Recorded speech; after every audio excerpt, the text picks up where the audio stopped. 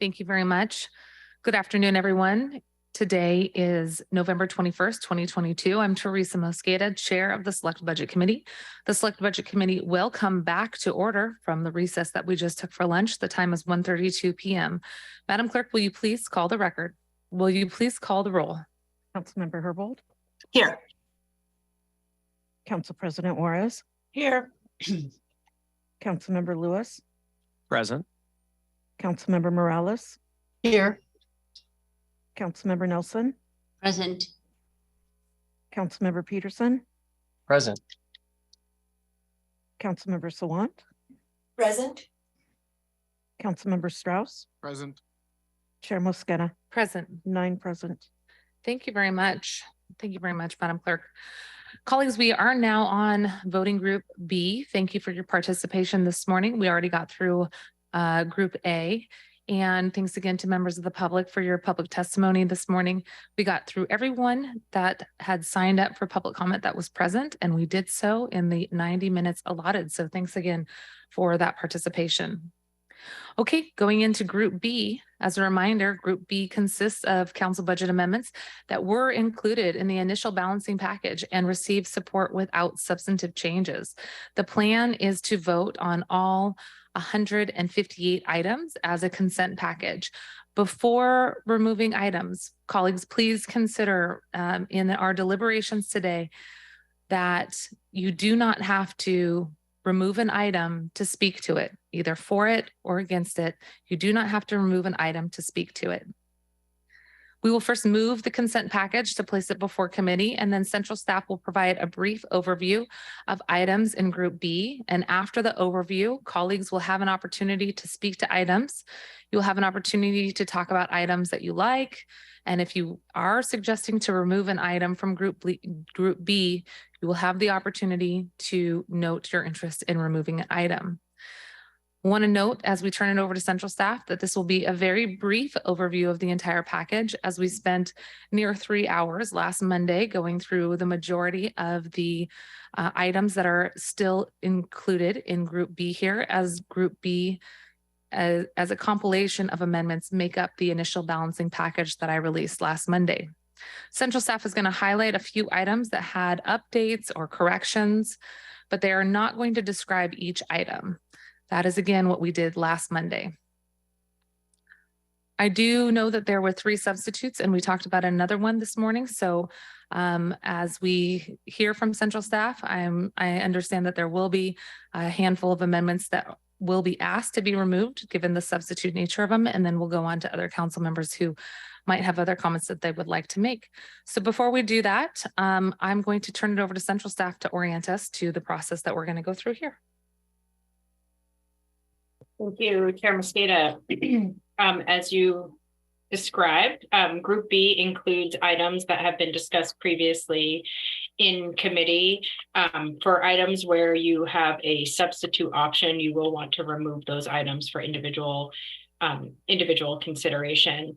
Right now, I was just going to briefly highlight a few changes that are included in items in Group B, but as you noted, I'm not going to walk through all 158 items, nor am I going to describe every technical correction we have made over the last week. What I will highlight is that if you see that a budget amendment is numbered differently, so the last number in the series, so let's say Arts 1B1, if that was Arts 1B2, that's how you would understand it was a new version. New versions are where we make technical corrections or clarifications. We put it in the wrong budget summary level in the transactions.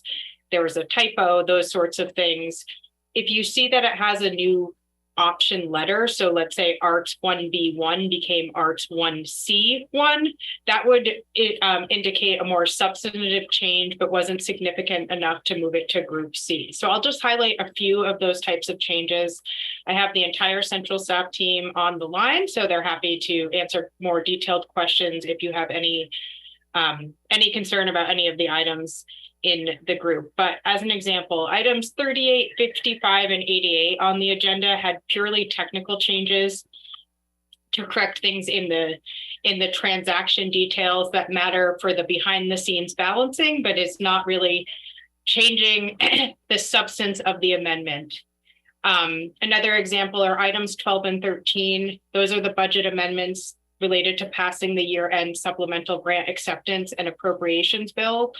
We found out early last week that the Office of Housing was given a little bit more of an allocation for emergency rental assistance allocated under the American Rescue Plan Act, ERA 2. And so that ordinance was amended for this publication to include acceptance and authorized spending of that additional award.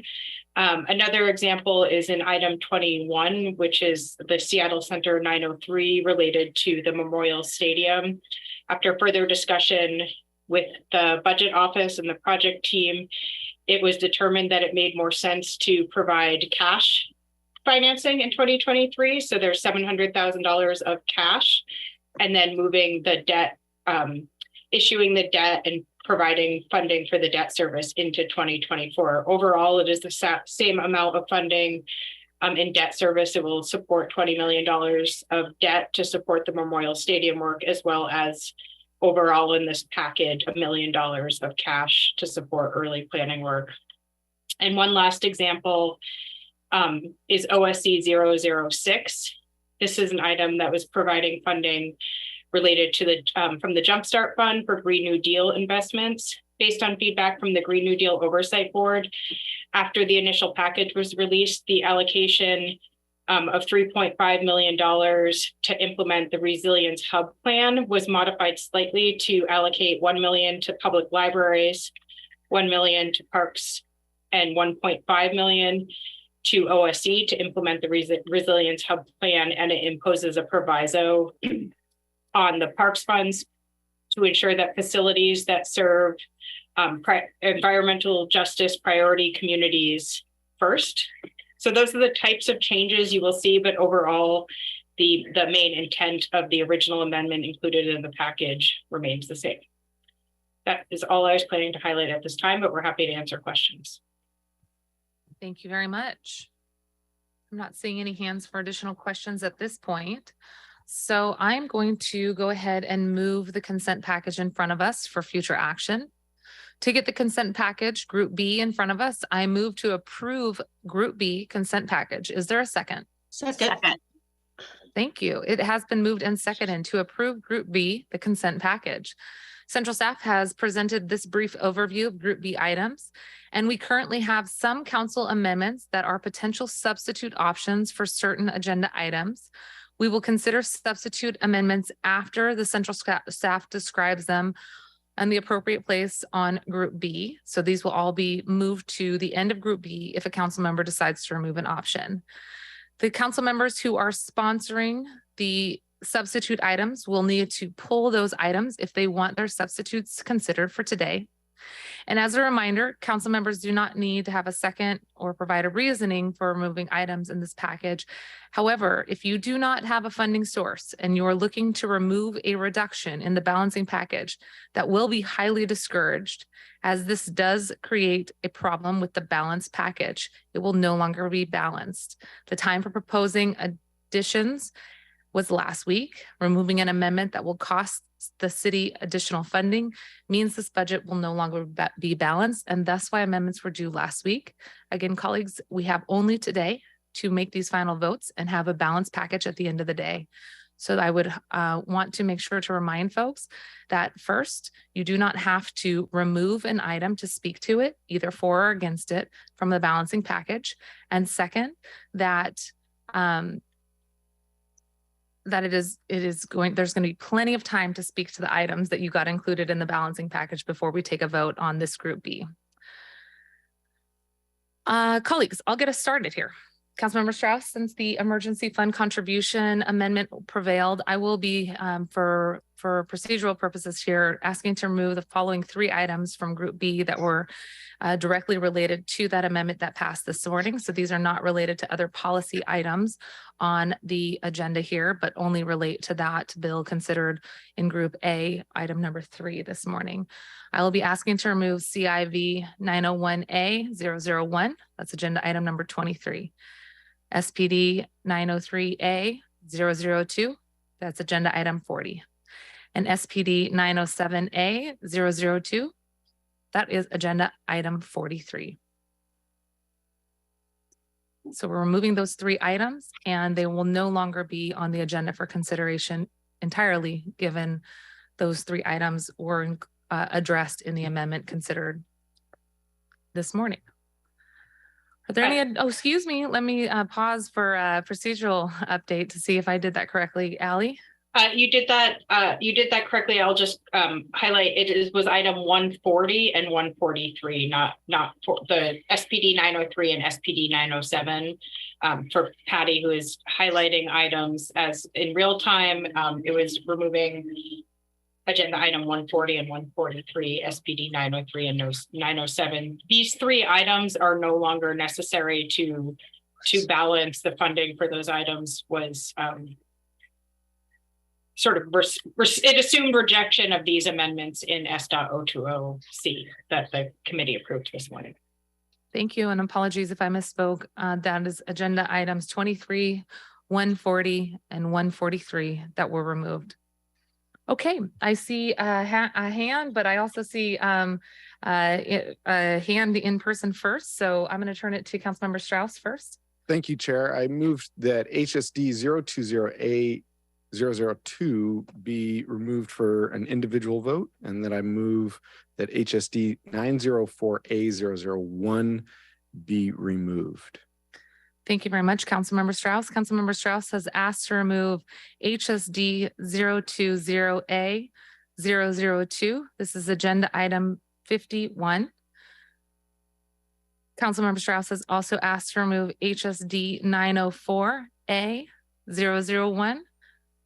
Agenda item number 71. Thank you, Councilmember Strauss. And for colleagues' reference, those 2 items relate to the walk-on amendment that we added to the agenda this morning that seeks to address both of those issues in one revised amendment. So thank you, Councilmember Strauss. I see Councilmember Peterson. Councilmember Peterson, please go ahead. Thank you, Chair Mosqueda.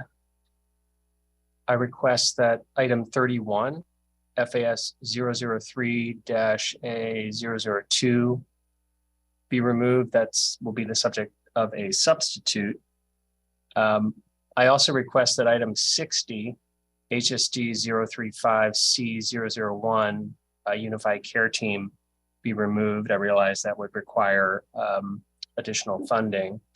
I request that item 121, which is S.502B001, be removed. That's subject to a substitute.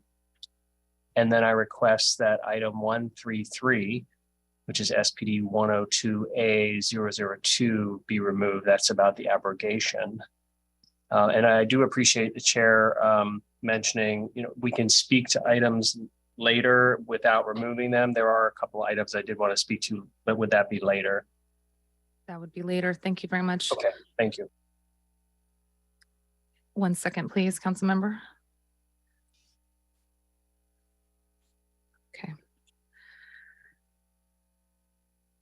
Councilmember Peterson has requested FAS 003A002, item number 31, be removed. That relates to the jail contract. There is a substitute for that, which is FAS 003B. We will consider that later. Councilmember Peterson has requested that HSD 005 be removed. And that relates to the Unified Care Team. This would result in an increased cost to the budget, flagging that highly discouraged removal of items that would have a negative impact to the budget, but this does not need a second. This is agenda item number 60, HSD 005C, item number 60. Councilmember Peterson has requested S.502B001 be removed, as there is a substitute for that he had already circulated. And that substitute is S.502C. That's agenda item number 121. And lastly, Councilmember Peterson has requested SPD 102A 002 be removed. That's agenda item number 133. Thank you, Councilmember Peterson.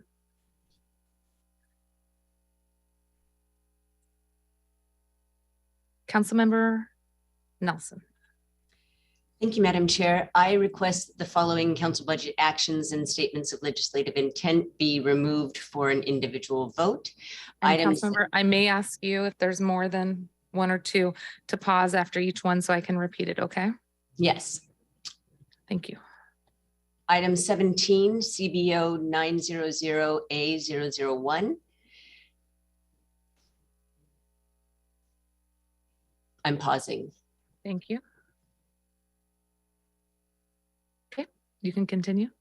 Item 24, CSCC 002B001. Agenda item, 24. thank you. Okay, agenda item 27. That's deal 301A002.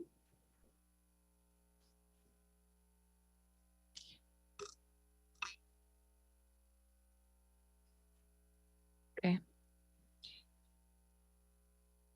Agenda item 35, FAS 903A002.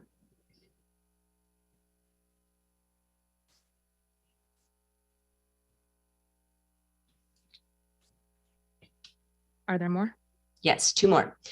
Agenda item 134, that's SPD 201A001.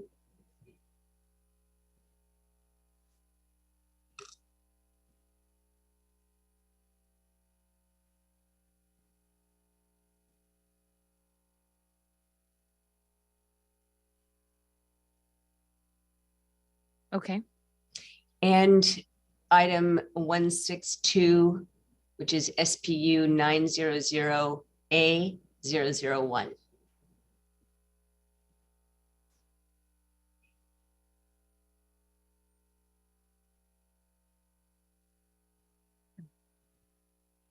all right, thank you very much, council members. Again, if you do want to remove an item that does not have a balanced approach to it, it will be highly discouraged by the chair when we get to that item. If there is not a proposed alternative to fund an item in the budget, this will create an out of balance budget. Let me confirm that I have the full list. Councilmember Nelson, 2, 3, 4, 5, 6, 6 items on my list. And thanks to Patty for tracking this in real time.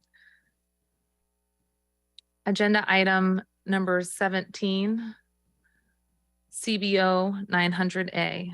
Agenda item 24, CSCC 002B. Agenda item 27, deal 301. Agenda item 35, FAS 903. Agenda item 134, SPD 201.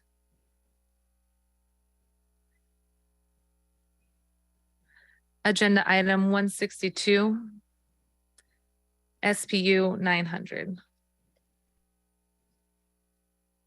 that correct? That's correct. Okay, thank you very much. All right. Are there any additional items that a council member would like to remove at this juncture?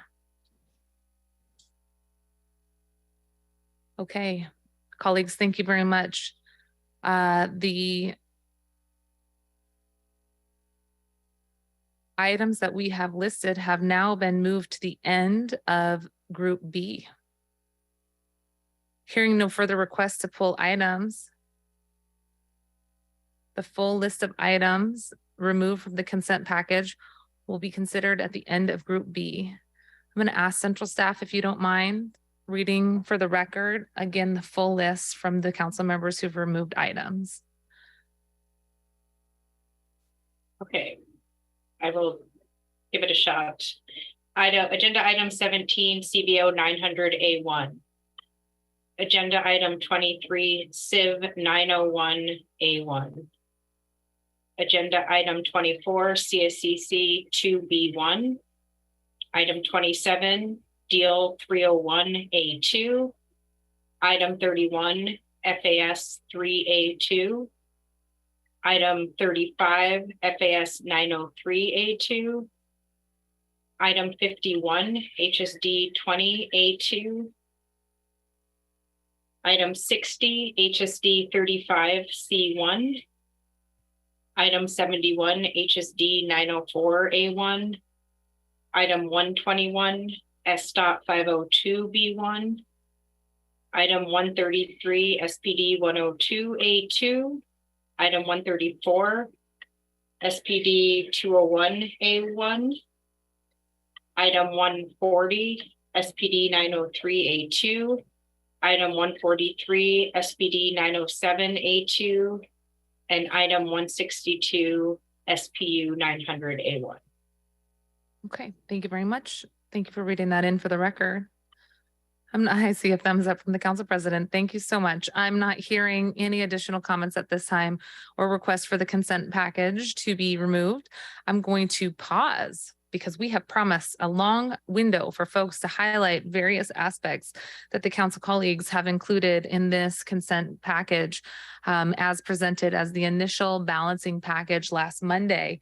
Lots of really hard work went into creating the amendments that you put forward. And I really appreciate the time you took to work with community members and central staff and our office to finesse the amendments so that we could address many of the pressing needs throughout our city. So thank you, first of all, to your offices and to central staff, my office, staff members for being able to work with you over the last few weeks to address many of the amendments that you've brought forward for the underlying balancing package. And now is the time to really lift up what's in there, given how we've talked about the challenging nature of our individual budget amendment items don't really show the full picture sometimes when we don't have the full budget in front of us. So let's share for members of the public what was included and what you all work to champion. Vice Chair Herbold, please go ahead. Thank you so much. I'll get started. I'm only going to speak to the items that remain in the voting group B, the balancing package, and will hold my comments for items that were previously in that balancing package, but have now been pulled for individual discussion. So really want to lift up my appreciation for the fact that funding to the Human Services Department for service provider contract inflation has been included in the balancing package. Madam Chair's amendment for 2023, my amendment for 2024. As we've discussed by law, the budget must include an annual increase for human service providers pegged to the rate of inflation so that they do not fall behind financially. This year, that figure is 7.6%. The proposed budget only included 4%. During a public hearing, nonprofit leaders testified that they'd already passed budgets based on their trust in the city to follow the law, and really appreciate that the council is collectively doing so today. Another item in the balancing package that I'm very appreciative of is $2 million in 2023 and $2 million in 2024 for HSD to contract with the Public Defender Association for the Let Everyone Advance with Dignity lead and co-lead programs, flagging that this funding total of $4 million over the biennium is not an increase in funding. It is a partial restoration towards the reduction of funding over the 2022 base, $10.4 million for lead. Thirdly, want to lift up the funding for the Office of Labor Standards to implement the app-based worker minimum payment ordinance and provide enforcement support for all labor standards. Summer, the council voted unanimously to pass pay up. And these worker protections, as well as our other existing worker protections, become so much more important as we have exited the state of emergency protections that were previously offered for premium pay, and this funding can ensure that the Office of Labor Standards is set up for successful implementation of pay up, as well as strengthening OLS's ability to enforce other labor standards and protections. And then lastly, certainly not least, this balancing package includes funding to maintain current emergency response capacity in West Seattle, South Park, and the other South End neighborhoods of Seattle on the other side of the Duwamish River. These historically underserved areas did receive new life-saving assistance from our first responders at both Fire Station 37 and Fire Station 26 when the bridge was closed. And I thank Chief Scoggins for making sure that happened. But moving forward, if the ladder truck leaves in 2023, there will only be one to serve all of West Seattle. And as relates to the medic units, the nearest medic units are Medic 28 in Rainier Valley and Medic 32 in the Junction, very, very far away from the Delridge neighborhoods and South Park, and also reducing response times in other South End neighborhoods as well. So just really thank you for the inclusion of these items in voting group B, the council's, the chair's balancing package. Thank you. Thank you, Vice Chair Herbold. Are there any additional comments that folks would like to make? Councilmember Morales, please go ahead. Thank you. I did want to comment on a couple of the arts items here. And really want to thank the Arts Commission, the Seattle Arts Commission, for their strong advocacy. Item 5 is around the station space, and I want to speak to this particularly because it has changed substantially. The original request was for $1 million. The station space, which is a historic second floor renovation that happened at King Street Station, is really intended to create a creative economy kind of multiplex for partnering with youth serving organizations. As I said, the original request was for $1 million to support tenant improvements. I know that they will appreciate having the $250,000 that is here, which will continue to help support career pathways for young people through mentorship and through career connections with people who are in the creative sector. So happy that we are able to continue to support that. I also want to thank, as I said, members of the Seattle Arts Commission for their work in advocating for continued investment in the Cultural Space Agency that the chair has included in this package. The Seattle Arts Commission is working really hard to protect the vitality of the arts sector in Seattle. And that includes supporting the work of the Cultural Space Agency, PDA, which you'll recall we chartered in 2020. This is an important tool for creating affordable production space, affordable rehearsal space, and other cultural space for creatives. So I want to thank Holly Jacobson with Path with Arts, Ebony Arunga, who's the arts manager for Ijoma Oluo, filmmaker V. Wah, James Miles from the Seattle Bumbershoot, and Chaco Phillips from For Culture. I was going to make some comments about Deal, but I'll save that since one of those got pulled. And the other, I just wanted to make one more comment about item 65, which is adding funding for anti-Asian hate, which I think is very important, particularly given the CID. We know that folks across the CID have experienced increased hate crimes, some of it violent. And so I appreciate this funding being added. However, it does take funding from a well-established, successful community safety program that provides crime prevention through environmental design activities and workshops. And so I do have a proposal to restore this funding to Seattle Neighborhood Group and the AFSP program, which I hope my colleagues will support when we get to Group C. That's all I have for now. Thank you. Thank you, Councilmember Morales, and I look forward to that amendment as well.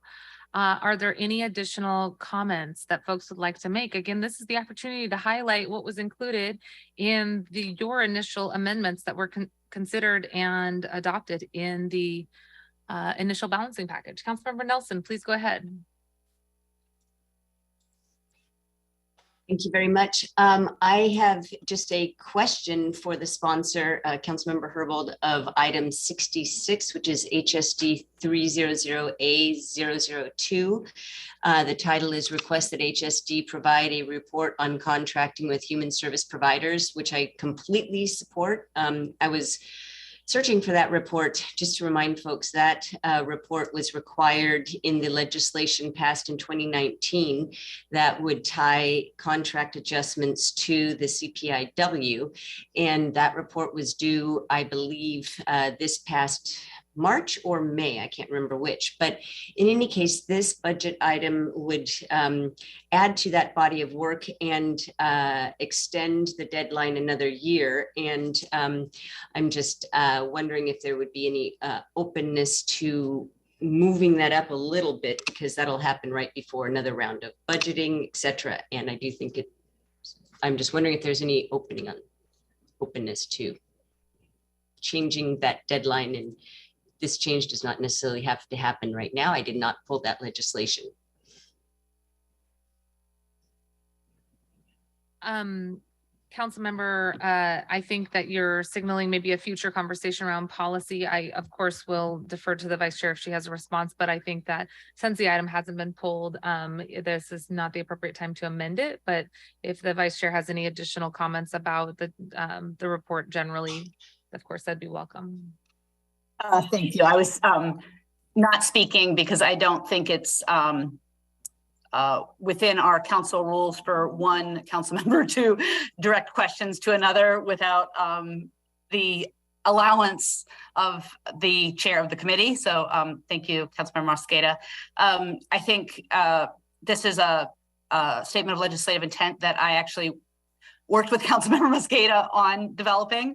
And so perhaps after today and getting through today's votes, we can talk about whether or not there needs to be adjustments to the report back dates.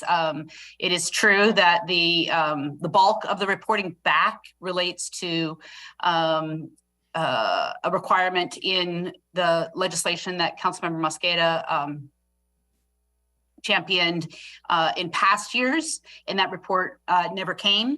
But we are now adding some new reporting items that I know Councilmember Mosqueda specifically requested. And so if we're going to move the date, I would not want to do so without talking about the impact with Madam Chair, because some of those reporting items are not reporting items that our own Human Services Department has control over. They're external partners that will be delivering that work product.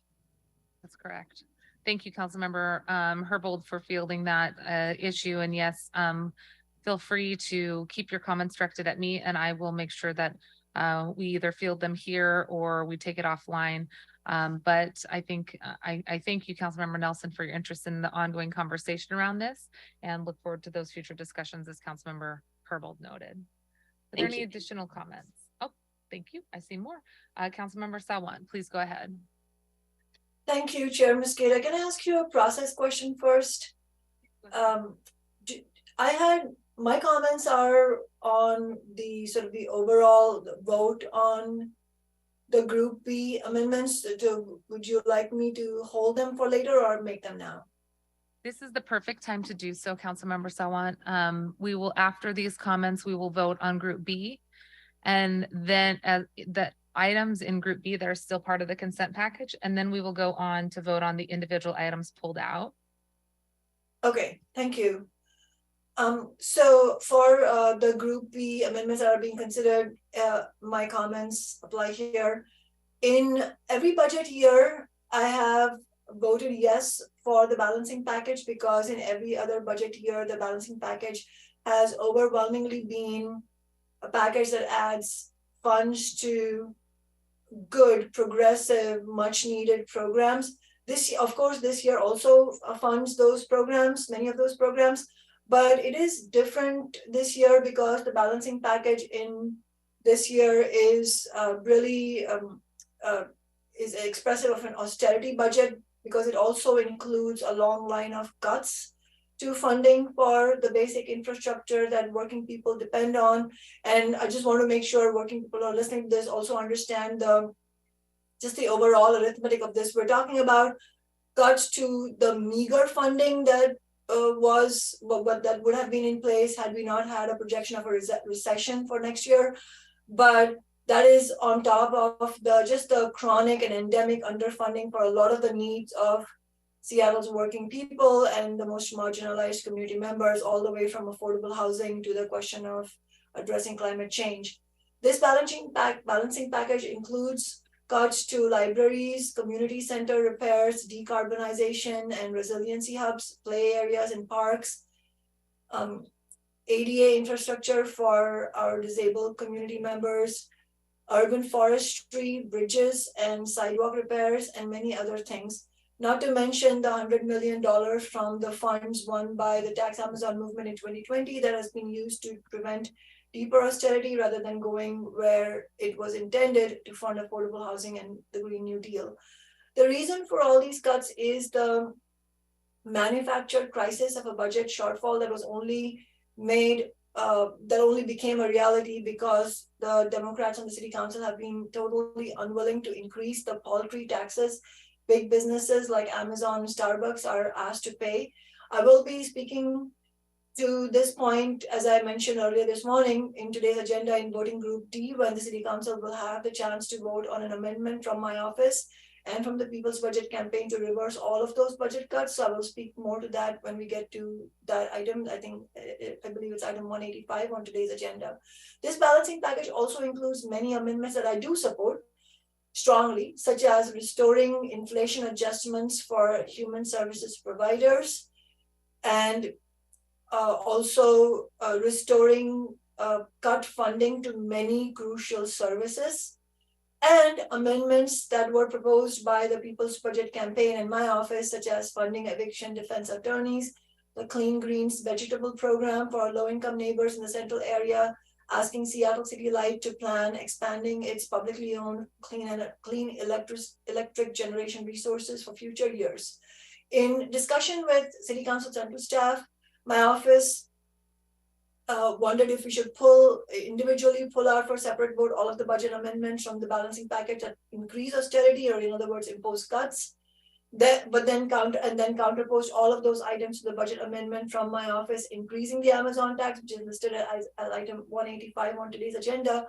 However, my office heard that would be unnecessarily complicated for central staff and the clerks who have already had to prepare a 1,233-page agenda packet for today's meeting. Therefore, instead, I will be voting abstain for the balancing package because it includes items that I do support strongly and other items that I oppose and that I have an alternative for. And then later in the agenda, I will move to increase the Amazon tax. And if the council votes yes on that agenda item, then it will effectively reverse all the budget cuts that I oppose. So for now, I will be abstaining on this. Thank you. Thank you, Councilmember Sawant. Councilmember Peterson, please go ahead. Thank you, Chair Mosqueda. And thank you, Budget Chair, for all your hard work, the hard work you and your team have done on this budget. I want to thank City Council Central staff and, of course, to the City Budget Office for months of investment in crafting the mayor's proposed budget. I know putting together a budget's like solving a 10-sided Rubik's Cube in a windstorm. And I'm really glad to see digital equity add the funding for urban forester position, lots of creativity in trying to save various transportation projects. I did want to take the chair up on her offer to speak to a couple of items without calling them out for a separate vote. So item 127, this, colleagues, is an SDOT item in the balancing package to cut back on structural exterior painting of bridges. Just wanted to note it's not a cosmetic item. It's vital to keeping out physically damaging rain and rust that erode the safety of these structures. Our own city auditor and U.S. Department of Transportation consider exterior protection of bridges a vital part of regular and cost-effective maintenance. Because this amendment, as is, would essentially cut an already underfunded important aspect for bridge maintenance, I do attempt later with other items to backfill this, including item 165 on the agenda. So I'll be speaking to that later. Regarding item 141, which is the gunshot detection system, while there are current limitations to certain types of gunshot detection systems, I supported the mayor's proposal to pilot this type of system in Seattle, especially given what we've heard with strong support from organizations like Mothers for Police Accountability, led by Reverend Harriet Walden, and the African American Community Advisory Council, led by Victoria Beach. But as the budget chair said, we would need to find alternative funding for such items. It's not clear where I could find that at this late hour, but I did want to note my support for the mayor's proposal. And finally, item 146, colleagues, just to be consistent with my no vote against the increase in property taxes for the Parks District on September 27, I just want to be on the record today that I don't support item 146, which effectuates the Parks District increase. That's SPR 001A 002. But again, didn't want to have to pull that item and then have a separate vote on it. Thank you. Thank you, Councilmember Peterson, for adhering to that suggestion. I really appreciate it. Okay. Are there any other items that council members would like to feature, highlight the work that you did on your initial balance, on your initial amendments? Not hearing any. All right, council members, I think that the council president is really wanting to say something right now, but I'm going to jump in. Okay. I'm going to jump in. I want to thank you. I will say my robust list of thank yous, as you all know, for the very end, but really I want to thank the central staff, my team, Sejal Parikh, Aaron House, Melanie Cray, Faride Cuevas, for the work that they've done with central staff led by Esther Handy and Ali Panucci, and all of you. We've talked about tough choices in this budget, and we've talked about the ways in which some of those tough choices were addressed in the initial approach here. I hope that what you saw from me was a thoughtful and deliberative process to creating a balanced budget. I hope that what the community sees as an ongoing effort to strive to identifying and prioritizing programs and services that may have had a cliff or a reduction. This is not an austerity budget in that it does not lay anyone off. It does not prevent programs from, it does not allow programs to end. It prioritizes existing services and investments before new pilots, brand new programs or initiative that did not provide an immediate direct service and delivery of care to our most vulnerable communities and smallest businesses in this time. Regarding addressing the REACH shortfall, we looked across all spending categories that had a direct nexus to the use of REACH, and in every way possible tried to direct other sources of funding to projects in development, already initiated or fully planned. I'm very proud of some of the investments that we put in here, and I'm going to highlight 6 of those. Affordable housing. This budget includes a combined total of over $500 million over the biennium for affordable housing. Again, a 400% increase since 2016 for first-time home ownership options, the supportive housing services that go along with additional units, both rental and first-time ownership options. It includes addressing homelessness services, invest millions more in solving and caring for those experiencing homelessness in partnership with the King County Regional Homelessness Authority. And it keeps our promise, as Vice Chair Herbold noted, to the human service providers who are on the front line of delivering care and who at least deserve a cost of living increase as codified in statute. Anything else would have been a cut. It invests in equitable development, includes investments for supporting community-driven projects in communities at highest risk of displacement through the Equitable Development Initiative investments. And in economic resilience, this budget invests in community organizations and small businesses to advance economic opportunity for all, prevent displacement, and meet community needs with developments that include things like housing, childcare, space for small businesses, cultural and community space.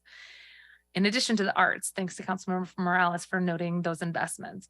In Green New Deal, this includes jumpstart funded investments to shore up communities, reduce greenhouse gas emissions, and support a just transition through green workforce development and fence line community-driven strategies to tackle climate change, led by the Oversight Board of the Green New Deal Oversight Board.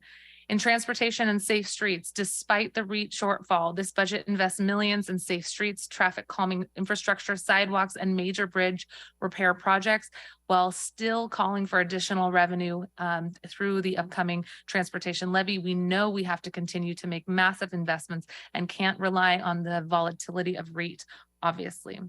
In public safety, despite the grim budget forecasts, I aim to stay true to our values and invest in public safety with a racial equity lens and a social justice lens, investing in upstream community safety investments while fully funding the hiring and recruitment plan as transmitted by the mayor and as codified by council earlier this year.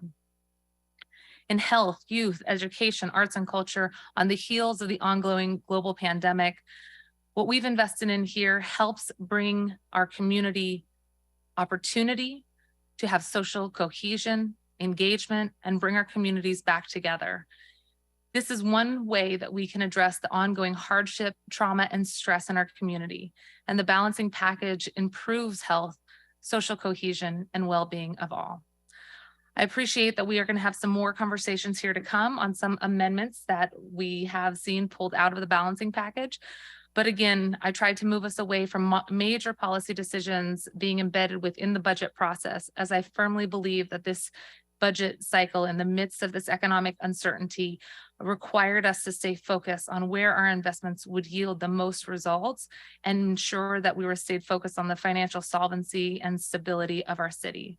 As chair, my goal was to try to take the temperature down, depoliticize policy choices, and given the shortfall, look at the 6-year financial plan and create a way for us to create greater stability in the out years. So I want to thank folks who made this balancing package come together in these challenging times. Thank the members of the community for their patience as we work through an exceptionally challenging year. And I want to thank again the mayor's office, who we noted multiple times last week. We discussed tough approaches and needs within our community, in addition to the revenue shortfall that we all face. And with the city budget's office and the mayor's office, central staff, and my team, we collectively looked for ways to shore up needed investments and invest needed revenue. I appreciate that we have more conversation to come here as we consider the rest of Group B, in addition to Groups C and D to come. So with that, and seeing no additional comments, I want to thank you for your work to make the balancing package at least the foundation to build upon.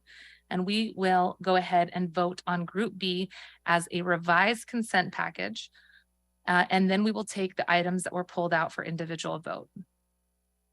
Madam Clerk, will you please call the roll on approving Group B, the consent package, excluding the items that were noted earlier in this amended and revised consent package?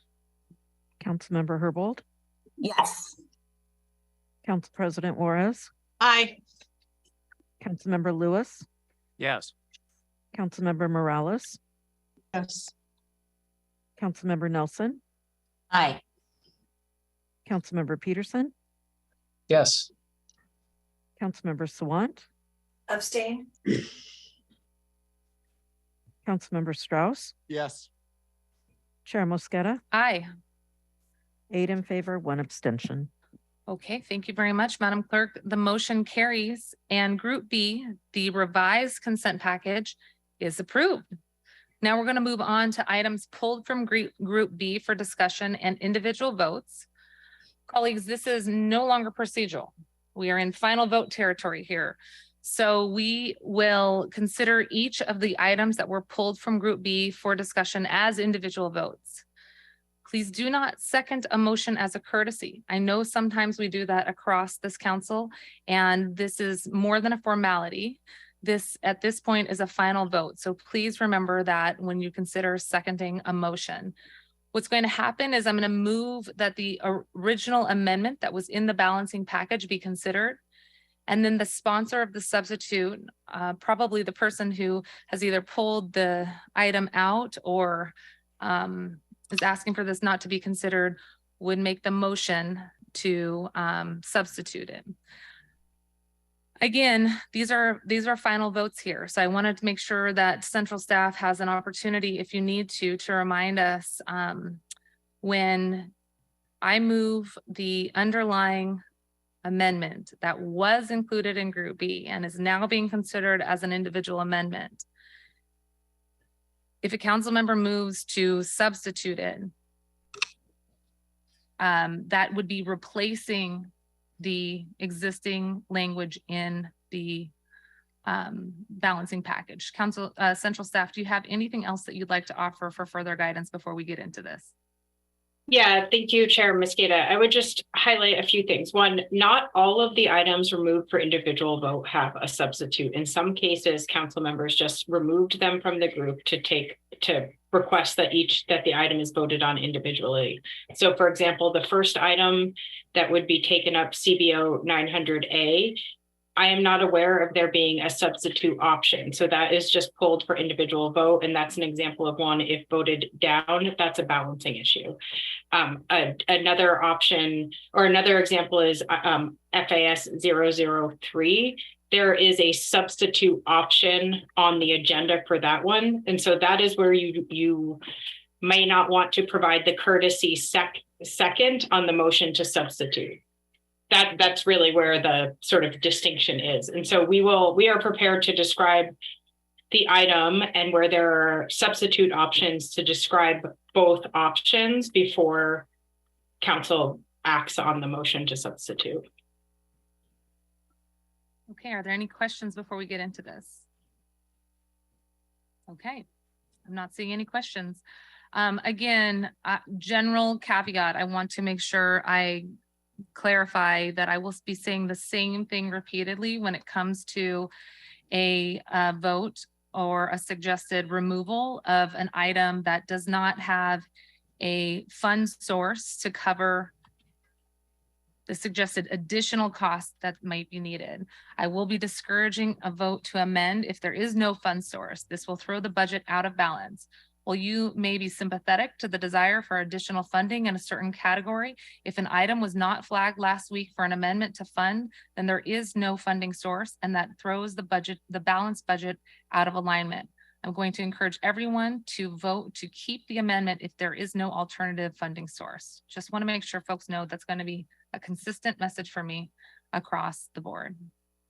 Okay. With that, I think we can go ahead and move on into our consideration of items for individual vote.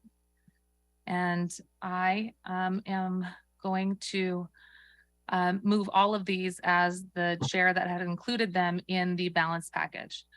I move to approve Council Bill CBO 900A 001, agenda item number 17. Is there a second? Second. Thank you. It's been moved and seconded. The amendment is in front of us. I don't believe that there is a substitute here. Councilmember Nelson, you are recognized to speak to this amendment. I request that it's already been moved. So my script says I request that council budget action CBO 900A001 be removed for an individual vote, which it appears we're doing now. So I'll just start.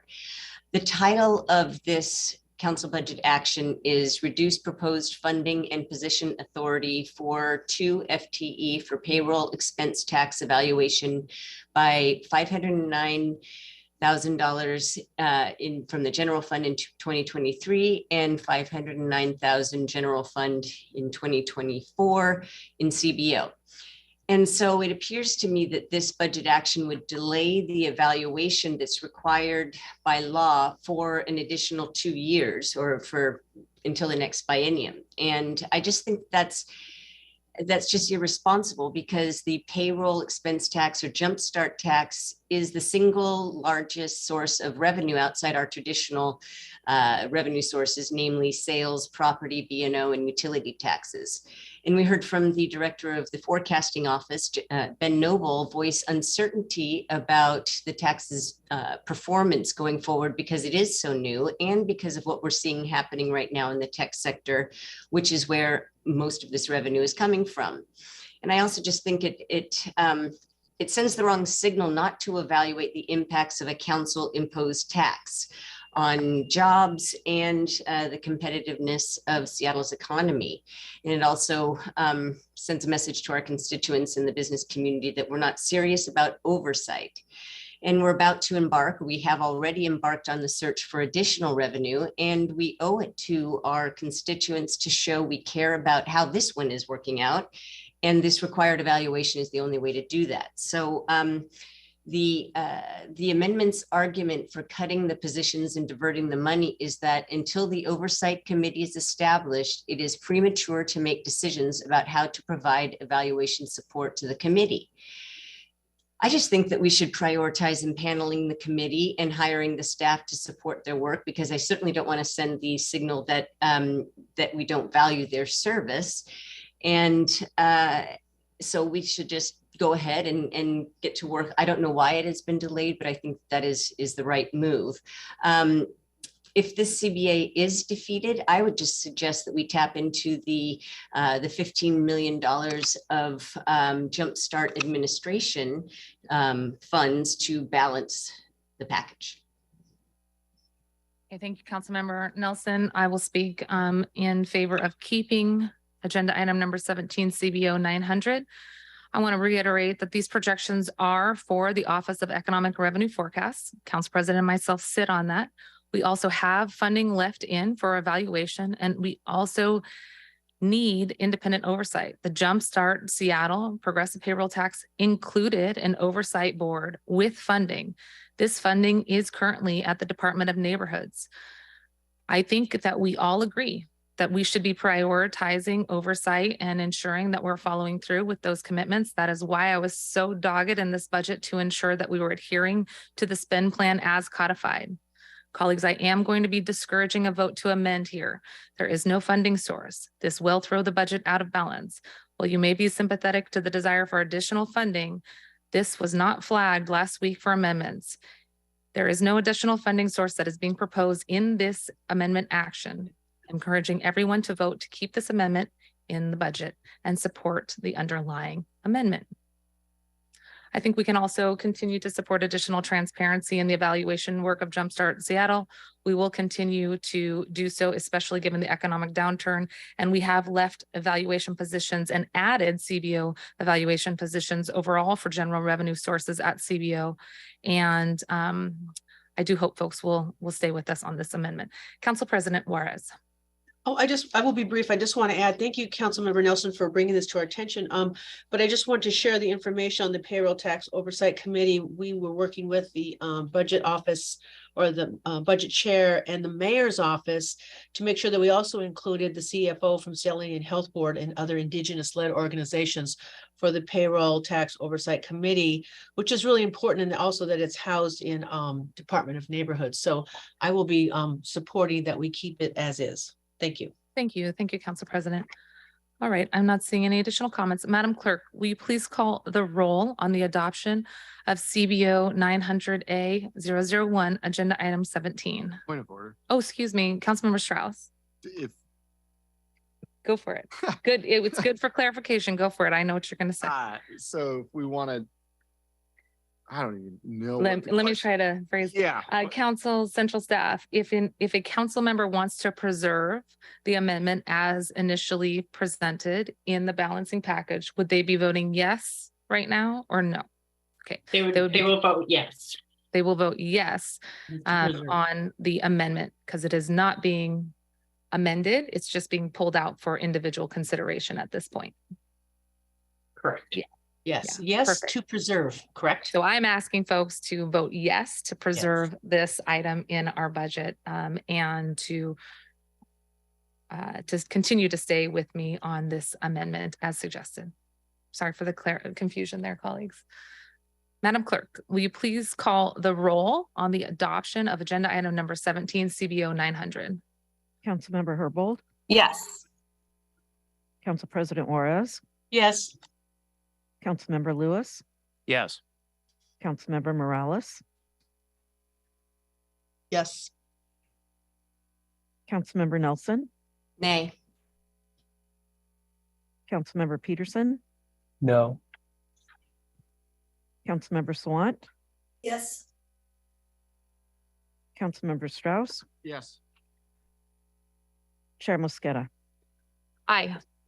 7 in favor, 2 opposed. Thank you, colleagues. The motion carries and Council Budget action CBO 900, agenda item number 17 is adopted. Next on our list is item number 23.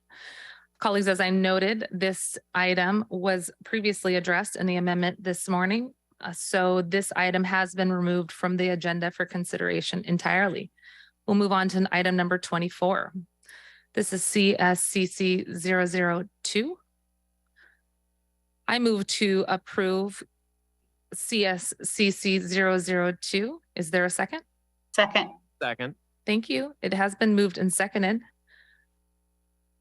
Councilmember, Council Central Staff, I'm going to turn to you every time to ask if there is a substitute or if this is just being pulled out for the purposes of discussion. Chair Mosqueda, this one is pulled out only for discussion and individual vote. Okay, thank you. I see Councilmember Herbold. You are recognized to speak to this amendment. Thank you so much. As we've discussed throughout this budget process, this proposal is a proposal to augment the $1.9 million reserved by the executive for the 911 alternatives work that the mayor's office, Council Central Staff, SPD, and CSCC are all collaborating on. There's a presentation on the term sheet that has led to the recommendation for the development of a dual dispatch program. The term sheet was presented by Senior Deputy Mayor Harrell in my Safety and Human Services Committee in September. And as currently envisioned, the dual dispatch program, the mental health and behavioral health professional would be a civilian responder that is housed outside of Seattle Police Department, likely in either CSCC or the Human Services Department, and would engage people on the scene first, while SPD either waits nearby or maintains situational awareness at a different location. If the call can be resolved without SPD involvement, it will be. There's been some confusion. This is not existing crisis response team. The existing crisis response team includes officers and DESC mental health professionals going to a site together. So again, this additional funding, this additional $717,000 on top of the $1.9 million already in the mayor's budget is very, very important in moving forward that critical collaboration with the executive. Thank you. Thank you, Councilmember. Thanks for your leadership on this as well. I see Councilmember Lewis. Please go ahead, Councilmember Lewis.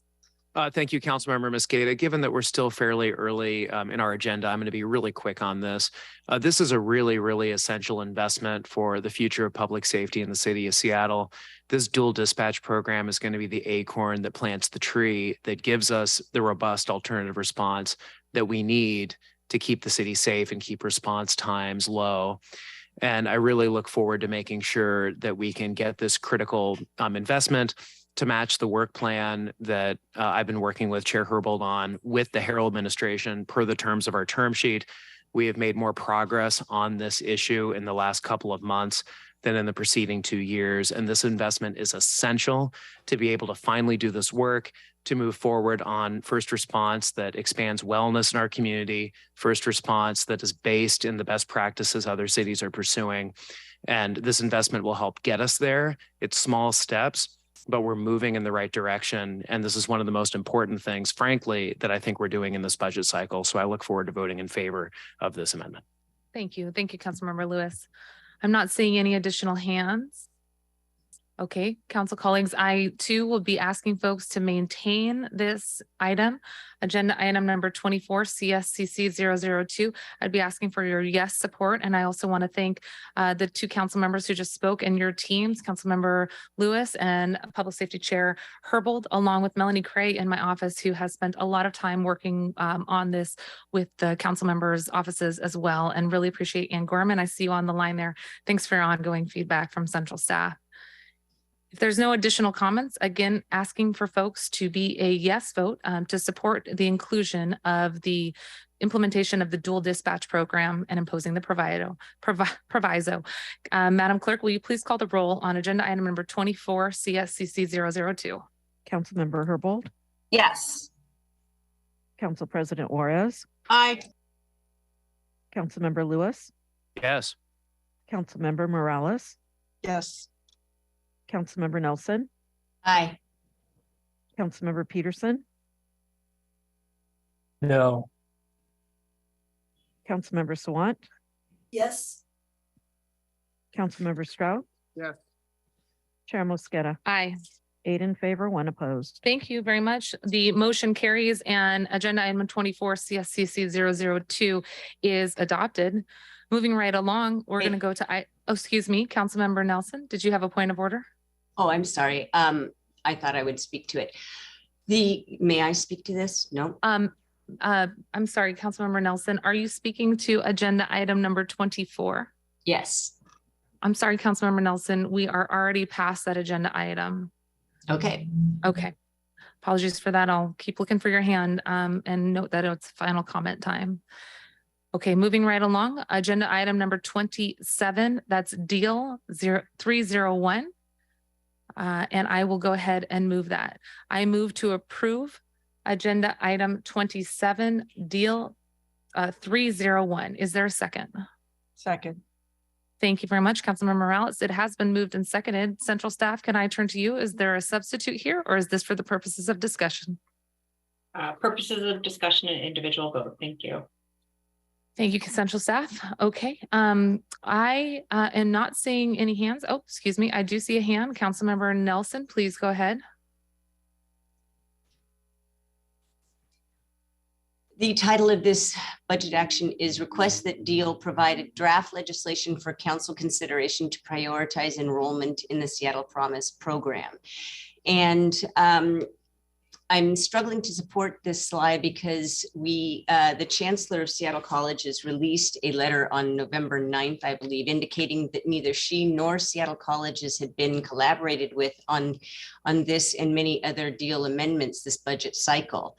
And Seattle Colleges has already been working on many enhancements that support equity recommendations benefiting low income and students of color and are in alignment with the FEPP levy's goals of improving educational equity and recommendations from the City of Seattle's race and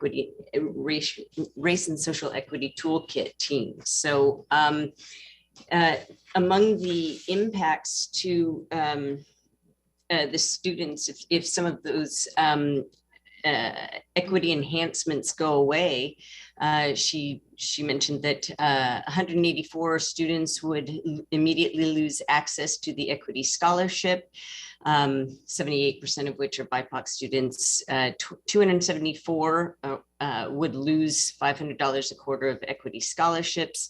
459 students would be immediately impacted or lose funds supporting their education. Reentry and completion commitment programs would go away. Support for student fees for low income students would go away.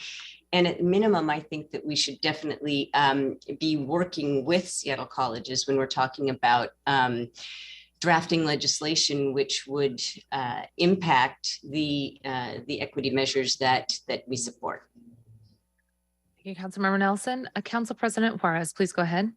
Thank you. I support what Councilmember Nelson is saying, and I want to thank Councilmember Morales. I understand where this is coming from, but I just want to underscore that the data isn't all in on the Promise program, and we haven't had data that shows that there's a claim that there's been universal, somehow inequitable with children of color. We haven't seen that data yet. And what I've learned from the Chancellor of Seattle College, the Director of DEAL, and the reason that they've pushed back against this notion that there's inequity in the program. And it's also out of sync with the levy oversight guidance. So I have the Chancellor, the levy oversight committee, and the Director of DEAL, Mr. Chappelle, as well as a few presidents from colleges in which students are actively making decisions and plans based on the Promise program. I appreciate what Councilmember Morales has put forward. I don't know the wisdom in requiring DEAL to provide draft legislation. And again, I'm going to speak just for what I'm not passing judgment on anyone, but when we have particular city departments and programs in our committee, we are certainly, as the chair of that committee, want to direct policy, but as an example, when I used to chair parks, I listened to what the Parks Oversight Committee groups told me. I also listened to, at the time, Jesus Agale, the superintendent, as well as the assistant superintendent. And of course, I came to my own conclusions, and that's what committee hearings were for, to get to those conclusions and then draft legislation that goes to the intent of the Promise program. So I'm not sure what adding and directing a city department to draft legislation for a program in which they're already doing that. They already have programs or processes in place to measure success. And of course, COVID set us back. And we know that the kids that got hurt most in COVID, and this is just what I just read recently, were children in 4th to 8th grade. But I also know from talking to the principals and North Seattle College folks, is that during COVID in those 2 years too, they had a little bit of a jump because young folks could then attend college via online, like we do with our council meetings.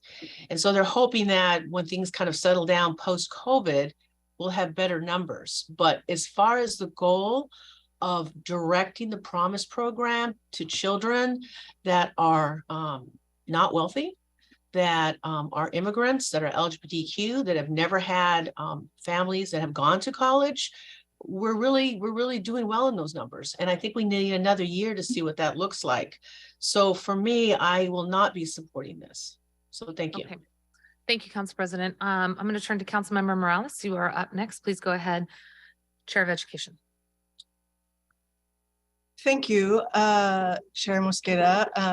I want to address the concern from Councilmember Nelson, and I do want to say that I acknowledge and can assure the Council President that I understand the legislative process.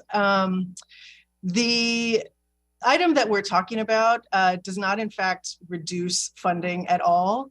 I think what Councilmember Nelson is referring to is a CBA that is not included in this package, which would have reduced funding to the Seattle Promise program.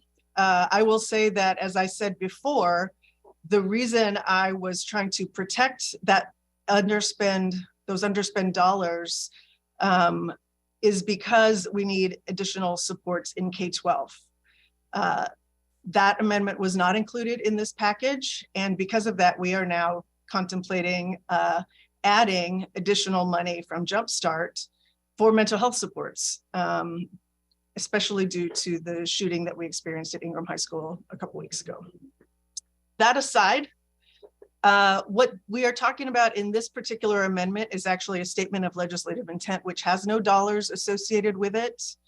This would request DEAL provide the draft legislation to establish priorities for how levy underspend dollars, for how the Seattle Promise dollars would be spent if demand exceeds supply for the resources that we have. And that is already happening, and it is expected to continue happening. And the reason for that is because the program has changed from serving 6 high schools that had students who were furthest from educational justice to now increasing eligibility for all Seattle high school students from Seattle Public Schools. The problem is that there is no prioritization for how decisions get made for awarding those scarce public dollars. And I will say that this request is not new. This is not my idea. Council has been asking this council has been asking DEAL for an analysis and prioritization since 2018. And the FEP implementation plan from 2019 requests very explicitly that in collaboration with Seattle colleges, DEAL will collect and analyze Promise student enrollment, persistence, and completion trends to better understand how FEP funds are being utilized. This is work that is ongoing. It also says that DEAL and Seattle colleges will use this analysis to inform the further refinement of student prioritization mechanisms that respond to Seattle student and family needs and promotes equitable access to post-secondary opportunities. The reason we're asking for this is because we have scarce dollars, and we do have a lot more students who are seeking to use these funds, And the original intent was to reduce barriers to tuition for students who are furthest from educational justice. So this is not a new request, and the fact that we 4 years later are still waiting for it is part of what was the catalyst for requesting that we get this analysis and prioritization from the department and from Seattle colleges, so that we can move forward with making sure that as we allocate these dollars, we are doing it in a way that is as equitable as possible. Great. Thank you very much. I just want to confirm, Council President, is that a new hand? Please go ahead. Oh, Council President, you're on mute. Councilor Morales, thank you for clarifying that. I understood that it was a slide and that you weren't trying to use the underspend and shift it over. I understood that part. So Madam Chair, if I may just pose a question to central staff based on the information that they gave us. And if Councilmember Morales wants to share more information, and thank you, Councilor Morales, for sharing more with us. I appreciate that. I keep hearing the term further from educational justice. When we first did the Promise program, the first high schools, there were none that were selected in the North End. And they were all based on low income, reduced lunch or free lunch. That was my understanding back then. So we started from a position of who are the children that don't have the resources based on their social economic status. So if that's changed, then, that's on me to learn more about that. So maybe my question then goes to central staff is, when you say you would want legislation to come from DEAL, you would be directing the mayor's office to send down legislation to your committee, Councilmember Morales, requesting this information. Is that what I'm hearing? Can I have that directed to central staff, just in terms of the process? The report, where does that go? Yes, my understanding is that currently the Promise program is a universal access program. So to amend that, create a prioritization from the FEP that is somewhat guided by the FEP levy implementation and evaluation plan, we would need legislation. So it's just, I'm not sure if the question is just why do we need legislation, or why does it need to go to council, but we would need legislation to amend the INE plan to create a prioritization. Councilmember Morales, did you want to add anything to that? Well, I will just say again that the plan that was put in place in 2019 was pretty explicit that tuition funds be prioritized. I think Council President and I are in agreement on this, that the tuition supports prioritize low income, first generation, African-American or Black, Hispanic, Latino, Native American, Pacific Islander, underserved Asian populations, and other students of color, refugee and immigrant, homeless, English language learners, and LGBTQ students. So there is a category that should be prioritized. The challenge is that's a broad list of folks. We don't know if the decisions, if there are not enough resources for everybody who's interested, if the decision is based on need, if it's based on the school, students from certain schools, more students of color, schools with the fewest students who attend college, how that list gets used is still a question, and it is a challenge to understand now, because we are hearing that it is not students of color who are predominantly getting access right now, and so it's just important that we ask the department to take the time to really do the analysis of how this can best be used, and that would require some time, and it would require us to amend the implementation plan, the policies, to capture what the analysis tells us in terms of how those dollars get spent. Okay, thank you. Council President, any follow-up from you? No. Okay, thank you, Council President. And Vice Chair Herbold, please go ahead. Okay, old hand. Okay. Thanks so much for the discussion, folks. I am going to continue to encourage folks to support this underlying amendment. I think this legislation requests alignment with a policy that has been passed in the levy, and I look forward to the future discussion with the Levy Oversight Committee. Again, just to weigh various options that come before council. And with that, Madam Clerk, will you please call the roll on the adoption of agenda item 27, deal 301.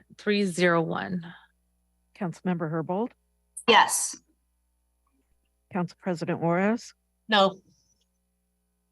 Councilmember Lewis, Yes. Councilmember Morales, Yes. Councilmember Nelson, Nay. Councilmember Peterson, Yes. Councilmember Sawant, Yes. Councilmember Strauss, No. Chair Mosqueda. Aye. 6 in favor, 3 opposed. Thank you, colleagues. The amendment, the motion carries and Council Bill DEEL 301, agenda item number 27 is adopted. Moving on to agenda item number 31, that's FAS 003. I'll go ahead and move this. I move to approve FAS 003, agenda item number 31. Is there a second? Second. Thank you, Councilmember Herbold. Councilmember Herbold, I believe this item is up for substitute, but I'm gonna, before I call on any council members, just confirm with central staff. Is this an item that has been pulled for the purposes of substitute? That is correct, Chair Mosqueda. There is a substitute option. Okay, thank you very much. Councilmember Peterson, I'm going to keep you in the role here unless you have a question. Otherwise, I'm going to put the substitute in front of us. Okay, great. Thank you, Councilmember Peterson. Councilmember Herbold, would you like to move your substitute? Sorry, point of clarification. Oh, sure. Chair Mosqueda, I think it is not Councilmember Herbold who has the substitute option here. And so I think what you would want to do is, well, you have a couple of options. One is you have the item, the original item before you. You could have the original sponsor comment on it, and then ask if any council member, in this case, Councilmember Peterson, I believe his hand is up because he has a substitute. He would move to substitute his option for the option B for option A. And this is where I'll just remind the committee, you want to say yes on the motion to substitute if you want to say yes to the substitute option. And generally before calling for a vote on that motion, you would ask central staff to describe the two amendments and what the differences are. So before deciding, council members have that laid out for them.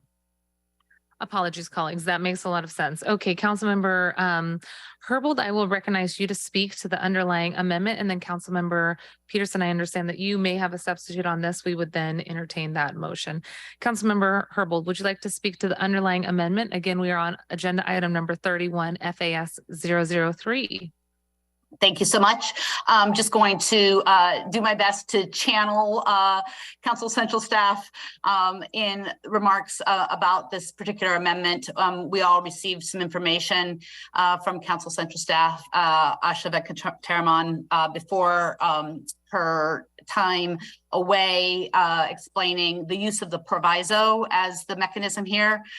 Just a reminder, this proviso only holds the money in place until the executive does the work to determine if we can save the money. This is an issue that the council is closely monitoring. It's not going to fall off the council's radar. And with collaborative and transparent communication between the council and the executive, we can keep close tabs on whether and when the funds need to be released. If the executive determines that an agreement isn't forthcoming or will not resolve in absorption of the increase, we have the option per the proviso language to transmit a statement to the council that could not reach an agreement, in which case the council will be obligated to lift the proviso and the held funding remains in place to be spent on the project or on the contract. With regular and ongoing communication, council and the executive can work together to ensure that the proviso lift occurs in a timely manner as appropriate. And I have heard from staff in the mayor's office that they are they don't have any concerns with this approach. Thank you. Thank you very much, Councilmember Herbold. Okay, are there any questions from the sponsor on the underlying bill or any additional comments from central staff on the underlying amendment? Okay, hearing none. Councilmember Peterson, you are recognized. Thank you, Chair Mosqueda. Colleagues, I'd like to move substitute agenda item 31, FAS 003, or I would like to move to substitute agenda item 31, which is FAS 003A, with my agenda item 163, which is FAS 003B. Second. It has been moved and seconded to substitute agenda item number 31, FAS 003 with substitute FAS 003B. Councilmember Peterson, as the sponsor of the substitute, you are recognized to, excuse me, hold on, Councilmember Peterson, I apologize. I'm going to turn to central staff first to describe the substitute, and then I will turn it to the sponsor. Please go ahead, central staff. Sure. Ketel Freeman, Council Central Staff. Maybe I'll set a little context here. The proposed budget includes about $21.4 million for jail services provided by King County. That's about $18.5 million in the base budget and an additional $2.9 million for inflationary adjustments to the cost of jail services. Councilmember Herbold described her proposed amendment, FAS 003A. FAS 003B is similar in intent. It requests a report, a work program from the mayor's office on negotiations with King County for how an anticipated underspend, the inflationary adjustment for the jail services contract would be spent. A different reporting date. Councilmember Herbold's amendment requests a work program, not necessarily the proviso lift legislation, but a work program by January 31st. Councilmember Peterson's amendment requests a work program by March 31st, 2023. That work program will be provided to the Public Safety and Human Services Committee. Thank you, Ketel. Anything else? No. Okay, I'm going to turn it to Councilmember Peterson as sponsor of the substitute. You're recognized to speak to this substitute. Thank you, Chair Mosqueda. Colleagues, I support our mayor's original budget to provide the contractual payments for downtown jail operations rather than a relatively restrictive proviso, which would require an ordinance later, which is suggested by the balancing package. I believe the statement of legislative intent would provide the executive an appropriate level of flexibility to report back to us on this item. Again, it's already subject to a contract, so I offer this substitute. Another concern is that a proviso could leave the impression the city does not have a use for available jail beds. While I support the underlying concept of the proposed proviso to consider additional upstream programs with those dollars, including alternatives we're awaiting and programs we already fund, we could accomplish that after receiving the slide. I've heard from many who consider the current booking policy at the downtown jail imposed by King County government it's overly limiting. In addition, we may decide funds could be used to support workers at the jail with recruitment and retention. So converting the proviso to slide gives the executive more flexibility to comply with the contract, and I would entrust them to do that rather than the way the proviso is written. It has a lot of information that seems to prejudge an outcome. So just think a slide would be more appropriate in this case because it's already under a contract. Thank you. Okay, thank you so much. I'm not seeing additional hands, but I will ask, excuse me, I do see an additional hand, and then I was going to turn to the original sponsor of the amendment to also get feedback. Councilmember Nelson, please go ahead.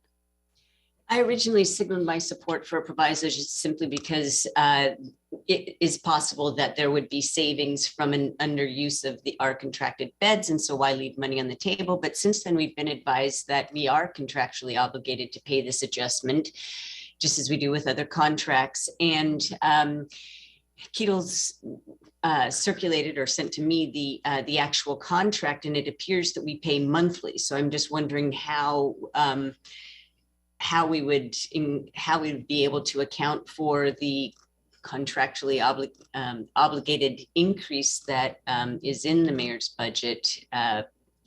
How we pay that if we need to wait for an eventual agreement. So, thank you. Thanks, Councilmember Morales. Central staff, did you have anything else that you'd like to offer as context for payments? Yeah, there's $18.5 million in the base budget that wouldn't be impacted by the proviso. So that is money that is available to pay the city's contractual obligations until the proviso is lifted. As you mentioned, the contract contemplates monthly payments. So the $18.5 million would allow for monthly payments for the bulk of the year. Thank you. Councilmember Herbold, did you have anything else that you'd like to add? I think the only thing I wanted to add was that because we've worked successfully with King County in the past, we have been able to forego costs associated with this contract that we are legally liable to pay, but that because we've all been at the table together, we've agreed that we did not have to pay for the jail services, but could be diverted to another purpose that we agreed on. This is simply replicating what we've done in the past and using a proviso as the best mechanism we have to drive that collaboration and negotiation. We don't have the power to unilaterally reopen the contract.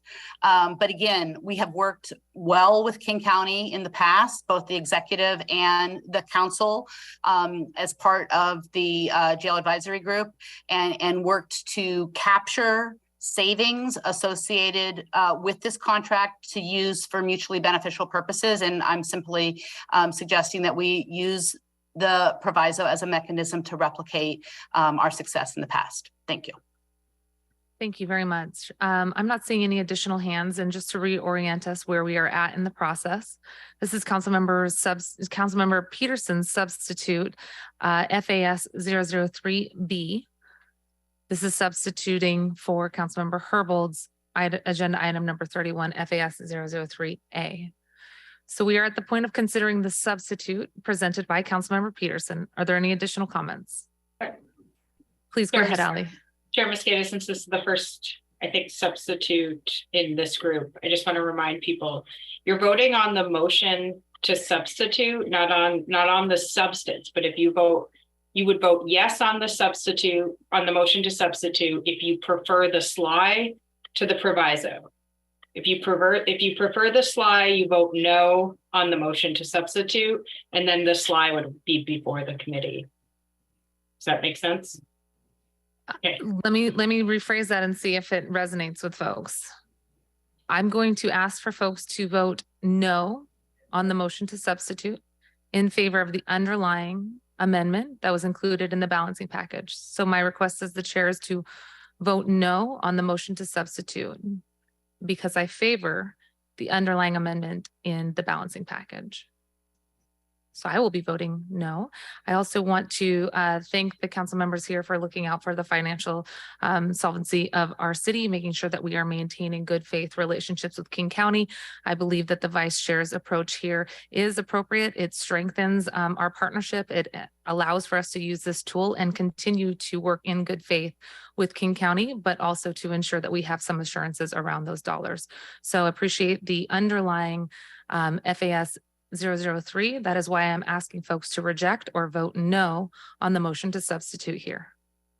Seeing no additional hands, Madam Clerk, will you please call the roll on the motion to substitute? Councilmember Herbold, No. Council President Juarez, No. Councilmember Lewis, No. Councilmember Morales, No. Councilmember Nelson, Aye. Councilmember Peterson, Yes. Councilmember Sawant, No. Councilmember Strauss, No. Chair Mosqueda. No.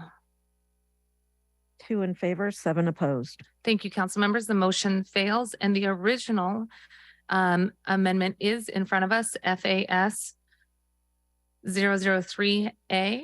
Councilmember Herbold, you are again the sponsor of this original amendment. Is there anything else that you would like to add?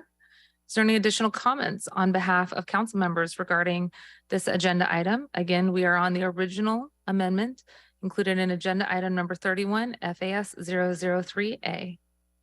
Okay, thanks, colleagues. I will be asking for a aye vote, a yes vote today to retain the proviso included in the original amendment for the reasons that the Vice Chair and Chair of Public Safety just noted, and look forward to our ongoing conversations in good faith with King County as we seek to utilize these funds in upstream ways. Again, I'll be voting aye. Thank you very much. Madam Clerk, will you please call the roll on the adoption of agenda item number 31, FAS 003A? Councilmember Herbold, Yes. Council President Juarez, Aye. Councilmember Lewis, Yes. Councilmember Morales, Yes. Councilmember Nelson, Nay. Councilmember Peterson, No. Councilmember Sawant, Yes. Councilmember Strauss, Yes. Chair Mosqueda, Aye.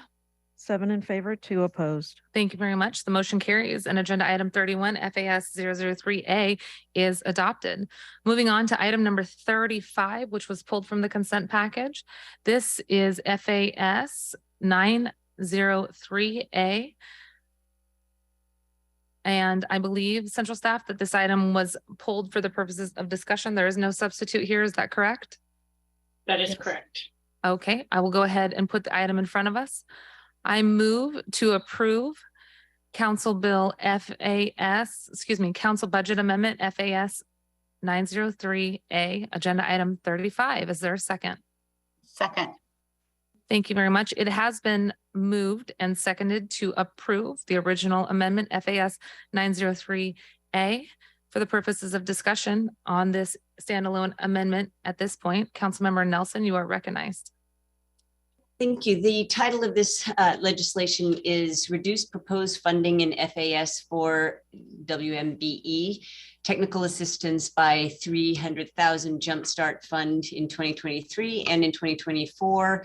That's WIMBY, or Women in Minority Enterprises. So this CBA would basically completely eliminate the mayor's proposed increase in funding to FAS for technical services for these business owners. And when I first was reading about this, I called Ollie Garrett, who is the president of Tabor 100, and that's an organization that is dedicated to advancing prosperity of Black-owned small businesses.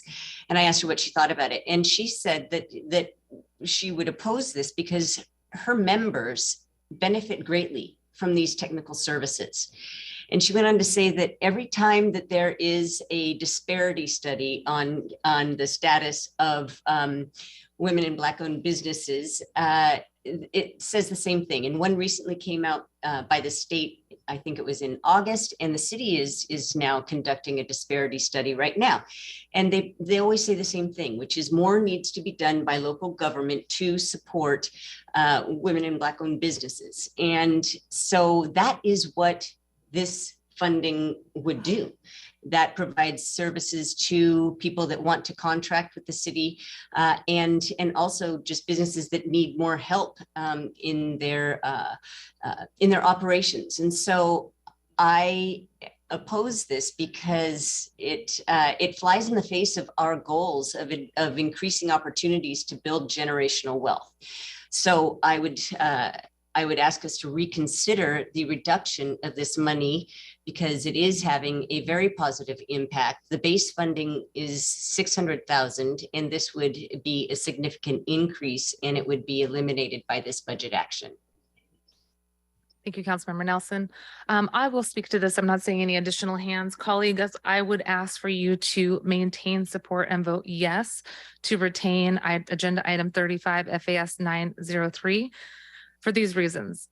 the base amount in the budget for WIMBY technical assistance is not changed. There is not a reduction this year over last year.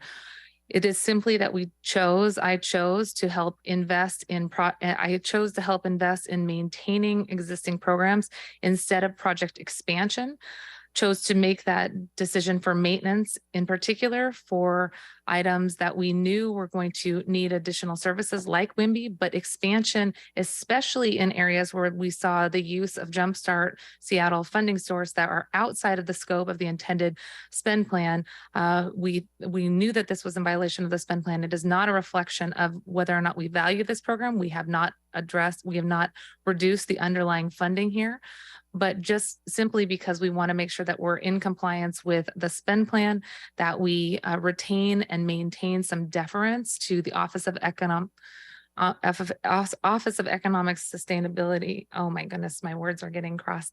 To Markham's shop, the Office of Economic Development, that they are in the process of developing a implementation plan mid-year next year, 2023, that will utilize all of the economic resilience funding coming from Jumpstart. So we're being deferential to that process that's coming. We did not want to increase funding in this category and then create a cliff in future years. Again, we are maintaining funding in the base budget. And I have to say, I'm going to be discouraging this amendment because there is no additional funding source. Adopting this amendment, rejecting this amendment would throw out of balance our budget. And while we might be sympathetic for the desire for additional funding, there was no additional funding flagged. There is no additional funding source in the proposed discussion in front of us. So I am encouraging everyone to keep with this amendment and vote yes on the underlying amendment. I have an additional comment. Councilmember Nelson, you're recognized. This has nothing to do with OED's programs. We don't need to defer to the Office of Economic Development. This is a body of money and work that exists in FAS to help these small businesses that face a lot of barriers to contract with the city. So I think it's a mischaracterization to say that this is not in line with what. Let me just rephrase this. I think that we should do deference to the mayor's proposed addition of important funds to help these small businesses, and dragging OED and what OED is doing is beside the point, because this is a separate office and a separate body of work. And also one final thing is that we add funding. This is simply adding funding, and we do a lot of that in this budget right now, is add funding to existing programs. And that's precisely what the mayor's proposed increase intended to do. Okay, thanks, colleagues. There is no funding source identified here. So I ask you to vote aye to maintain FAS 903A, agenda item 35. Madam Clerk, will you please call the roll on the adoption of agenda item 35, FAS 903? I'm sorry. This is my first budget. Councilmember Nelson, we've recognized you twice on this item. Okay. I think we're going to keep moving forward. Okay. Thank you. Madam Clerk, please go ahead. Councilmember Herbold. Yes. Council President Juarez. Aye. Councilmember Lewis. Yes. Councilmember Morales. Yes. Councilmember Nelson. Nay. Councilmember Peterson. No. Councilmember Swant. Yes. Councilmember Strauss. Yes. Chair Mosqueda. Aye. 7 in favor, 2 opposed. Thank you, colleagues. The amendment, the motion carries, and agenda item 35, FAS 903 is adopted. We're going to move on to HSD 020, agenda item number 51. And I'm going to pause here very briefly and ask for central staff's support to help explain the 3 amendments in play here so that we can appropriately sequence our discussion about it before I move to put the amendment in front of us.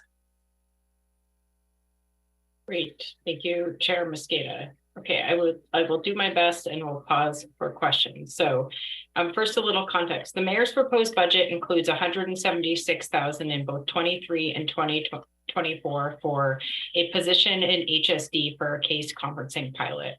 The mayor's proposed budget did not include funding for the one call pilot or for the seaplane safety public awareness campaign. This context will matter more in a minute. The balancing package released on November 14th included two actions. One was HSD 904A1 that would have reduced the proposed funding for the case conferencing pilot. So it would reduce $176,000 per year. And that is just that proposed reduction is used to support all the ads funded by the general fund in the initial package. In addition, it included HSD 20A1, sponsored by Councilmember Strauss, to add $238,000 per year in 2023 and 2024 for the Crisis Connection One Call program. So, noting that nothing in the balancing package had been adopted yet, the package was balanced, assuming that there was that $238,000 per year for one call and $0 for the proposed case conferencing pilot.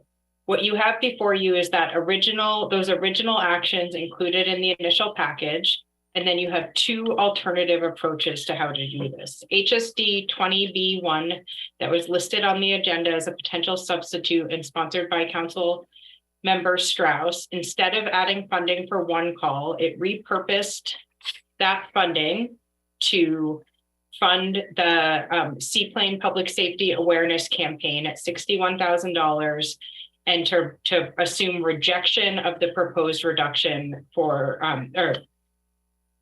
it assumed rejecting the item in the package that would reduce the mayor's proposed pilot program for case conferencing.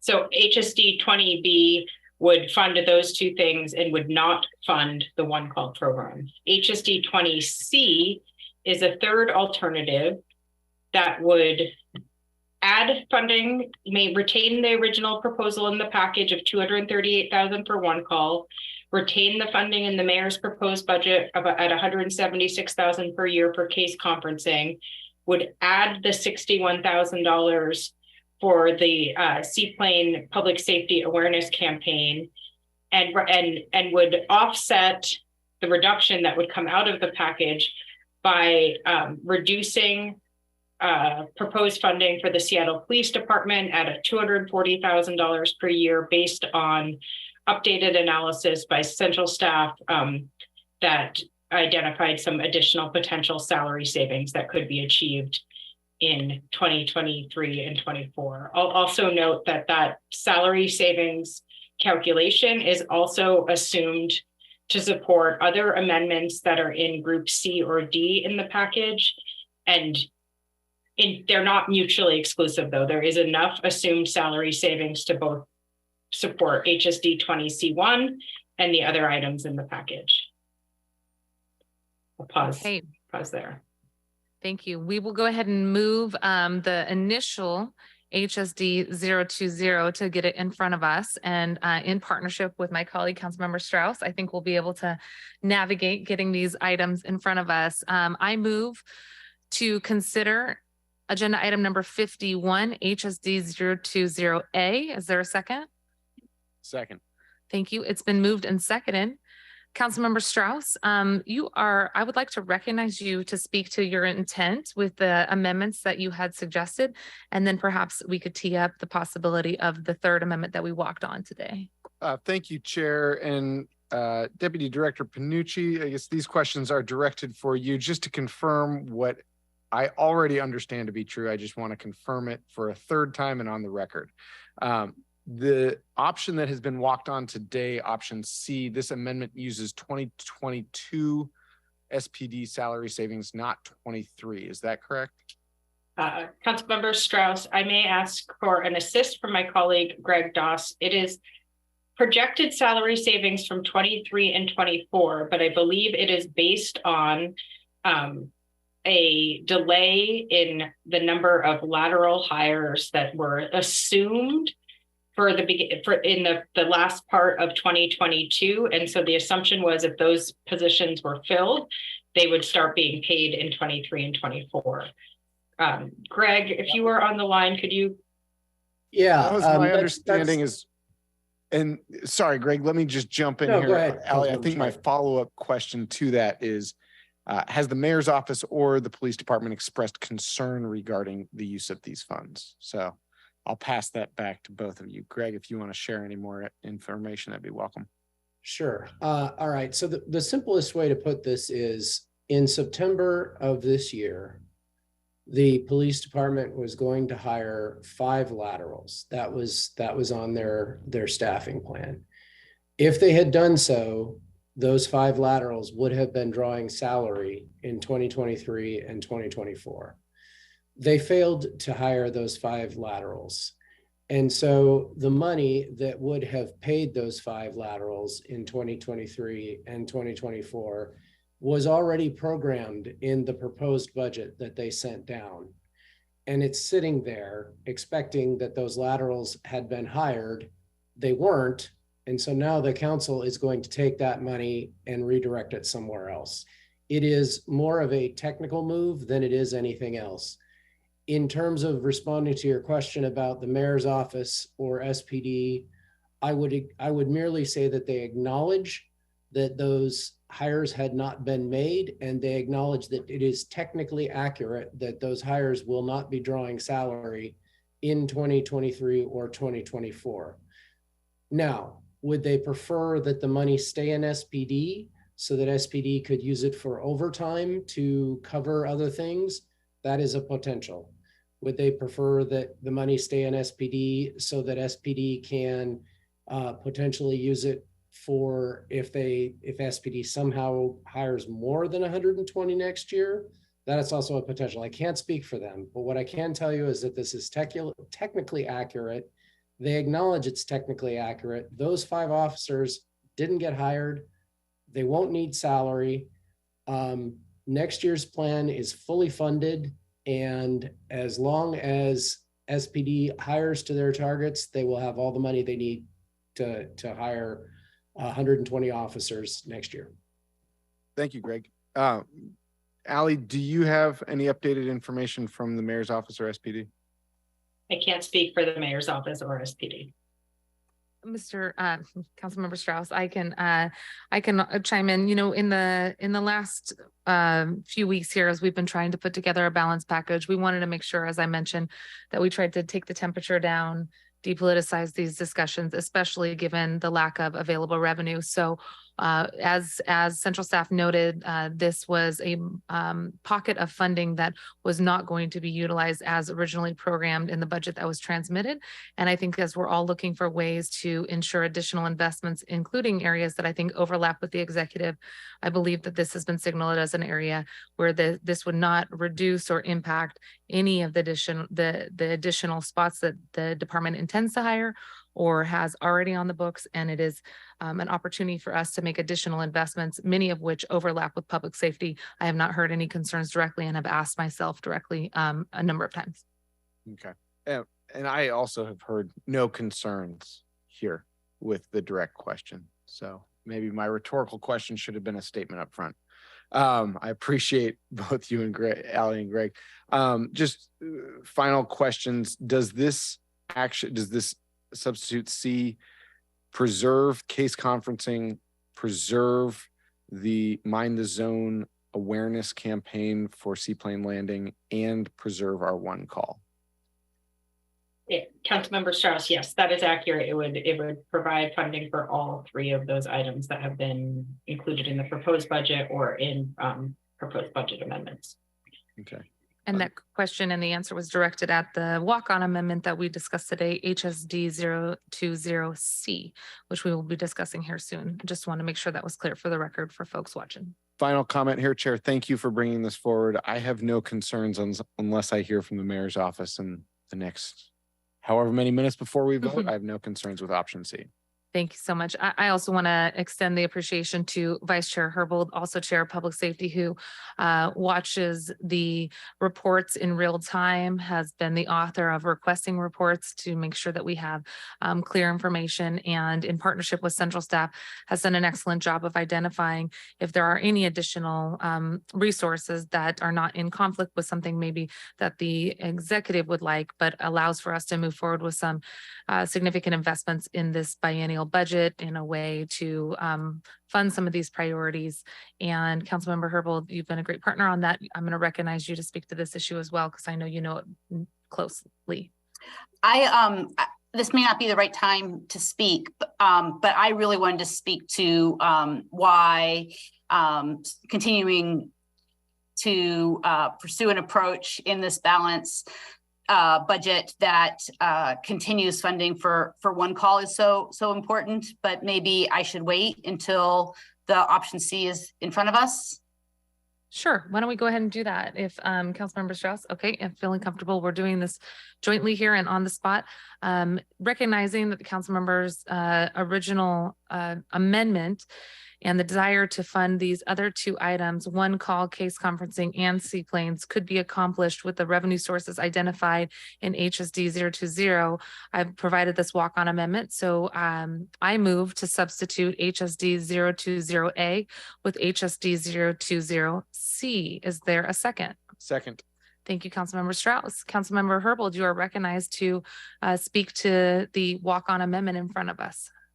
Thank you so much. I really wanted to take a minute to speak in favor of an approach that funds not only the priorities of Councilmember Strauss as he's lifting up here today, but also continues funding as he originally proposed for one call. One call was set up in 2020 with council funds proposed in 2019. And this program is used to help police officers, EMS, and firefighters get support for those having behavioral health issues. One call helps first responders find a safe alternative that allows individuals to get reconnected with resources that help resolve these problems. So again, this is a number that first responders call. SPD, select EMS officers, and Seattle firefighters are trained to use one call. And then one call trained professionals have access to a patient's health records, homeless shelter databases, and local mental health resources. They protect the privacy of that information, but they use it to help that first responder help the person. A media profile on the program interviewed Seattle Fire Department's John Ehrenfield, who shared that they're able to use one call and connect a suicidal man with a behavioral health resource that he'd used in the past. Ehrenfield was quoted saying, after the call, they were able to do outreach to his providers and do additional assistance that way. We've never been able to do this before. This is just one example of how one call has helped both first responders and people in need. Thank you. Thank you very much, Vice Chair. I do see Greg's hand, Central Staff, and then I'm going to turn it back over to Councilmember Strauss to close us out. Council Central Staff, Greg Doss, welcome. Yeah, thank you. I just wanted to clarify one thing. I talked about the 5 laterals because that's the number in the hiring plan that SPD was trying to hit. As it turns out, the 3 council budget actions that would be funded with salary savings, they didn't require the money from 5 full laterals. They only required the money from 4. So it's actually 4 FTE that are providing the funding for these 3 actions. Just so the department is clear on the salary savings, it will be 4 FTE. Great, thank you very much, Greg. You know, Councilmember Peterson, I'm going to pause real quick and ask if Councilmember Strauss has anything that you'd like to add, because I recognize you didn't get a chance to speak to some of those other pieces that were going to be included in 904. Do you want to save those for the end? I'll just speak at the end. Okay, sounds good. Councilmember Peterson, please go ahead. Thank you, Chair Mosqueda. Just trying to understand the parliamentary procedure here. So the first thing we're voting on is whether we support walk-on item C, which says in the title, it says reduce funding for sworn officer salaries and SPD. And that So is why I'll- it's so important for us to look beyond these short titles to the context that central staff just noted about why the laterals that were not hired from this year and the assumed salary need in 23 and 24, how that is being materialized. And I do understand that this was discussed with the department as well as the executive to ensure that this had no impact on the existing hiring and recruitment plan or any of the existing positions that folks intend to hire in the next few years. This is simply savings from 2022 that is reflected in future costs in 23 and 24. I'm sure central staff will articulate that better than I will, but I want folks to look beyond these short titles as you think about the impact of the legislation. Yes, please go ahead, central staff. Nothing? No, you did fine. That was exactly right. Okay, thank you so much. Councilmember Strauss, would you like to speak to the underlying amendment? Yeah, all three of these programs are incredibly important. And I think in this budget, we wish that we could have funded everything under the sun that provides good services to our city and good outcomes. One call, Councilmember Herbold already spoke to. Case conferencing, I've spoken about previously. It's very similar almost in a lot of ways to one call where we have the highest level service providers in the city, both co-lead and Evergreen Treatment Services True Blood program with police, with prosecutors, case conferencing individuals who oftentimes slip through the cracks. Anyhow, we need somebody to be able to staff this work, and that's what this FTE is. And then Mind the Zone, I know I've spoken about this previously. I'll keep it short. We have a whole lot of increased usage on Lake Union. I know it's the middle of November right now. You can remember a time in July when the sun was beaming all day and it was warm. New users of kayaks, paddle boards, electric boats, hot tub boats, and others are in the lake, which is also an airport. And while we have the buoys set up to designate where the landing strip is, people don't necessarily know what or why it's there. So using these public safety dollars, we are increasing public safety in alternative ways. No further comments, Chair. Thank you. Thank you very much, Councilmember Strauss. Thanks for bringing forward these amendments, plural. And this amendment that I've offered is just one way to ensure that we don't have to pick amongst these three items. So they're all funded. Thanks again, Vice Chair Herbold, for your support on these efforts in the past and ongoing conversations around additional ways in which we can utilize public safety dollars within the public safety framework. Appreciate your leadership, Councilmember Strauss. Madam Clerk, will you please call the roll on the adoption of HSD 020C? Again, I will be voting yes and encourage a yes vote. Thank you very much, Madam Clerk. Councilmember Herbold, Yes. Council President Juarez, Aye. Councilmember Lewis, Yes. Councilmember Morales, Yes. Councilmember Nelson, Aye. Councilmember Peterson, No. Councilmember Sawant, Yes. Councilmember Strauss, Yes. Chair Mosqueda. Aye. 8 in favor, 1 opposed. Thank you very much, colleagues. The motion passes and HSD 020C is adopted. We're moving on to agenda item 60. Agenda item 60 is HSD 030C. And I will move to get that in front of us. I move that the committee approve HSD 035C. Is there a second? Second. Thank you very much. It's been moved and seconded. The amendment is in front of us, and I do not believe there is a substitute option. Central staff, is that correct? This has been pulled for the purposes of discussion? That is correct, Chair Mosqueda. Thank you very much. Okay, I am going to recognize hands first, and I see Councilmember Peterson and then Councilmember Lewis. Councilmember Peterson, you are up first. Thank you, Chair Mosqueda. So this is the Unified Care Team proposal. Okay. Colleagues, I believe the original plan Deputy Mayor Washington laid out for us in the mayor's proposed budget is consistent with the mayor's homelessness action plan. And is the best strategy to address Seattle's many homeless encampments. Deploying smaller and consistent teams to Seattle's different geographic areas will maintain staff members who are familiar with the individual needs of people experiencing homelessness so that we can get more people into housing and services. As stated in the mayor's press release on October 13, quote, "This will allow teams to build relationships with community, housed and unhoused neighbors, outreach teams, and businesses within the region, delivering better results for all Seattle residents." So rather than chipping away at what the mayor's office said they need for interdepartmental unified care team, let's give it the resources they need and hold them accountable as they requested. I believe that we could find sources to rebalance this in the unreserved budgetary fund balance or the planning reserves from the general sub fund on page 659 of the budget. Or if we approve any other money saving amendments, I would encourage us to use it toward this priority of reducing homelessness. That unreserved budgetary fund balance is about $87 million. Thank you. Thank you. Councilmember Lewis, please go ahead. Chair of Homelessness Services.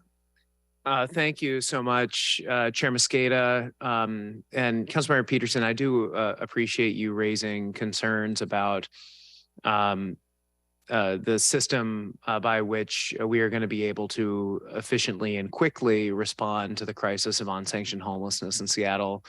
I do think that this proposal, which is supported by the mayor's office and by the Regional Homelessness Authority, is the right way forward to encourage more regional consolidation and consistency in our outreach and our practices around this to avoid accidentally creating redundant outreach or homelessness bureaucracies in this world where we're going to be using the King County Regional Homelessness Authority as the primary vehicle for this work.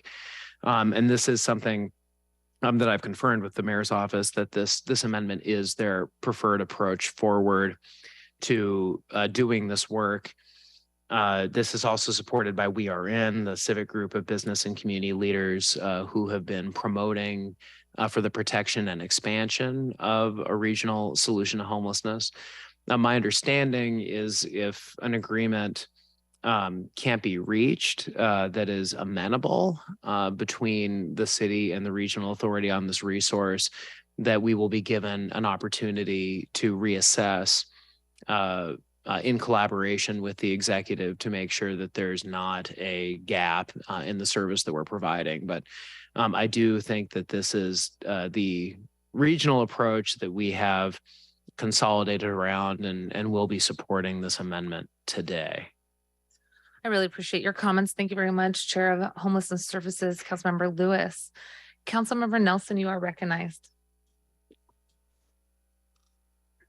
I will be opposing this measure because I recognize that the KCRHA is supposed to be the agency that is addressing regional homelessness. However, I did support the emphasis on in the mayor's original proposal and for the expansion of the unified care team, because it focused on better coordination amongst the providers and the county and the city, and also the development of by name lists on a geographic basis. And during the discussion that we had, the lengthy discussion that we had about this measure, I heard a lot of questions. I heard, and I do support Councilmember Lewis's forthcoming sly on performance metrics, but I heard questions about how this work, if it's not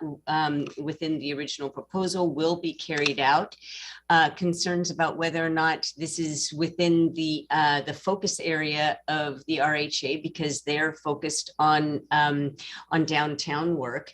And I also didn't understand how will moving this the staffing and removing the staffing and moving the resources out of the city, how will that change the nature of this work? So I am going to be opposing simply because I believe that the mayor had a solid plan for advancing our progress in our homelessness response. Seeing no additional comments, I'll make a few comments myself. I want to thank Councilmember Lewis for your comments. As chair of homelessness services, appreciate the stewardship that you've provided and the transparency over the city's partnership with Regional Homelessness Authority. And I also want to thank the mayor's office, specifically the mayor himself and Deputy Mayor Washington, for their work in partnership with our office and the Regional Homelessness Authority with Mark Dones and their team. We've come together over the course of the last few weeks to identify ways that we can move forward with advancing all of the investments in the funding to support cleanliness and hygiene services, garbage pickup, pest abatement, making sure that our city is clean for all of those who live here, both housed and unhoused, by channeling the city's focus on really making sure that there's cleaning services year round, and really then focusing with KCRHA, the King County Regional Homelessness Authority, which was established to respond to the homelessness crisis, to ensure that the Regional Homelessness Authority was charged with pushing forward best practices for outreach, ensuring that outreach workers are connected to the people so that more folks get connected to shelter and appropriate housing needs, healthcare and other services on site, and creating relationships so that folks can get stabilized and inside. Both the mayor's office and King County Regional Homelessness Authority have worked with us on this amendment. There is a good faith effort here to make sure that we're investing in the 5 regions as originally proposed by the mayor's office, and bifurcating the roles in the ways that I've described to ensure that the folks who currently have relationships through King County Regional Homelessness Authority, through partnerships like with REACH, do the outreach, and that it's a successful model that can enhance the connection to folks being able to get to the appropriate beds and services through the relationships that already exist at King County Regional Homelessness Authority. It is not accurate to say that this is a reduction. In fact, this is an enhancement of the original proposal, and I look forward to partnering with both the mayor's office, our council colleagues, and the Regional Homelessness Authority, in addition to the Seattle Coalition on Homelessness and REACH partners who work to help provide input on this proposal to ensure that we're moving forward. As the mayor's office said themselves, they are interested in solutions beyond removals, and this joint effort here today, in partnership with King County Regional Homelessness Authority and in partnership with the mayor's office, we have come together and negotiated this effort for the next iteration of how we care for folks year round. I really appreciate the collaboration and partnership, and colleagues, I would encourage you to again vote yes to maintain HSD 035C, item number 60 in our agenda. Madam Clerk, will you please call the roll on HSD 035C? Councilmember Herbold, Yes. Council President Juarez, Aye. Councilmember Lewis, Yes. Councilmember Morales, Yes. Councilmember Nelson, Nay. Councilmember Peterson, No. Councilmember Sawant, Yes. Councilmember Strauss, Yes. Chair Mosqueda, Aye. 7 in favor, 2 opposed. Okay, thank you very much. The motion carries and HSD 035C is adopted. Colleagues, I'm going to just ask for your patience real quickly on the previous item, agenda item 51, that was HSD 020C. We had a lengthy discussion about the combined amendments with Councilmember Strauss and myself, and a lot of support for substituting the bill. However, I failed to ask for a final roll call on the final motion to amend the amendment. So the motion carried to substitute the legislation. And now we're going to ask for you to reorient yourself again, HSD 020C. And I'm going to ask for a yes vote and ask for the clerk to call the roll on approval of HSD 020C. Any questions? Seeing no questions, Madam Clerk, will you please call the roll on the approval of HSD 020C? Councilmember Herbold, Yes. Council President Juarez,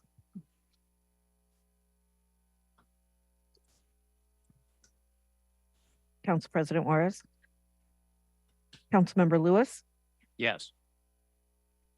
Councilmember Morales, Yes. Councilmember Nelson, Aye. Councilmember Peterson, No. Councilmember Sawant, Yes. Councilmember Strauss, Yes. Chair Mosqueda, Aye. 7 in favor, 1 opposed. Thank you very much. The motion carries and HSD 020C is approved. Apologies for that. Okay.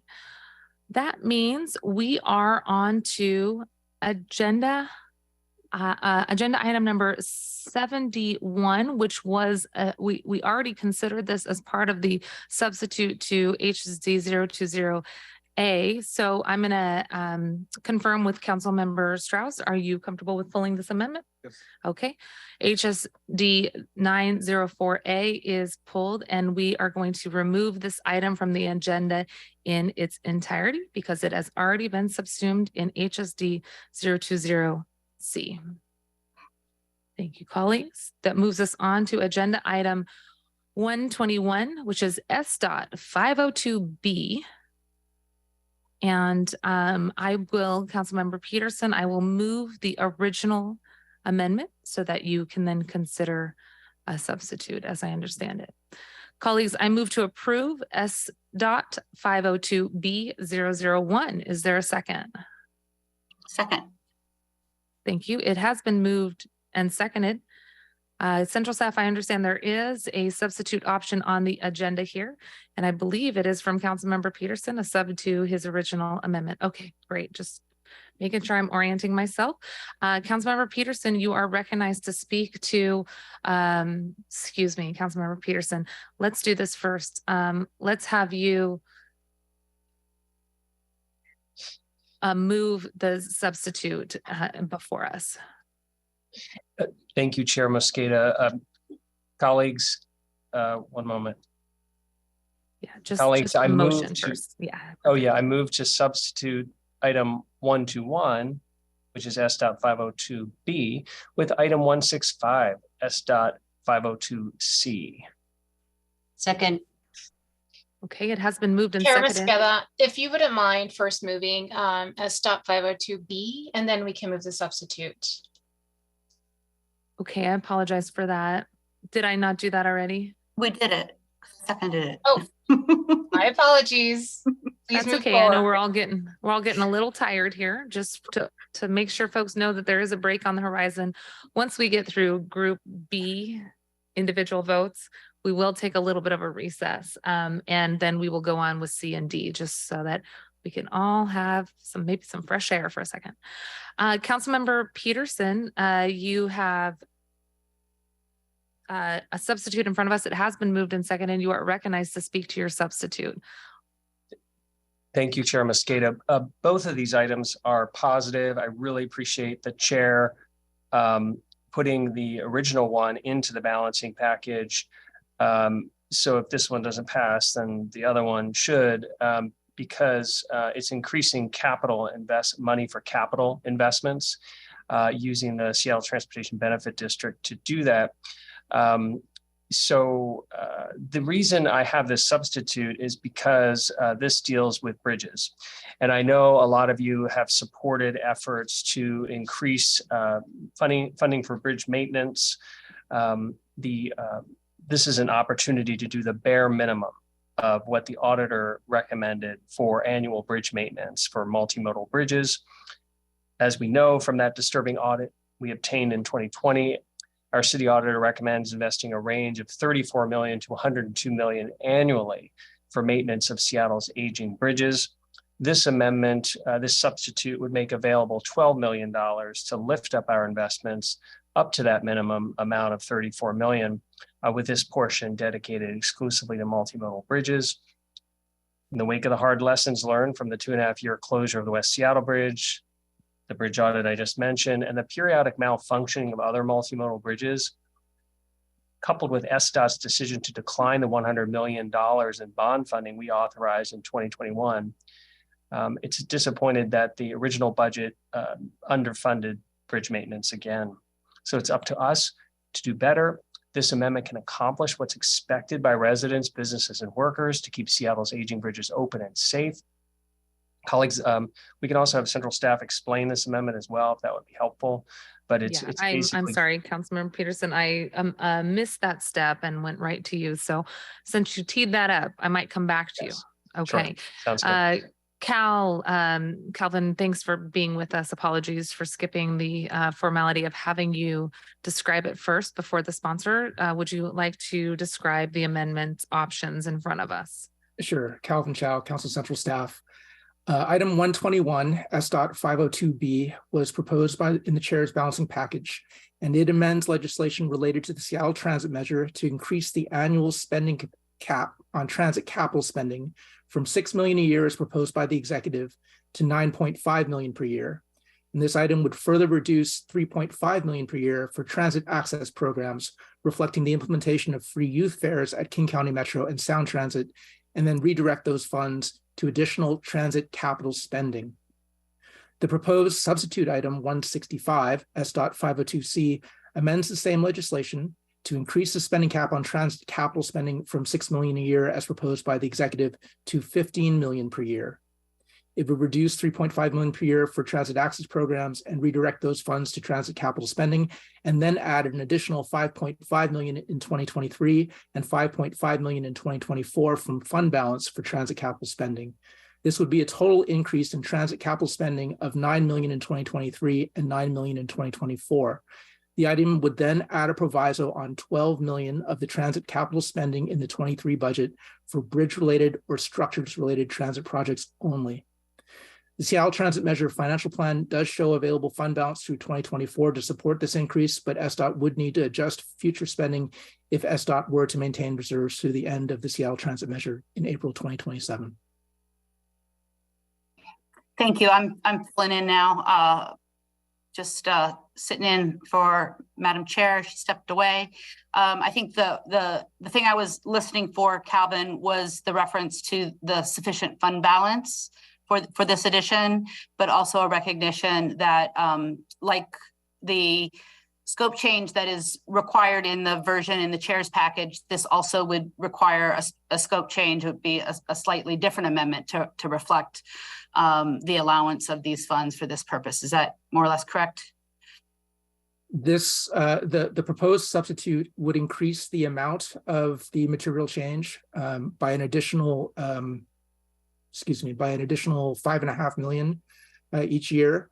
The Seattle Transit Measure financial plan would be balanced through 2024, but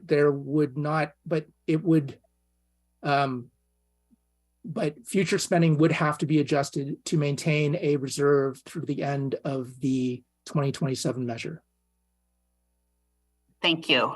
Just filibustering with some questions, Madam Chair, until you could return. Thank you very much. We just received Special Staff Calvin Chow's explanation and a follow-up question for me.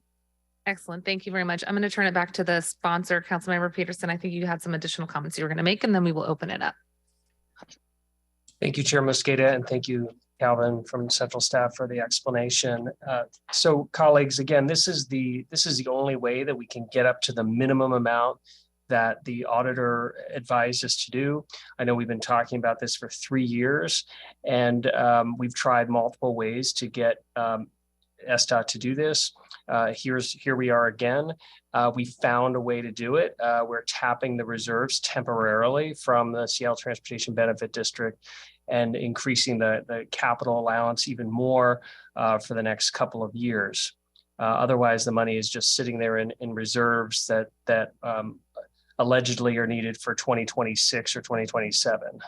So the purpose of this amendment is to deploy those dollars now to fix the bridges that need our attention sooner.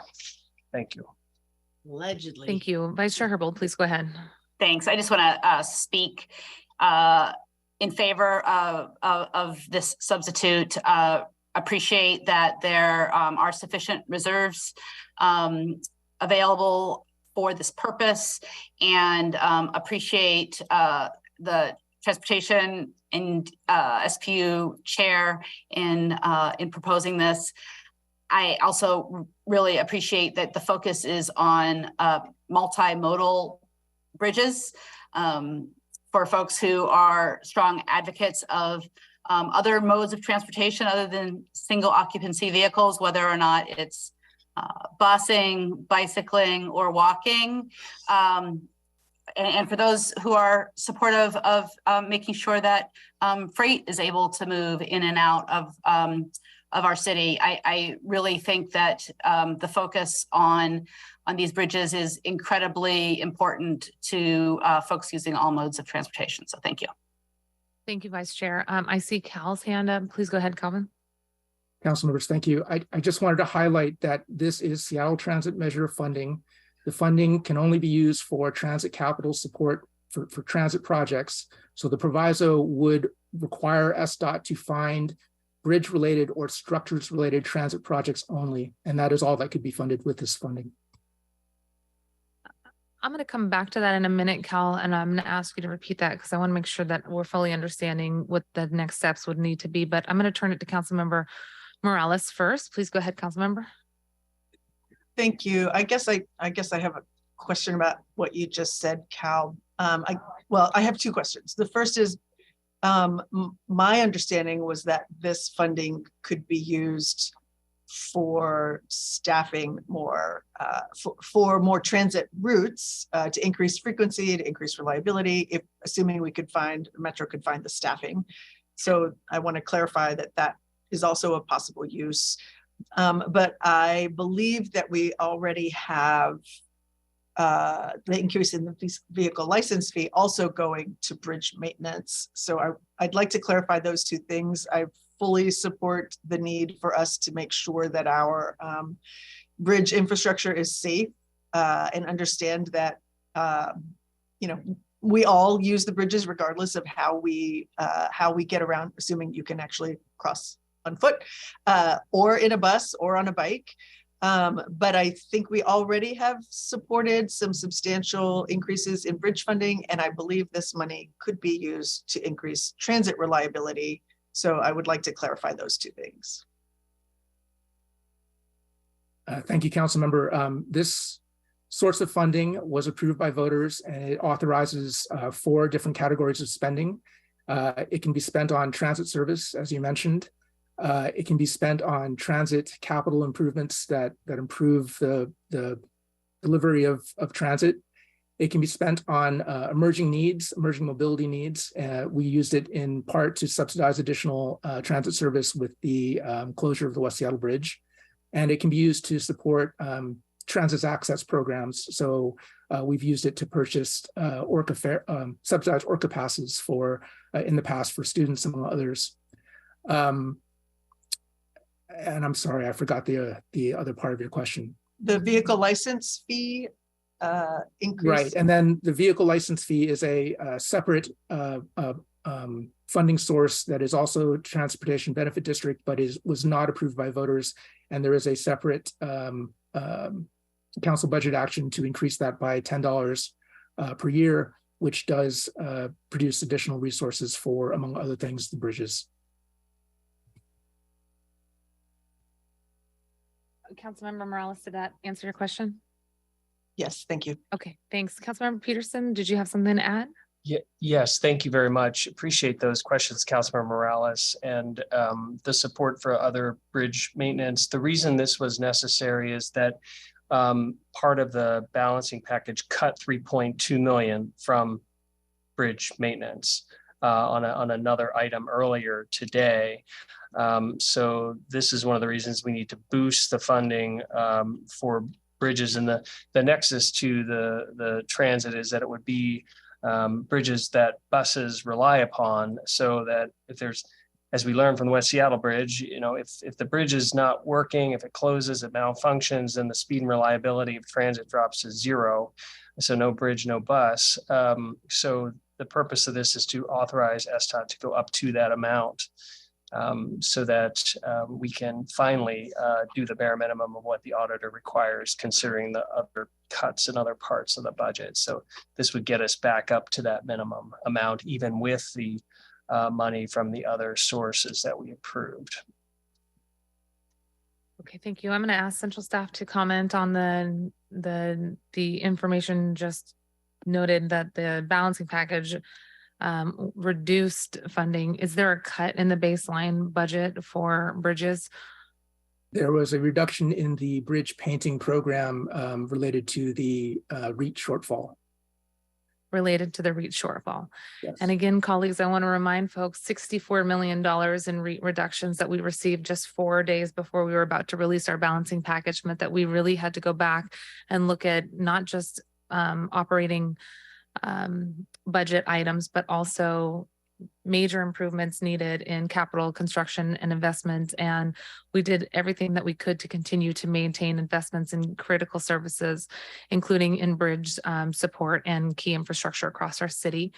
I think that it would be helpful as well for me to have a better understanding of whether or not the existing, what did you call it, Calvin, the transportation measure funding policy, do those need to be amended if we don't have sufficient transit related bridge projects in the pipeline? If the executive were not able to identify bridge related projects, then the proviso would simply mean that that money would not be spent and it would stay in the project. I should also note, just for the record, that the proposal to move the parking enforcement unit to SPD also added 1.5 million for structures. That's correct. Thank you very much. Are there any additional comments? Okay, folks. I am Councilmember Peterson. Allie, did you have something else you wanted to note? Nope, I was just getting ready if there was clarification on which motion you were voting on next. Okay, great. So yes, the motion that, sorry, that's helpful. Yes, Allie, why don't you orient us to the motion that's currently in front of us? So the motion that is currently in front of you, I believe, is the motion to substitute Council Member Peterson's option C, S.502C for S.B. So you would vote yes on that motion if you support the substitute option C.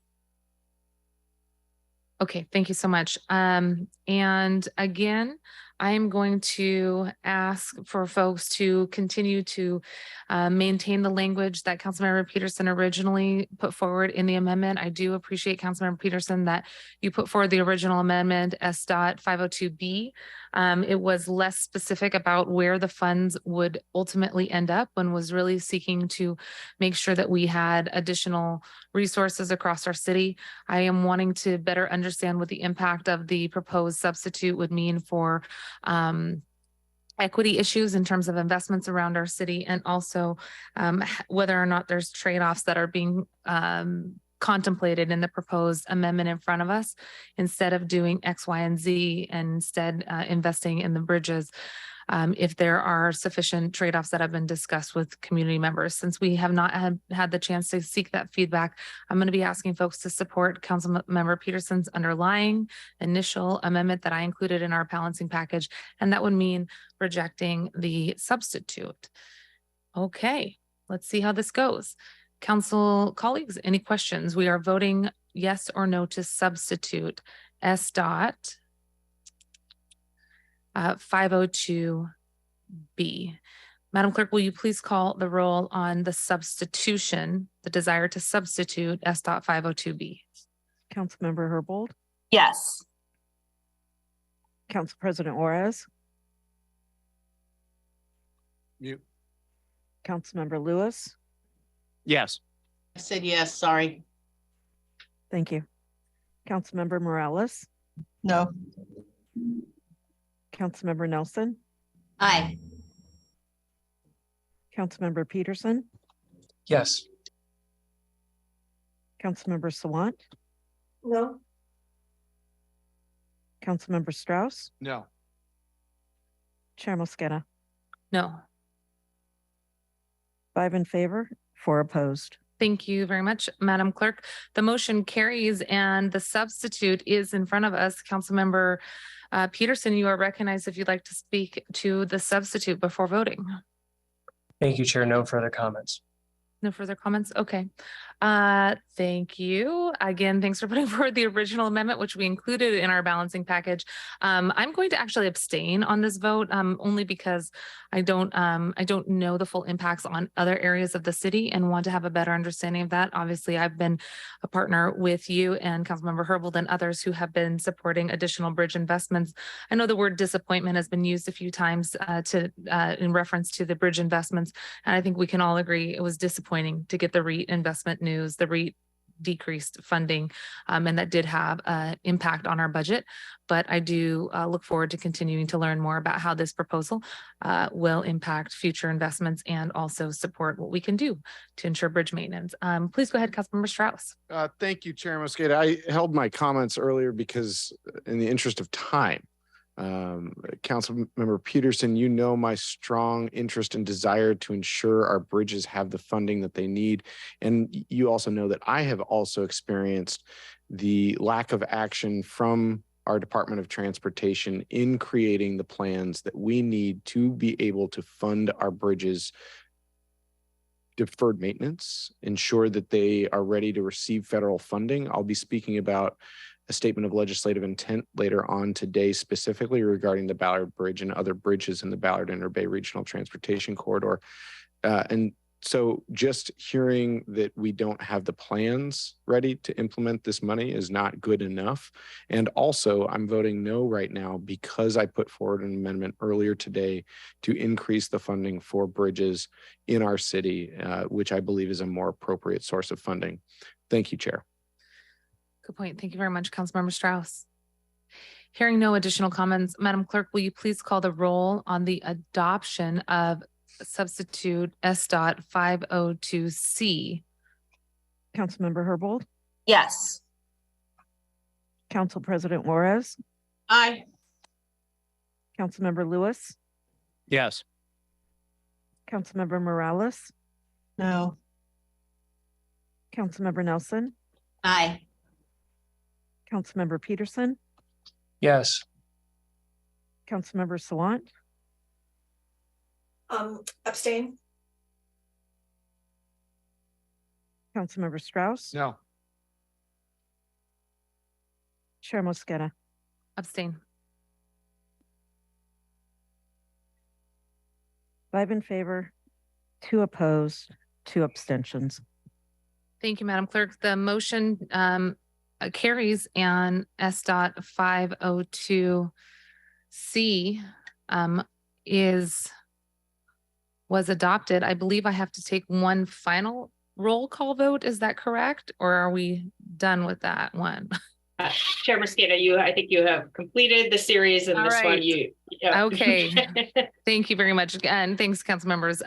So S.dot 502C is adopted. Moving right along. Let's go to agenda item 133, SPD 102A.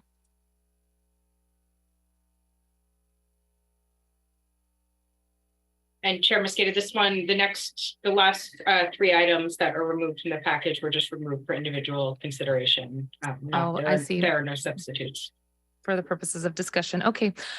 Colleagues, to get the amendment in front of us, I move to approve SPD 102A 002. Is there a second? Okay. Thank you very much. It has been moved and seconded. I understand that this has been pulled for the purposes of discussion only, and there is no substitute. So I will recognize folks as they put their hands in the queue here. Councilmember Nelson, you're recognized first. I'm sorry, I will hold my comment until after others speak. Okay, Councilmember Nelson. Councilmember Peterson, you are recognized to speak. Thank you, Chair Mosqueda. Colleagues, I pulled this item for a separate discussion from the chair's package. I oppose abrogating positions from our Seattle Police Department.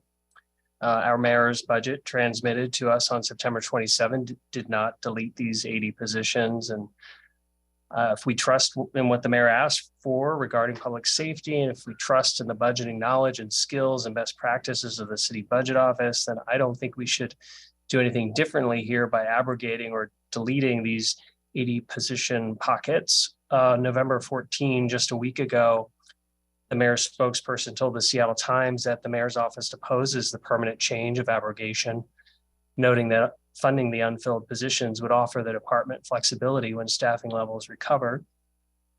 When a similar budget maneuver was attempted last year to eliminate officer position slots, our chief of police, Adrian Diaz, said abrogation would have long-term negative impacts. Council members who voted against abrogation 12 months ago seemed to agree that abrogating the unfilled positions could send the wrong message to the public that the council didn't want SPD hiring more officers. According to a recent public survey, the public's concern about crime and public safety has increased substantially from 28%, citing it as a top issue, to nearly half citing it as a top issue today. If you're a prospective officer or detective and you're researching departments to join, why would you join a department where its own legislative body is deleting positions from the books? Our recruitment efforts are already struggling after losing 400 officers and detectives. So I'm concerned this would hobble that effort with a negative signal that does not even save money. Abrogating positions does send a clear message. I believe it would send the wrong message. It sent the wrong message 12 months ago, and it would send the wrong message today. Abrogation of positions is a degradation of recruitment and retention.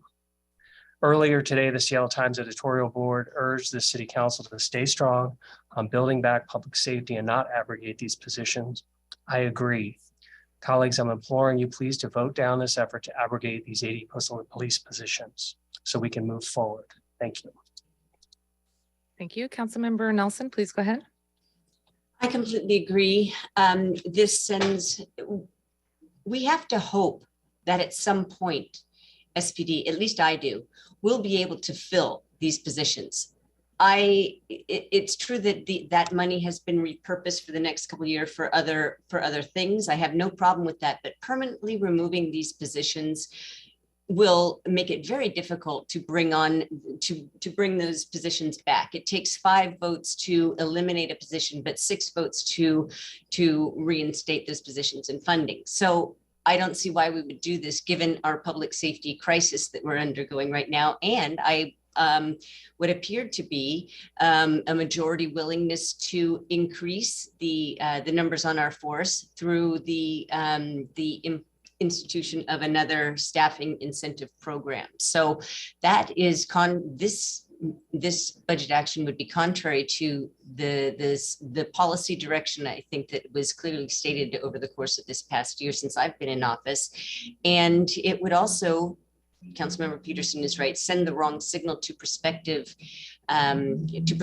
recruits, but also to our officers right now. And they've gone through the turmoil since 2020, and I believe that we need to show that we actually do want to bring our staffing levels back up to adequate, and that will require keeping these positions on the books. Thank you. Any additional comments? Okay. Colleagues, I want to offer some, please go ahead, Councilmember Herbold. Is this an okay time? Yeah, absolutely. Please go ahead, Councilmember, Chair of Public Safety. Please go ahead. Thank you so much.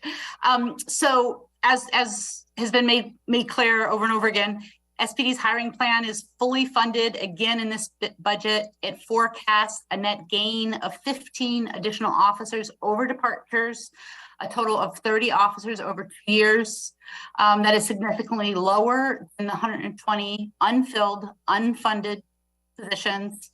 The proposed budget identified 200 unfunded, unfilled positions in the department. Central staff has done some analysis and recognizes and let us know that SPD has an additional 40 unfilled, unfunded officer positions that were not included in the baseline position number of 200. This is new information. There is 240 unfilled and unfunded positions.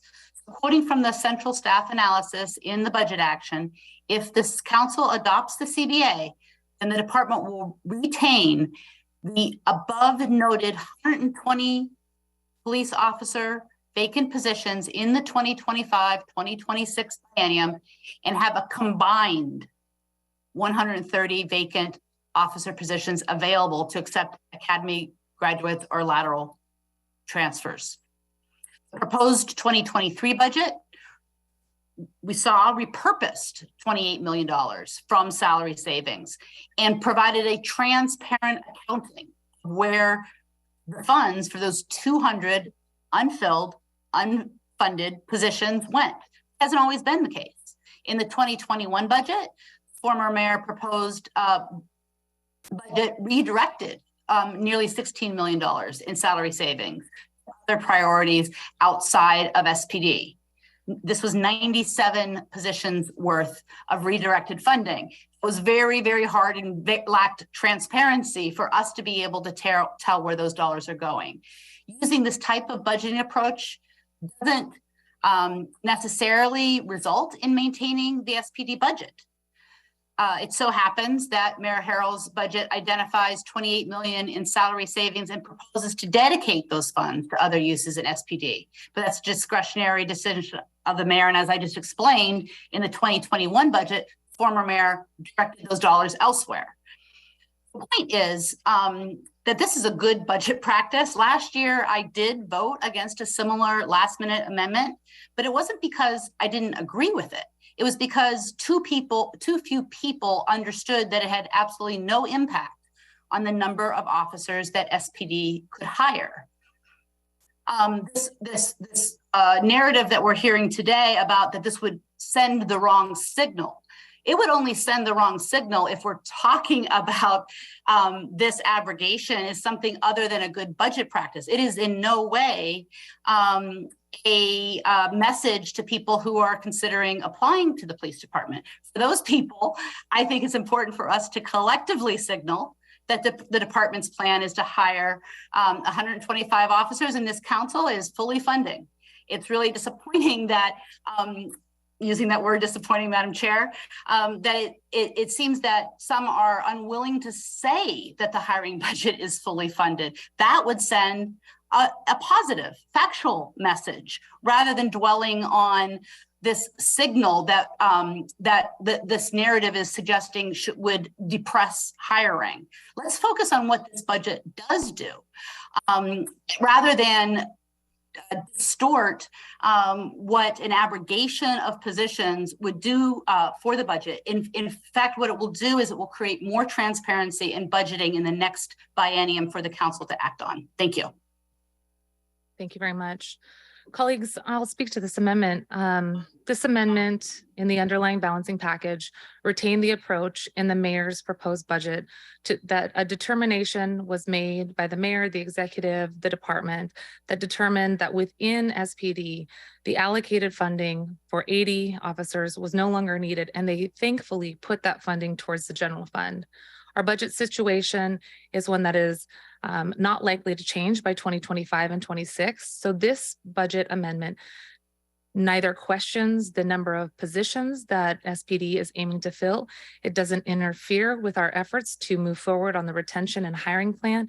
It retains 120 officers within the department in terms of pockets and the associated funding that the mayor's office had asked to be allocated in different ways.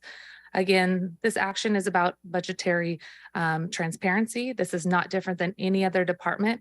And I want to reiterate that council members and the city council can always come back and add additional funding in future years for future positions and future salary. There's nothing that precludes us from doing so in the future if that need is there.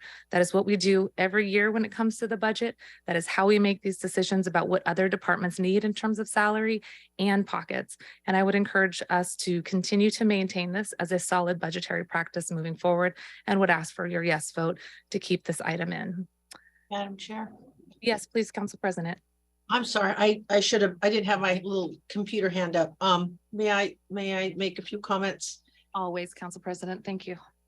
First, I want to thank Councilmember Peterson. I know Councilmember Peterson, that's one thing I like about you is that you and I can actually have long conversations about these kind of issues and be okay. We can agree to disagree. And I think we both kind of agreed to disagree. And I needed to drill down on something that Councilmember Herbold said and was, so I understood it. I don't really care what the media says about how they think it looks. I wanted to know what the facts are. My understanding of the facts are there are 200 positions open and we can hire 120 officers, and the 80 other officers we were going to we're using the word abrogate and like it's permanent, deleted forever.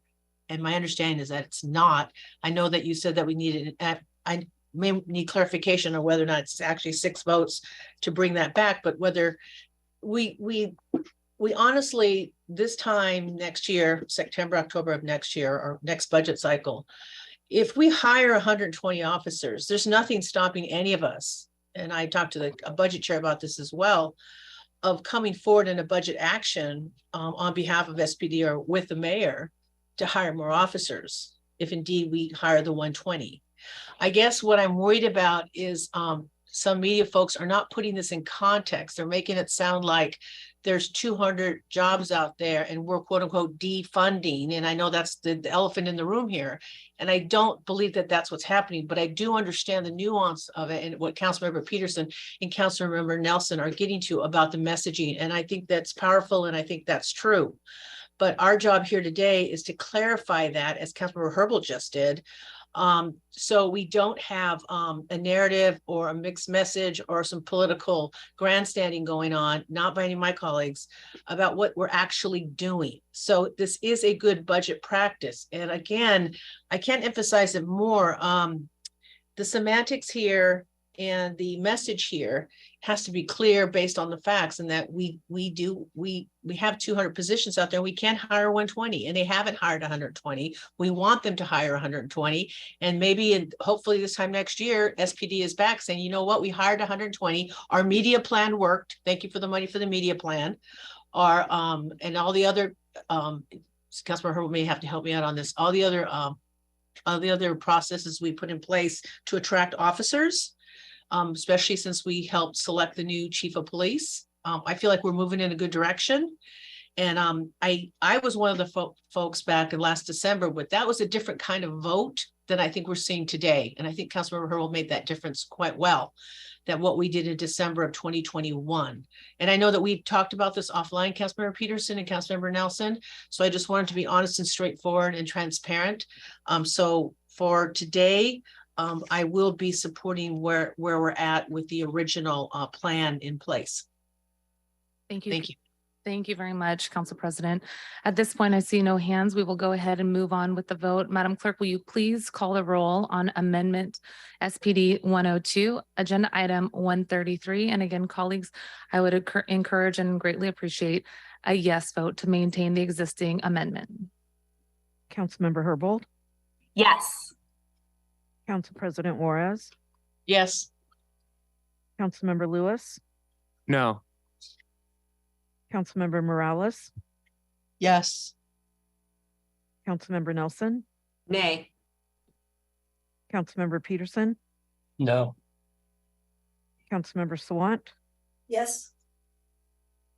Councilmember Strauss, Yes. Chair Mosqueda, Aye. 6 in favor, 3 opposed. Thank you very much. And thanks again, colleagues, for that. The motion carries and the amendment is adopted. I want to thank the Council President as well for her grounding remarks and her leadership. As we move forward, we can always continue to come back to issues of whether or not there's additional need for salary and pockets in any department, and I greatly appreciate the discussion going forward. We're going to stay with the SPD item and move on to Agenda Item 134. That's SPD 102. I'll move it so that it is in front of us. I move to approve SPD 201 A001. Is there a second? Thank you very much. It has been moved and seconded to approve Agenda Item 134 SPD 201A. I don't believe that there is a substitute for this, as central staff noted, and this relates to the proviso salary savings in SPD. I will ask central staff to provide a brief overview of this item, if you don't mind. Greg, it's good to see you again and appreciate just grounding us on what the amendment does. Yeah, thank you, Madam Chair. So SPD is currently funded for a staffing plan that would assume that they are going to hire 120 recruits and that they will have 105 separations. And so they're funded according to that staffing plan. If they wind up having many more separations, let's say, for instance, than 105, let's say that they have 150, then they're going to have a lot of salary money in their budget that they're not paying to officers because the officers have left. And so that money that will be in their budget that would have paid the officers that left, this proviso would lock that money up and say that they can't spend it on anything else until they come back to the council and ask permission.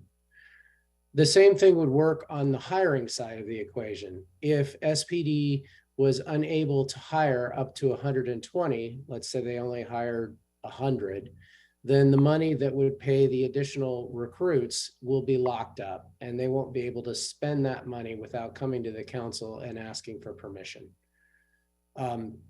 So that's my basic explanation. I'll ask if there's any questions. Thank you very much. I'm not seeing any questions. I believe that hand was, Councilmember Nelson, I saw your hand up earlier. I know you probably want to make comments. I have you first in the queue. I just want to confirm, does anyone have a question for Greg Doss from Central Staff? Okay, Greg, thanks so much for that overview.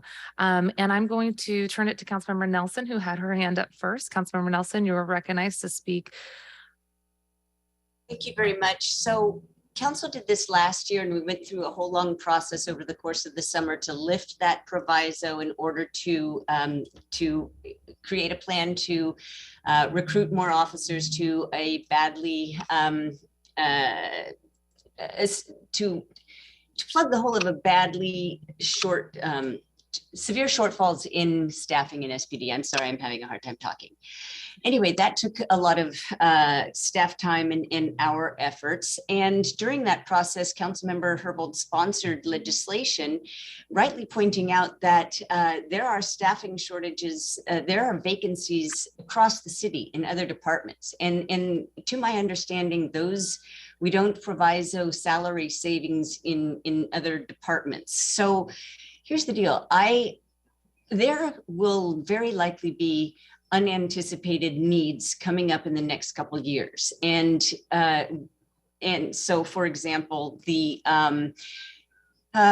know right now that there are some technology needs, for example, an upgrade to the computer-aided dispatch system, and that will be necessary for for example, dual dispatch, which requires a multi-user interface. That's just one need that we know about right now. Also, at the same time, we are renegotiating our contract with the Police Officers Guild, and it is the desire of the city, I believe, to have more police accountability and to strengthen our community policing model. And so whatever comes out of those contract negotiations could very well require some expenses that these salary savings could be used for. Same goes for our final compliance with the consent decree. That could, complying with that might very well require purchases that will improve our ability to meet the terms of that consent decree. So the point I'm trying to make is that I believe that we should stop micromanaging the use of salary savings and exercise some humility going forward, because we simply don't know what needs will need to be met. Overtime, for example, if there's an earthquake or a mass shooting or something. And I know that sounds overly dramatic, but it is true that we don't know what is coming. And so locking up the salary savings for a future ordinance that would lift that restriction, I think is not in our best interests. And I will note that in this budget, there are 3 items already that are seeking to create that will cost a total of $1,280,000 if they are all implemented. And I'm talking about items 183, 174, 173, all of which are looking at salary savings to create I think, mostly ongoing expenses. And so I would ask that we not go forward with this proviso and allow for the flexibility of the department to use that money for emergent needs.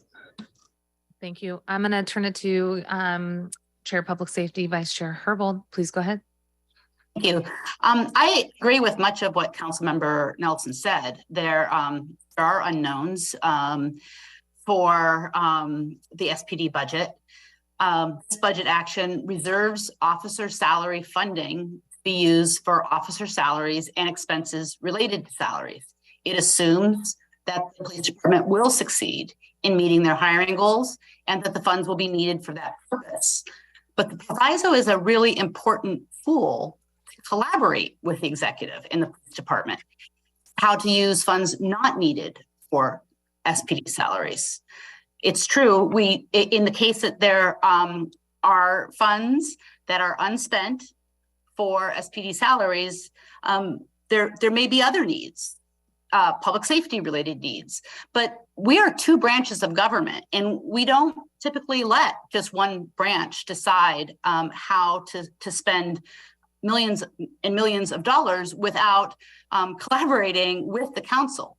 And so we've used this mechanism for the last couple of years.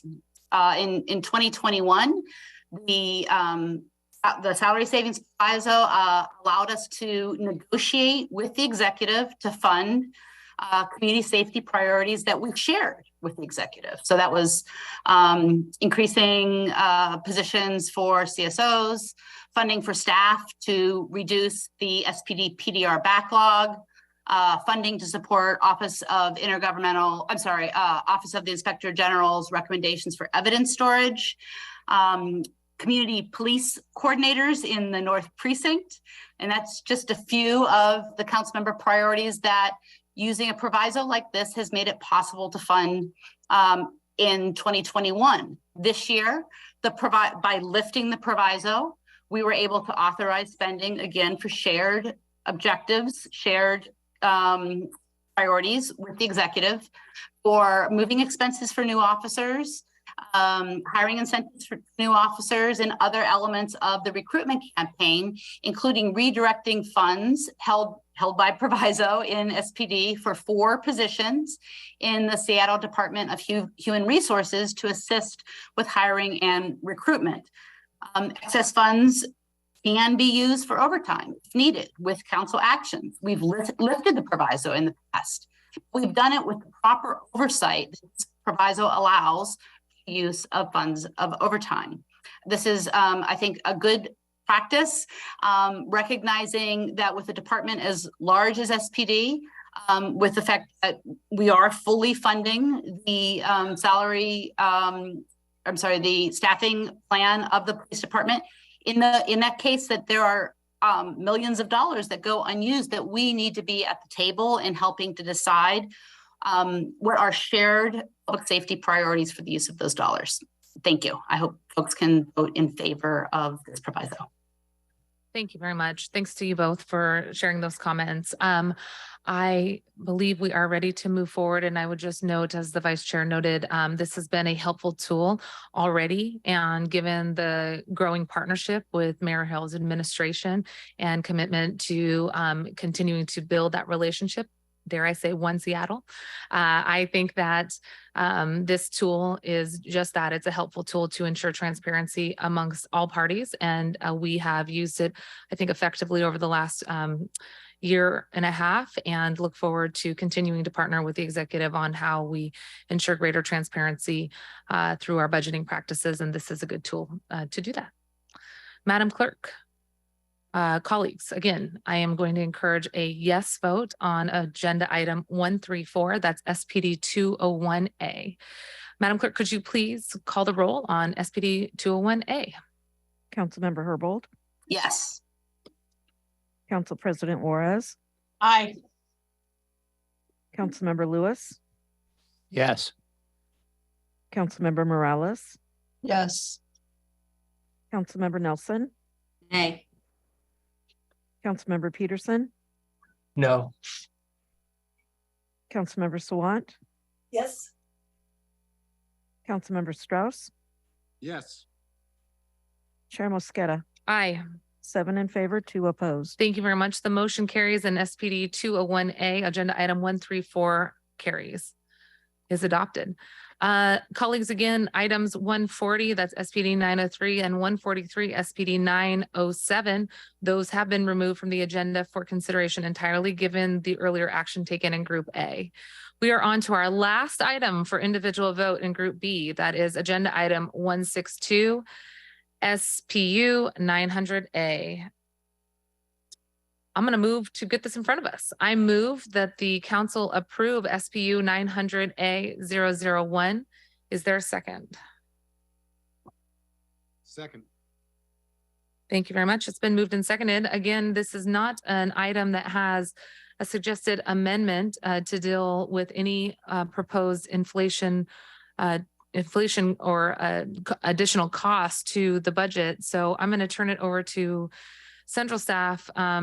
If you have anything else that you'd like to provide as context here, perhaps I will. I think it's pretty simple. You know, in the proposed budget, we looked at everything that was additional new funding, and we had to make some important decisions about how we could maintain investments going forward into other areas. This is an added item. Again, there's $2 million in base funding for graffiti abatement in the base budget. So I want to make sure that folks don't just look at the short title, look past the short title, and remember that there's $2 million funding, $2 million worth of funding included in the base budget for graffiti abatement. I'm going to recognize Councilmember Nelson. Please go ahead, Councilmember Nelson.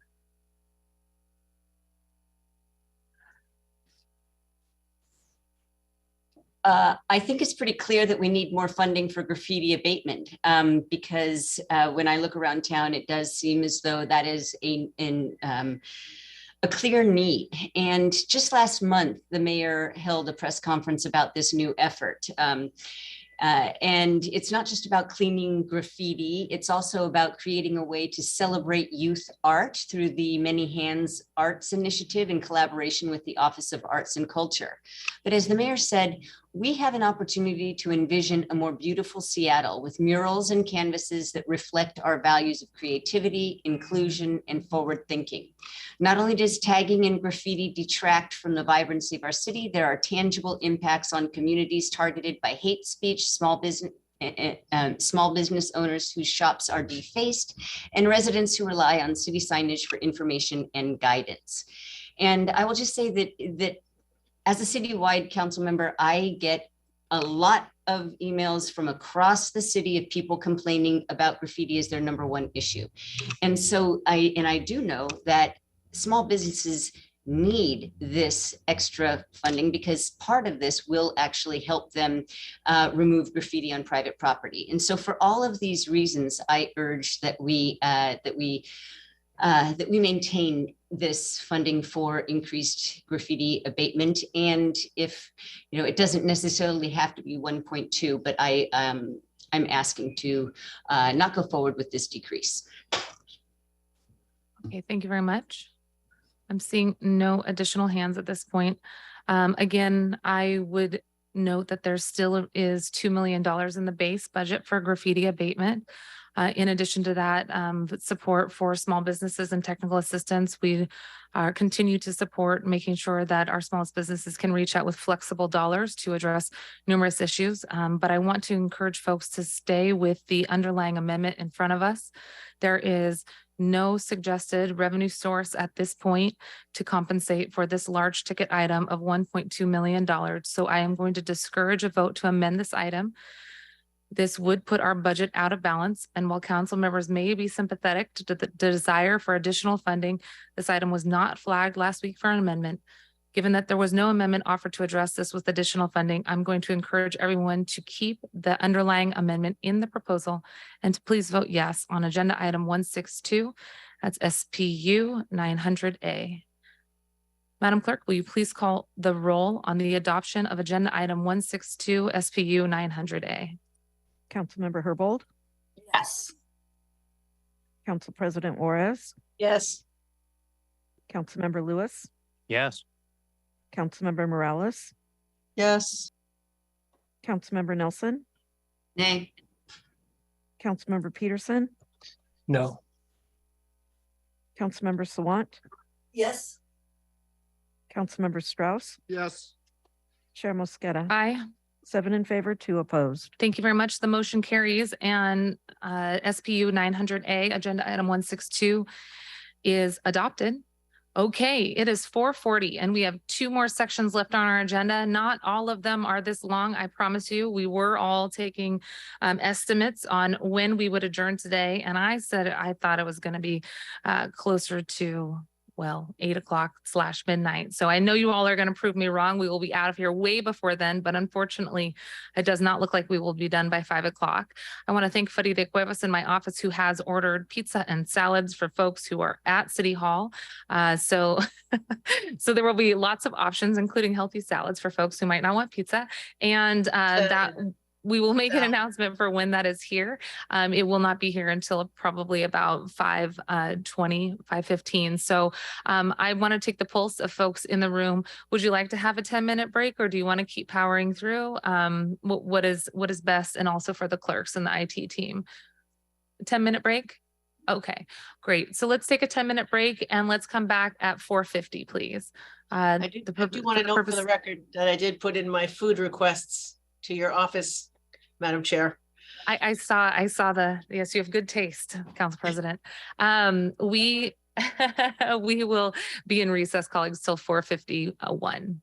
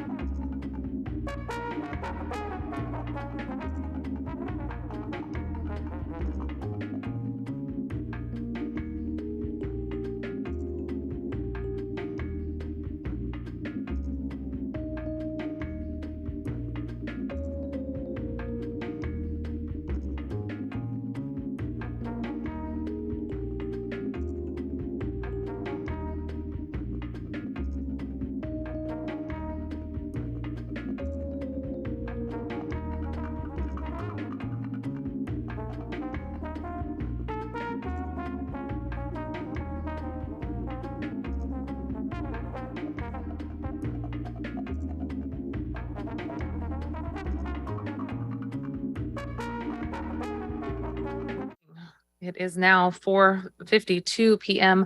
I'm Teresa Mosqueda, Chair of the Select Budget Committee at the Seattle City Council. The committee will come back from recess, and Madam Clerk, will you please call the roll? Councilmember Herbold, Here. Council President Juarez, Here. Councilmember Lewis, Present. Councilmember Morales, Here.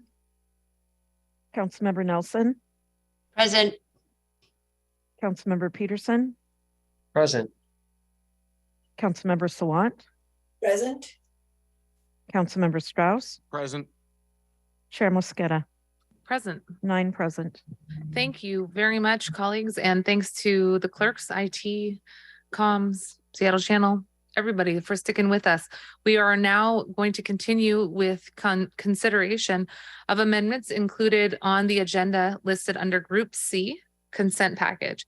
Again, Group C consists of various amendments that either have been discussed out here in some level of detail or similar to items that we had included in our balancing package or complementary. And I wanted to express support for these items by packaging them together as a consent package. Similar to what we did in the above agenda item for agenda item, for Group B, individual council members can, of course, pull a amendment out of the consent package. Again, Group C consists of council budget actions as a selection of self-balance amendments. And these self-balancing items are things that I reviewed and in partnership with the sponsor and central staff work to package together here as a possible consent package for your consideration to expedite our voting process. I'm going to make the motion to consider Group C, and after it is second, I will turn to central staff for a brief overview of the council budget amendment. After central staff speaks, I'm going to give the sponsor a brief second to speak about the amendment, given that these are new amendments, and may ask the sponsors to be brief in their comments as we want to get through this package. And also at the end, we'll have an opportunity to pull out any possible amendments that council members would like an individual vote on. So as a reminder, I'm going to move Group C. It's going to be put in front of us. I'll then ask central staff to walk through each one. After each comment, I will turn to the sponsor to see if they have a few sentences to share with us about the amendment that they have put forward that I have included in Group C. We'll go through the entire list, and then at the end of the presentation, we will have the chance to pull certain agenda items out.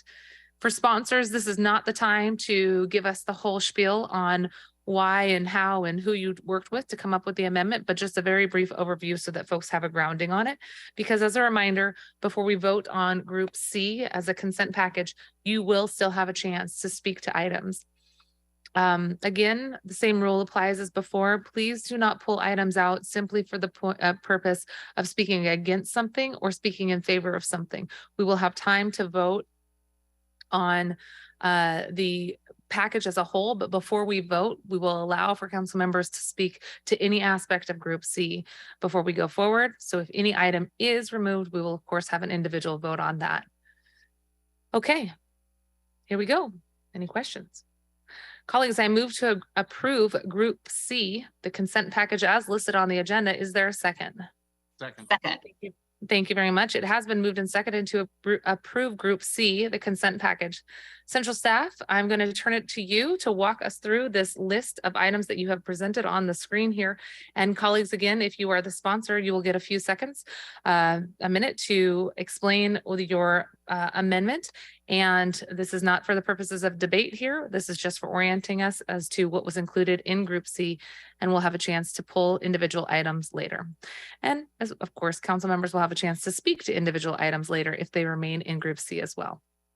All right, I'm turning it over, I believe, to our central staff team. Thank you, Chair Mosqueda and council members. Ann Gorman, Council Central Staff. CBO 600A1 would request that the City Budget Office CBO report on the use of 911 excise tax revenue. There are escrow accounts held at King County for both the Community Safety and Communication Center and Seattle Fire Department. And this report would request some detail around the planning for those funds and how the city intends to use them and any governing policies.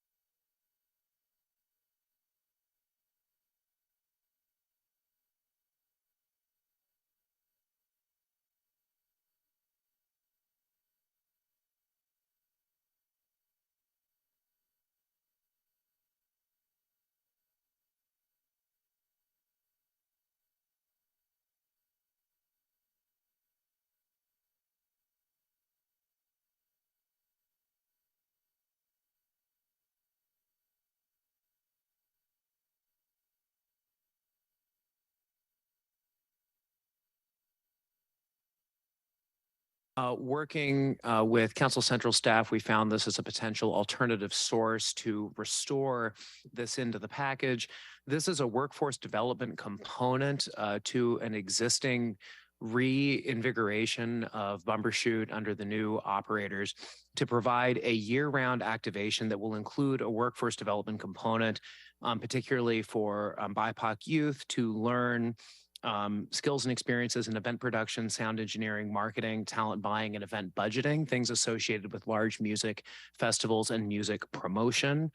It's expected to be operated out of a storefront in the downtown neighborhood and provide an invigorating new presence in addition to its educational and workforce development implications and equity implications. It has strong support from community partners like the Vera Project, Teen Tix, Mopop, Children's Film Festival Seattle, and Seattle University's Performing Arts and Arts Leadership Department. And I will, for now, keep my comments at that, given the packed agenda. Thanks very much. Let's move on to the next item, 177. Hello, council members. Eric McConaughey again. This council member is a statement of legislative intent.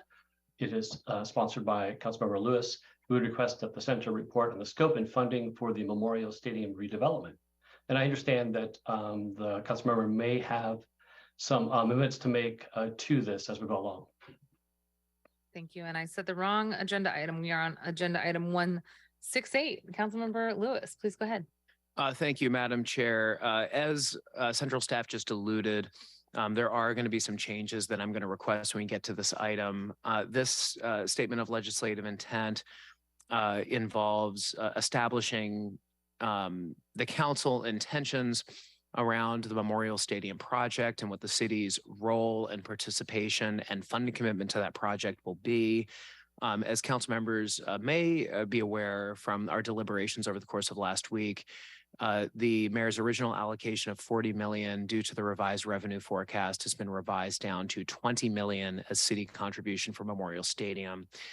This is a big once in a generation project. In fact, every generation has a opportunity to do something to Memorial Stadium and it falls through sort of at the last minute. Our hope is that that will not happen this time, and this statement of legislative intent will be the council's way to reaffirm our commitment to, over the course of the development of the Memorial Stadium project, come up with the entire originally envisioned $40 million contribution.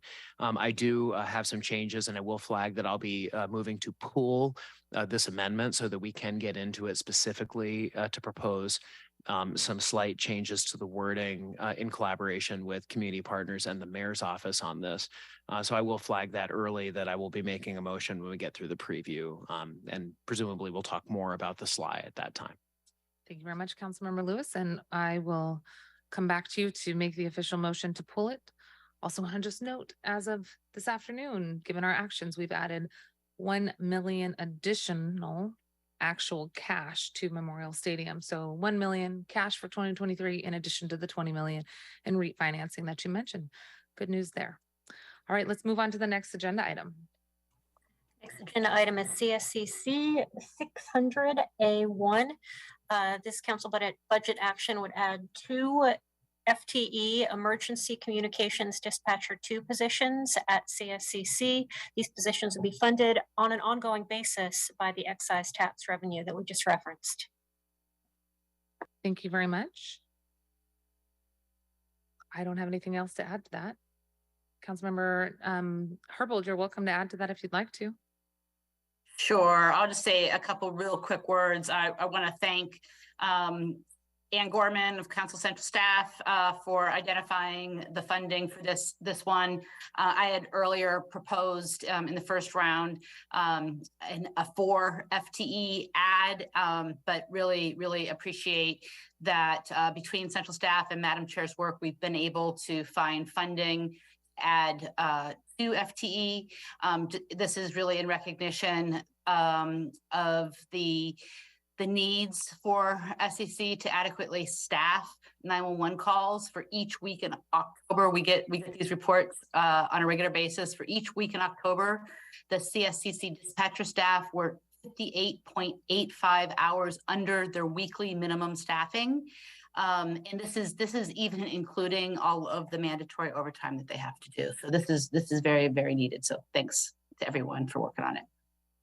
Thank you very much. And I'll also say, yeah, I'll just keep my comments short. Thank you very much, Councilmember Herbold, for adding to that, and looking forward to continuing to support our emergency center staffing and improving the response times through this investment. Agenda item 170, please. Good evening, council members. Brian Goodnight, Council Central staff. So item 170 is Deal 601A1. And this council budget action would impose a proviso on $250,000 of K through 12 investments in the Department of Education and Early Learning, or DEAL as it's known, to expand mental health services at Ingram High School. So the city currently funds mental health services through the Families Education Preschool and Promise, or FEP levy, investments in school-based health centers. And then the council also added an additional $500,000 of general fund in the 2022 budget that is carried forward in 2023 and 2024.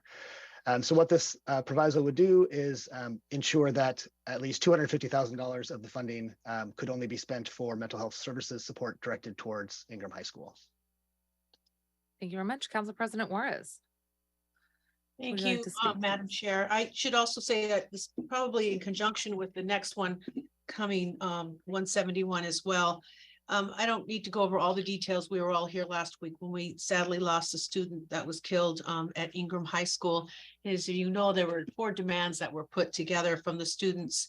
And we can't obviously meet all of those demands, but we can at least start. And one of those, working with you, Madam Chair, on the proviso for the $250,000 to be specific, target, and deliberate, and the counseling that we're going to need up at Ingram High School, and also working with Seattle Public Schools, the state, and other agencies to work, and of course with DEAL for counseling. I think, unfortunately, this is the shape of things to come where, yes, we can talk about guns, but the mental health for students in the schools and our discussions with some of the Seattle Public School board members, this is something we're going to have to do hand in hand with them.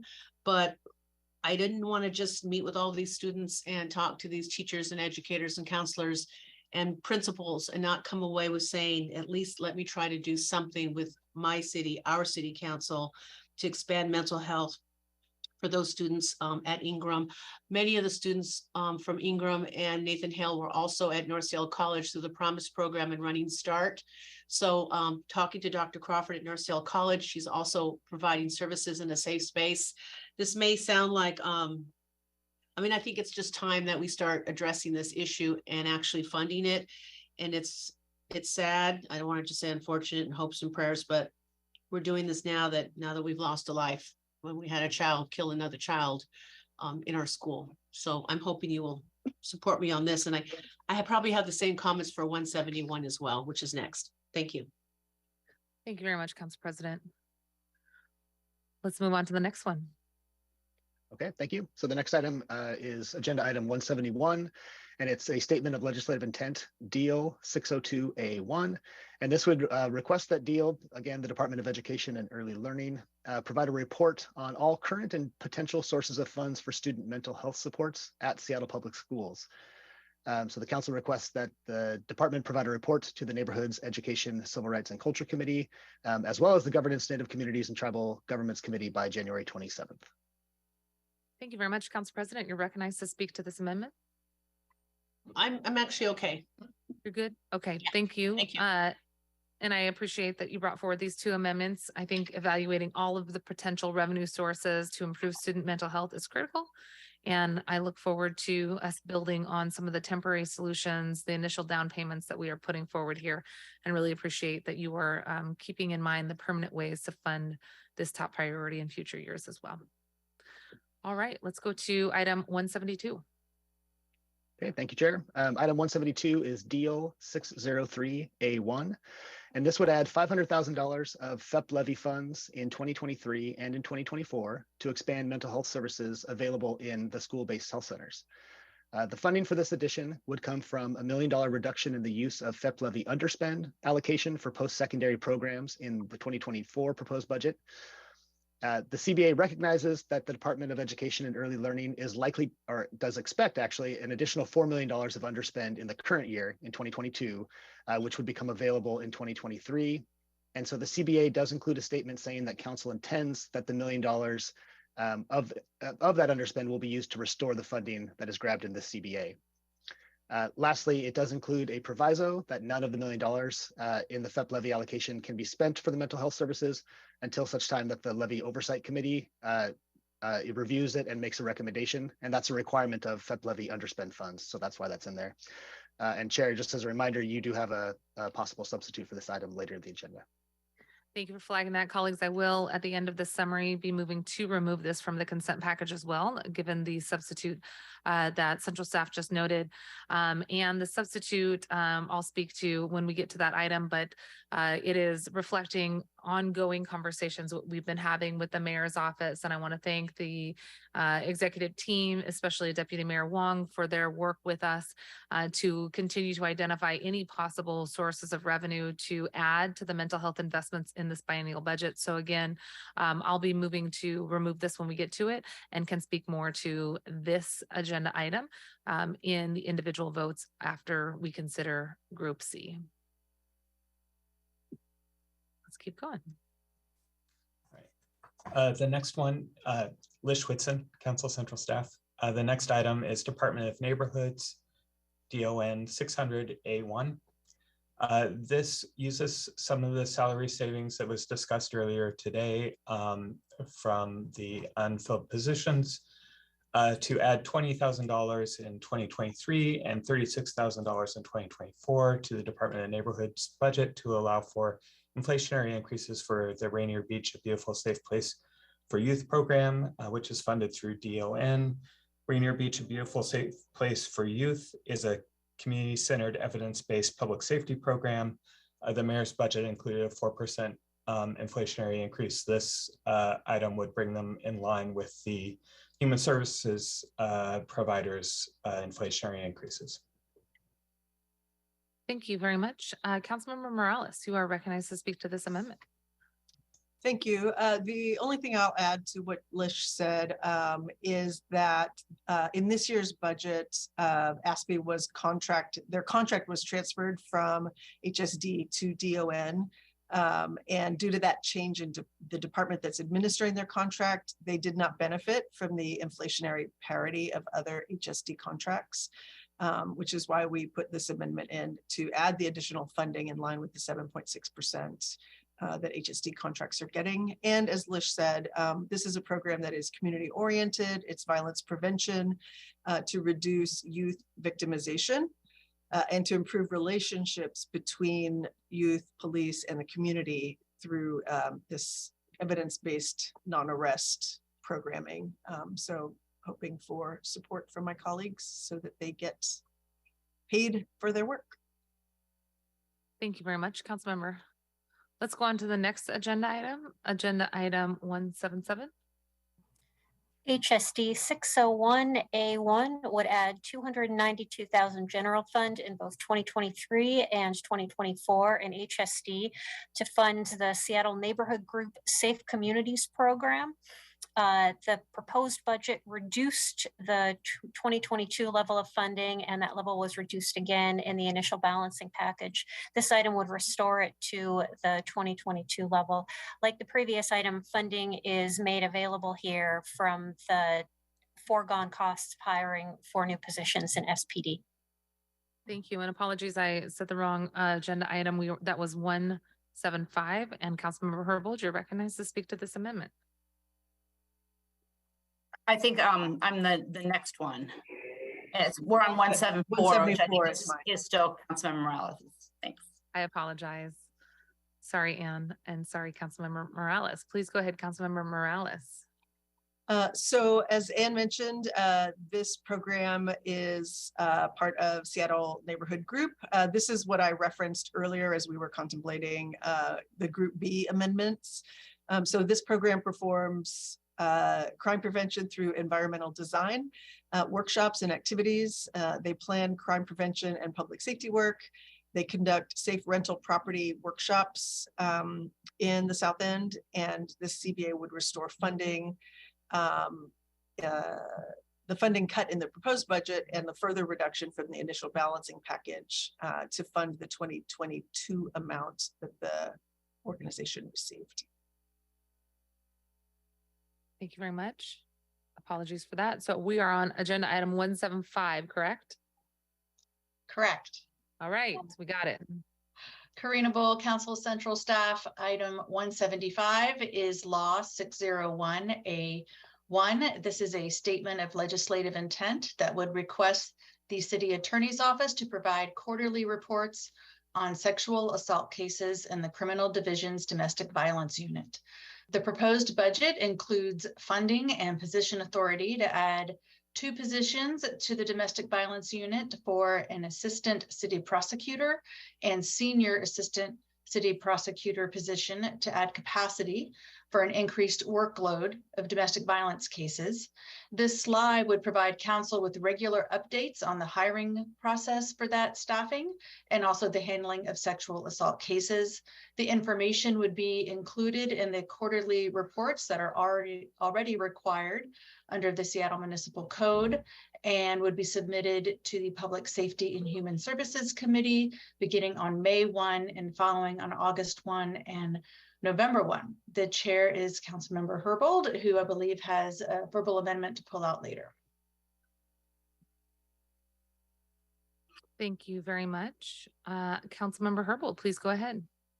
Thank you. Not much more to add here, except to characterize the verbal amendment to be some updates to the statement of legislative intent to reflect feedback received by the City Attorney's Office. And I can talk to that more after we pull those items out. Thank you. Thank you so much, Councilmember Herbold. Moving on to agenda item 176. Item 176 is OED 602A1. It is another statement of legislative intent that would request that the Office of Economic Development provide a report on the impacts of business technical assistance in high displacement risk neighborhoods. The proposed budget includes $800,000 from the Jumpstart Economic Revitalization Funds to expand OED's provision of business technical assistance for small businesses with an emphasis on culturally relevant and community-based services for BIPOC and immigrant-owned businesses. OED would provide this assistance through contracts with community-based partners, and this funding would build on programs that were already launched this year with one-time funding. The funding in the proposed budget would sustain those programs. And this slide would provide council with information on the impacts of these programs in high displacement risk neighborhoods by asking for a variety of outcome measurements. The report would be due to the Economic Development, Technology, and City Light Committee, as well as the Neighborhood Education, Civil Rights, and Culture Committee by April 1st of 2023. And this is sponsored by Councilmember Morales. Thank you very much. Councilmember Morales, please go ahead. Thank you. Thanks, Karina. I don't have a whole lot to add to that thorough explanation, except that, as I'm going through neighborhoods in the South End and talking particularly with small businesses who are in our areas of high displacement risk, there's particularly if they're immigrant owned, there is some challenge with particularly with some language translation, some ability of OED to help folks understand the kinds of resources and opportunities that are available to them. And so part of what we're trying to understand better here is what resources are available and what are the steps that are needed in order to make sure that folks who maybe don't speak English as the first language can get access to those. So we're really looking at how we support small businesses that may be experiencing risk of displacement or experiencing other challenges with accessing those city resources.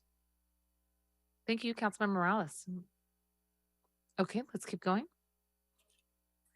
Council members, Tracy Ratziff, Council Central Staff. Moving on to item number 177, OH 600A-001. This CBA would add $200,000 of general fund in 2023 to the Office of Housing for the Home for Good program and impose a proviso. In addition, it would request OH to allocate $125,000 of federal rental assistance program funds to support this program in 2023. This CBA is funded from a reduction of $100,000 that was included in the 2022 year-end supplemental that was part of voting group number B. That funding was appropriated for the Home for Good program in 2022, but was not needed due to the pandemic, which delayed the full implementation of this program. In addition, CBA would request that OH allocate $125,000 of additional rental assistance that they got from the federal government that was included in the year-end supplemental, the appropriation was, and also included in the grant acceptance ordinance. So it would state the request to have them allocate $125,000 of that funding to provide the Home for Good program with the entire amount of money that they need in 2023 for this program, which is $325,000. This CBA is sponsored by Councilmember Mosqueda. Thank you very much. I want to thank Tracy as well. It's good to see you, Tracy. I don't think we've seen you yet today. But Erin House in my office and her due diligence has really lifted this effort or this need for this amendment up in conversation with the Office of Housing, the Seattle King County Coalition on Homelessness, and Catholic Community Services, who all came together to bring this to our attention and the need to fill the gap in the Home for Good program. This program provides rental assistance for individuals who are at risk of homelessness due to a transitioning from the State Housing and Essential Needs, or the HEN Income Support Program, to federal Social Security insurance or Social Security disability insurance, which provide a lower level of income support and thus has the unintentional impact of reducing households' ability to cover their housing costs. Home for Good makes up the gap so that these individuals are able to stay in their home. The amendment would do the three things that Tracy noted, and I'll just underscore those again.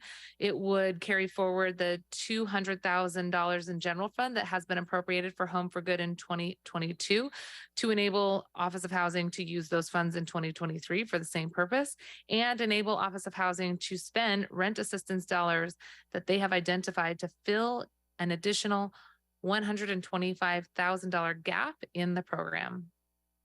Thank you so much. Let's go to agenda item 178. Ketel Freeman, Council Central Staff. The next agenda item is SDCI 601A-001. This is a statement of legislative intent sponsored by Councilmember Strauss.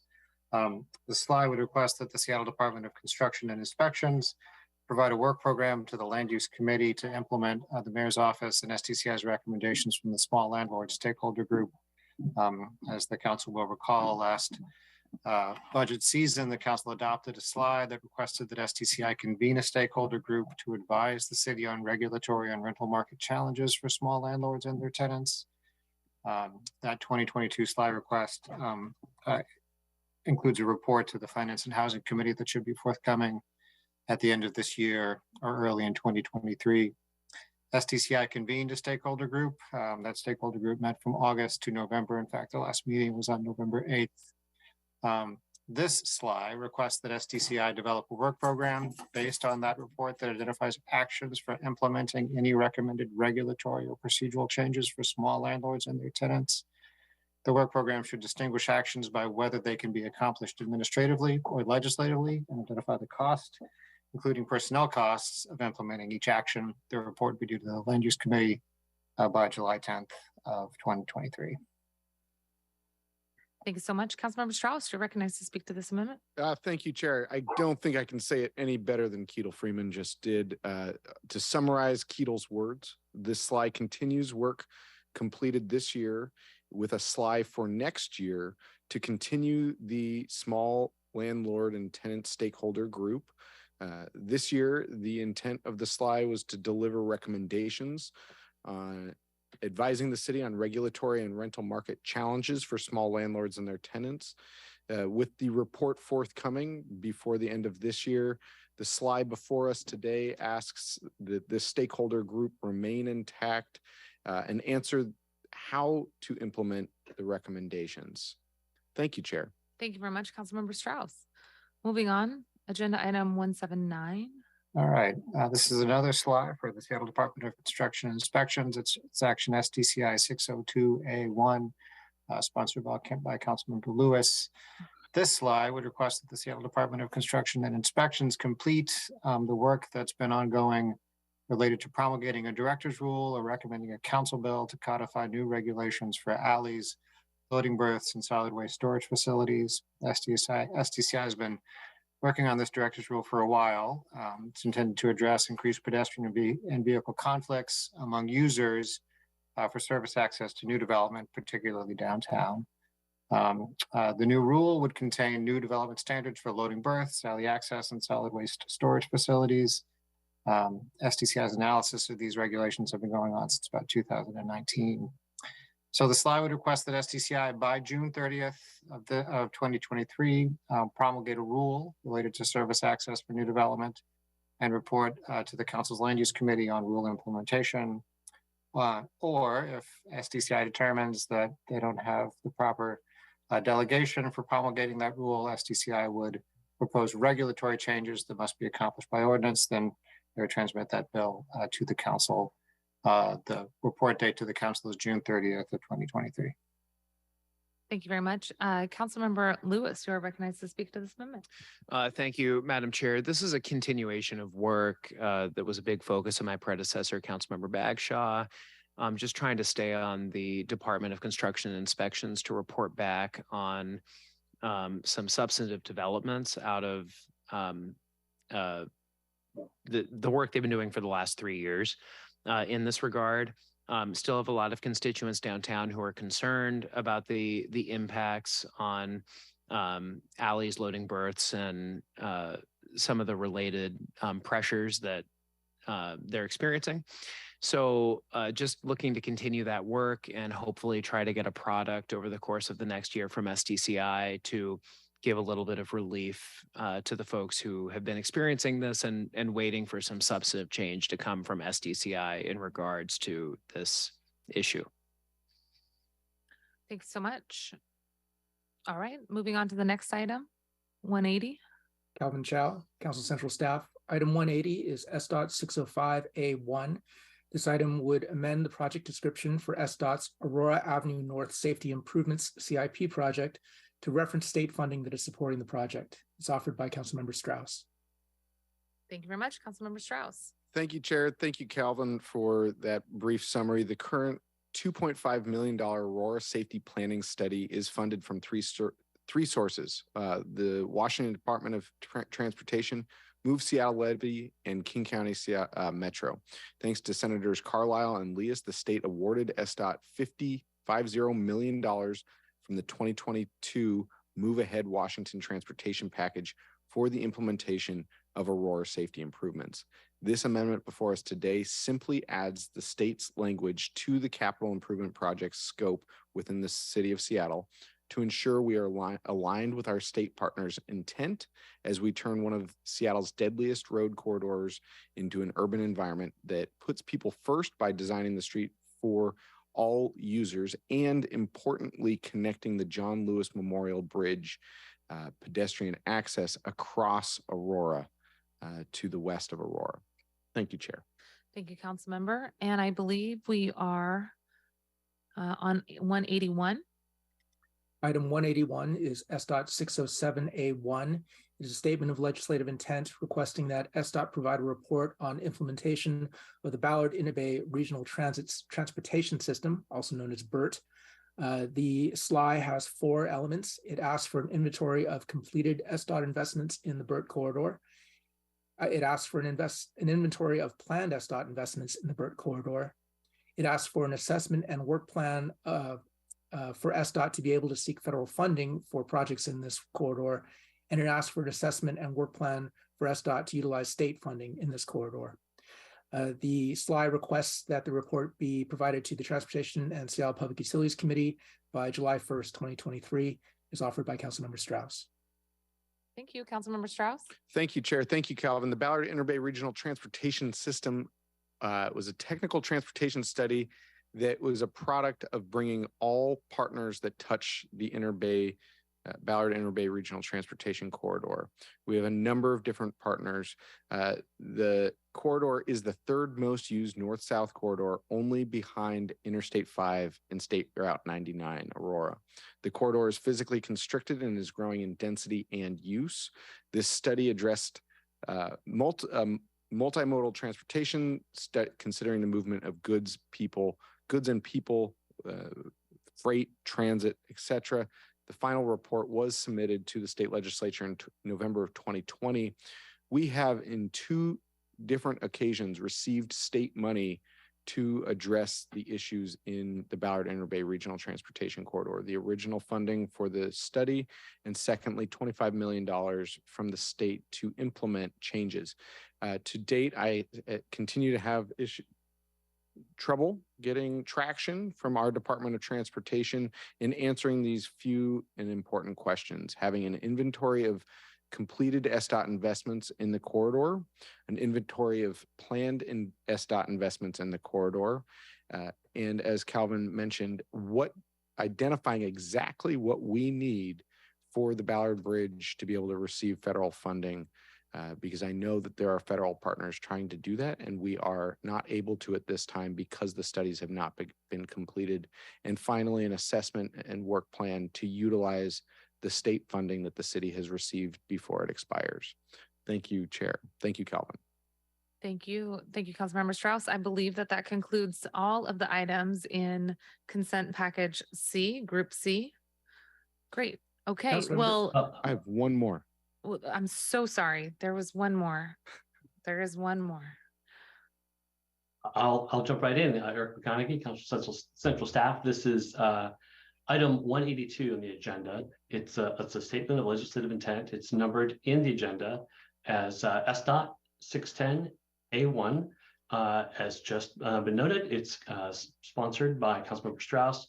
This slide would ask SDOT to report back on alternatives to typical concrete sidewalks that are under construction or have been implemented in the city of Seattle. It would report to the Transportation and Seattle Public Utilities Committee by June 6th of 2023. Thanks. Thank you. And my apologies, Councilmember Strauss, please go ahead.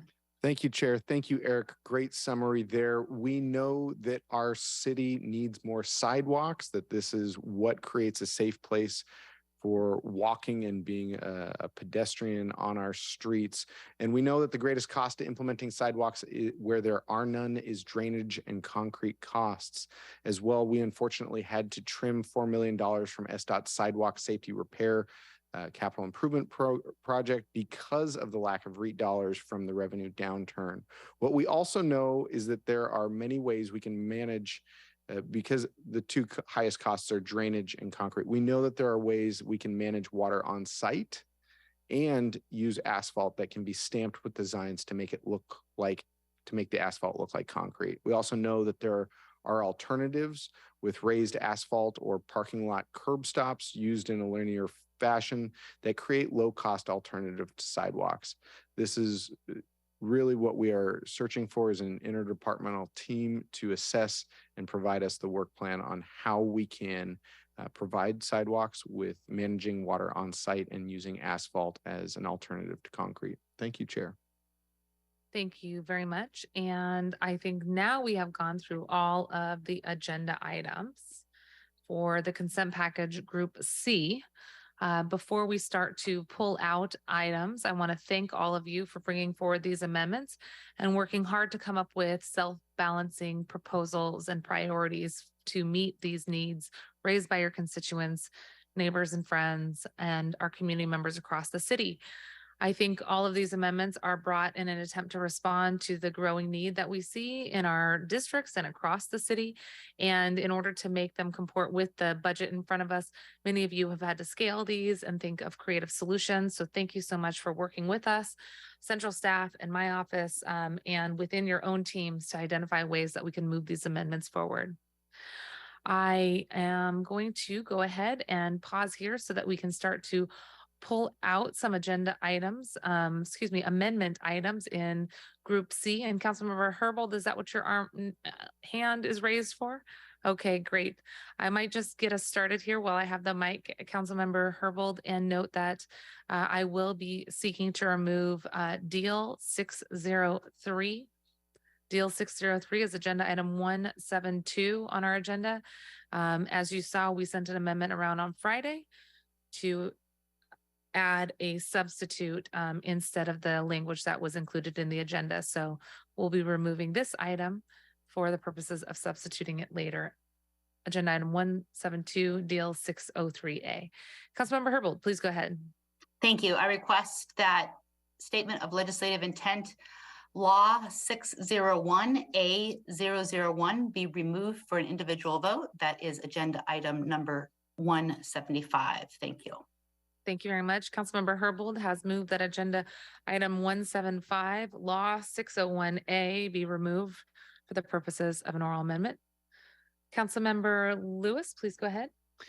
Thank you, Madam Chair. I move that we remove CEN-602-A-001-2023. Thank you. Councilmember Lewis has moved agenda item 168 be removed. That's CEN 602A for the purposes of an individual vote and an oral amendment. Councilmember Sawant. Thank you. I request that SLI SDCI 601A1 be removed from for an individual vote. That is agenda item 178. Thank you. Councilmember Sawant is requesting agenda item 178 SDCI 601A be removed for an individual vote. Any additional requests? Okay. I'm going to repeat this for the purposes of central staff's confirmation. We have now removed the following amendments from Group C's consent package. Agenda item 168 CEN 602A regarding the scope and funding for Memorial Stadium by Councilmember Lewis. Item 172, Deal 603A regarding funding for mental health services, which I am the sponsor of. Item 175, Law 601A, request quarterly reports on the sexual assault cases, domestic violence unit by Councilmember Herbold. And 178, agenda item 178, SDCI 601A, regarding the request for report on updates for the small landlords regulatory changes from Councilmember Strauss. Are there any additional amendments that folks would like to remove to consent package in Group C? Hearing no further items to remove from consent package Group C, council members, now is the time to add additional context, flavor, info that you'd like to share outside of the technical briefing that you just provided in conjunction with central staff. Would anybody like to comment on any of these items that you have included, that we have included here in consent package Group C? Councilmember Herbold, please go ahead. Thank you.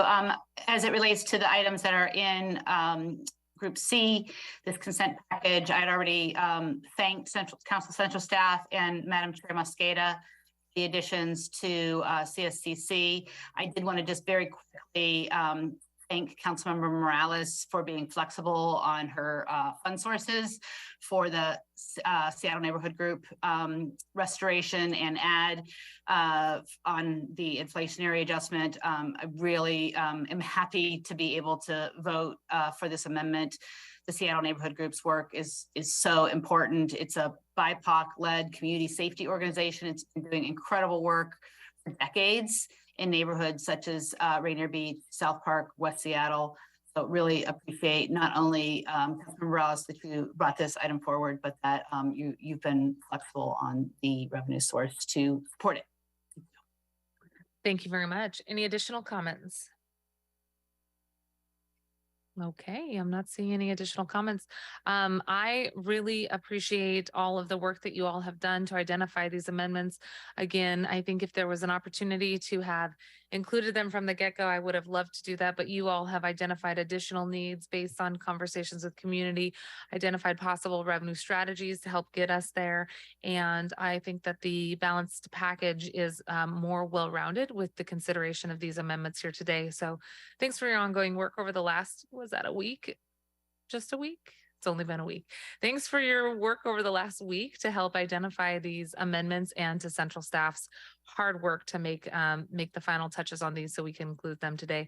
Proud to include these as part of a consent package, and I would strongly encourage a yes on the underlying consent package as amended in front of us. So hearing no further requests to pull items, the full list of items that are removed from the consent package include agenda items 168, 172, 175, and 178. Otherwise, the consent package enlisted in Group C is now in front of us. Hearing no additional comments on the consent package as revised. Okay, will the clerk please call the roll on approving Group C consent package as revised? Councilmember Herbold, Yes. Council President Juarez, Aye. Councilmember Lewis, Yes. Councilmember Morales, Yes. Councilmember Nelson, Aye. Councilmember Peterson, Yes. Councilmember Sawant, Yes. Councilmember Strauss, Yes. Chair Mosqueda. Aye. 9 in favor, none opposed. Excellent. Thank you. The motion carries and Group C's consent package is approved as revised. We will now move on to the items pulled from Group C for individual vote and consideration. First one up is agenda item 168. This is CEN 602A. And Councilmember Lewis, I'm going to go ahead and move those items since they were part of the consent package. And then if a council member is interested in seconding it, then it will be in front of us. I move to approve Council Budget Amendment CEN 602A. Is there a second? Second. Thank you so much. It has been moved and seconded, and we did already have the central staff presentation. So I'm going to turn it directly over to Councilmember Lewis for additional conversation about the possible amendments that you'd like to see added to this. Thank you so much, Madam Chair. And I do ask that the committee bear with me. I will try to get through this as clearly as possible. I am going to attempt to provide an oral amendment to this matter. So I move to amend Statement of Legislative Intent CEN-602-A-001 by substituting the second paragraph of the Statement of Legislative Intent with the following language. This Statement of Legislative Intent expresses the City Council's intent to continue working with the Mayor and Seattle Public Schools to identify additional funding above the $21 million of cash and debt in the 2023-2024 biennial budget, with the goal of reaching no later than 2026 a combined total contribution of $40 million from the city for this project. Thank you. Second. It has been moved and seconded. Councilmember Lewis, the revised amendment, the oral amendment is also projected on the screen for members of the viewing public and council colleagues. You can see the language that Councilmember Lewis just noted in red line, the striked language and the added language underlined. Councilmember Lewis, would you like to speak more to your amendment? Yes, thank you so much, Councilmember Mosqueda. I'm very, very excited by the prospect of finally taking care of Memorial Stadium on the Seattle Center campus. As many members of the public know, I went to high school at the Center School on the Seattle Center campus. I'm very familiar with that place, and it's a very special place, not just for me, but our community at large. Over the last 15 years, we've seen profound change on that campus. Most recently and dramatically through Climate Pledge Arena, replacing the decaying and outdated Coliseum or Key Arena. The reinvigoration of the Northwest rooms from crumbling group meeting spaces to be turned into the headquarters for the Seattle International Film Festival, the Vera Project, and KEXP, and the removal of the crumbling fun forest and the carnival rides that were there to make way for a new open space and a modern play structure that is now on that site. The only sore thumb that is left on this campus is the crumbling Memorial Stadium, where pieces literally fall off of it on a regular basis. It is a wall that separates the campus from the rest of the community. It is surrounded by a concrete barbed wired fence. It does not stick in with the aesthetic of the rest of the campus as we have reinvigorated that campus to be a premier community gathering space, a festival space, and a space that the Seattle Public Schools and the city can program in Memorial Stadium to meet a number of different recreation, community, sporting, and cultural needs. So in terms of going forward, there is a tentative agreement between Seattle Public Schools and the city on how this stadium can be reinvigorated to be a full part of that campus and realize its full potential. It's a project that every generation gets a crack at, and for a variety of different reasons, decade over decade, it has been punted, and finally that decision point is upon us for us to grab this opportunity and really have a legacy-making opportunity as a council, a city, and a school district to reinvigorate it. It requires a contribution of $40 million total from the city. This amendment and the strong language in this amendment will allow us to continue to go forward in that partnership. We do know that the city over the course of the next half decade is going to have the assets necessary to make this commitment. We can be confident as a dynamic city with the resources and the assets that we have that we can fulfill this commitment. And with that, I urge passage of this amendment. Thank you very much, Councilmember Lewis. So the amendment is going to be in front of us in a second. Right now, we are at the place of considering the motion to substitute it. It has been moved and second to substitute it. And now you have the the description of what the amendment would do. It is on the screen here. If I'm correct in our procedural motions, we are at the point of needing to vote on substituting it. It had been moved and seconded. So at this point, I'm going to pause for a second, Councilmember Lewis, and we'll come back to the discussion. I apologize for skipping a step here. And I would ask that folks, Allie, I see you coming in and out of screen, but I'm not sure if you have something to say. Oh, I just want to clarify, you're voting on the motion to orally amend the amendment versus substitute. It's somewhat of anyways, it's not that different, but really the motion is to orally amend as showed on the screen. And I think that's the action you're voting on now. That you should vote on now before then you vote on the amendment as amended. Okay, 1 second. Thanks, Ellie. Okay.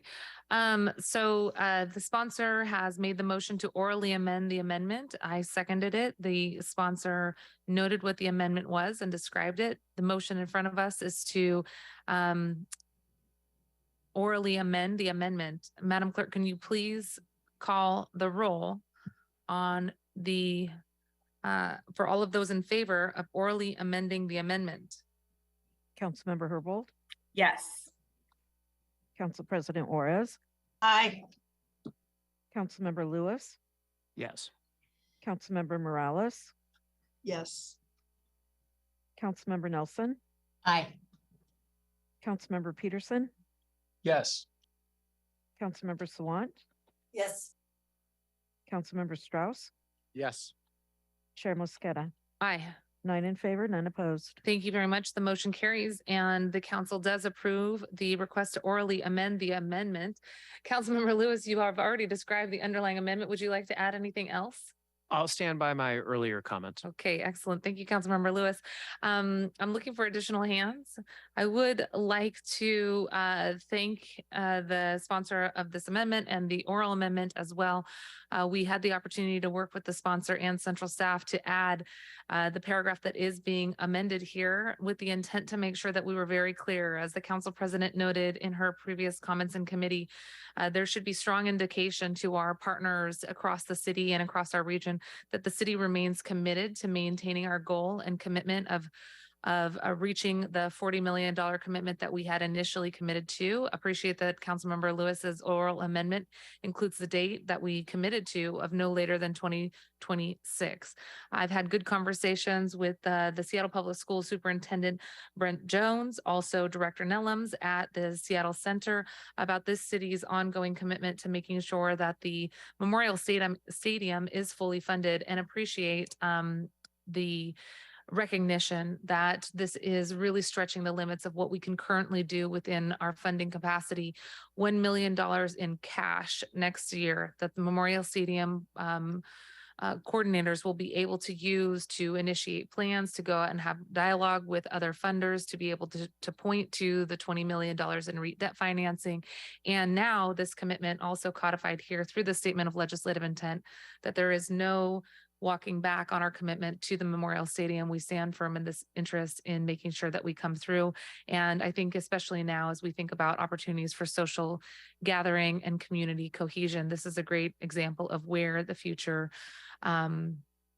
interactions can happen at this re-envisioned campus. So with that, I want to thank as well Council President Juarez, who has been a strong champion on this for a long time, and look forward to chatting. I'm just saying thumbs up. Look forward to continuing to work with you, Councilmember Lewis and Council President Juarez, as we continue down this road. Any additional comments? Okay, seeing none, Madam Clerk, could you please call the roll on the adoption of the oral amendment to CEN 602A? Councilmember Herbold, Yes. Council President Juarez, Aye. Councilmember Lewis, Yes. Councilmember Morales, Yes. Councilmember Nelson, Aye. Councilmember Peterson, Yes. Councilmember Sawant, Yes. Councilmember Strauss, Yes. Chair Mosqueda. Aye. 9 in favor, none opposed. Thank you very much. The motion carries and the oral amendment is adopted. I just want to confirm with central staff and the clerks, do we need to also then do another vote on the amended amendment?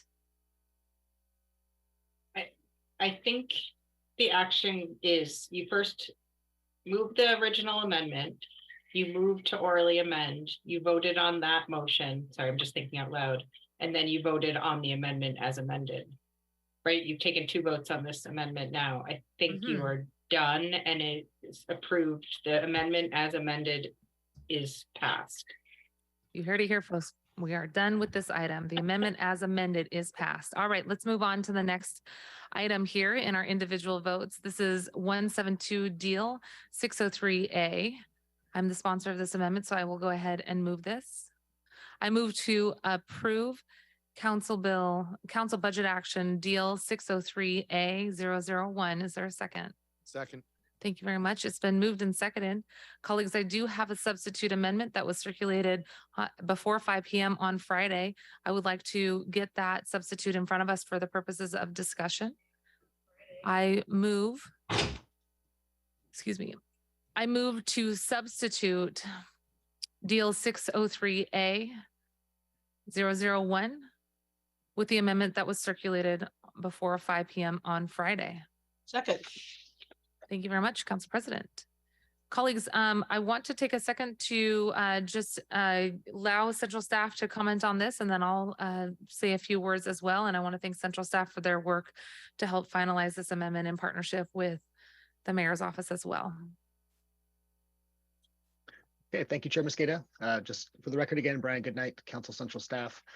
So the original version that was in the package, which is 603A, would add $500,000 of FEP levy funding in both 2023 and 2024, backed by $1 million reduction in the use of FEP levy underspend allocation for post-secondary programs in 2024, and this was described earlier. So the possible substitute, which is Deal 603B1, would add the same amount of funding for expanded mental health services, but would change the source of funding backing up the addition, and would broaden the description from just providing mental health services through the school-based health centers to providing mental health services more broadly to K through 12 students.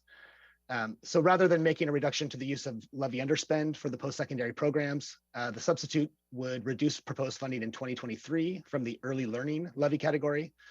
According to the executive, this shift would not have an impact on programming. Excuse me. And the CBA includes the same type of language inside in the description, stating the expectation that as additional underspend becomes available in 2023, that the $1 million would be dedicated to restoring the reduction taken through the CBA. And then the last difference is that the substitute version does not include a proviso related to the Levy Oversight Committee, and that's not necessary anymore in this version because it doesn't tap into the levy underspend funding in 2024. Thank you very much. And a quick public service announcement for everyone who is at City Hall. Dinner is served right outside of chambers here in the hallway. If your team, if your staff would like to grab some food, and council members, of course, feel free to as well, and keep an ear out for those votes. But I want to make sure folks remain fed. Thanks, Faride, for ordering that. Okay, back to our regularly scheduled business here. Thank you for describing Deal 603B. This is a combination of good minds coming together at the last minute possible to try to identify possible revenue sources that could go into mental health services in schools.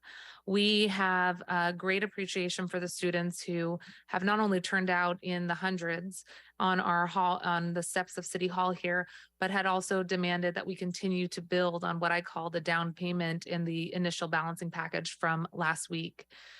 What we've been able to do here is to work in partnership with the mayor's office when it comes to the expected underspend from early learning and K-12, and make sure that we're retaining our commitments to replenishing this investment, especially into early learning. This is a temporary move of funding in recognition of the fact that we will be able to fully replenish and replace this investment of $1 million with underspend in the FEP levy. Again, I think colleagues have noted the importance of making this investment at this time as we continue to hear from students the direct need for expanding access to mental health supports. And that is including making sure that there's more mental health practitioners on campus, but that we're also investing in the diverse array of ways in which mental health programs, services, and care are provided in partnership with community organizations who often are led by communities of color. And as the students said, they want to make sure that we're expanding opportunities for more providers, care, and programming to serve students across Seattle, and also have those providers and leaders within these organizations and the service delivery model reflect the students as well in terms of race and ethnicity. So working in partnership with Deal, they have requested some of the language change. Oh, excuse me, please feel free to put the amendment on the screen. I know it was circulated, but still would be happy to have that on the screen if desired. Want to work in partnership with Deal to ensure that we can replenish these funds as anticipated, and that we also work towards expanding the investments in mental health services in the future. So I'm sure that there may be some questions about the financing model here, and happy to field those and also have central staff chime in. But I want to note this would be a opportunity for us to replenish these funds and a way for us to free up another $1 million investment totaling $4 million across the biennium in mental health services. And I think these complement nicely the amendments brought forward by Council President Juarez. Any additional comments? Okay. All right, that was fast.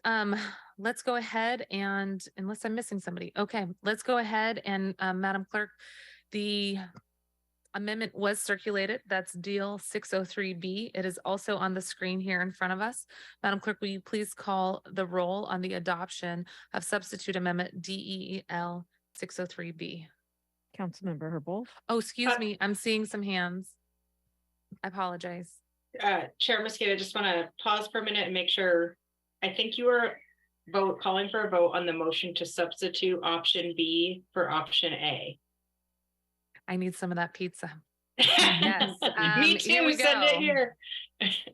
Here we go, colleagues. I'm going to move to substitute here. I move to substitute DEL 603A with DEL 603B. Is there a second?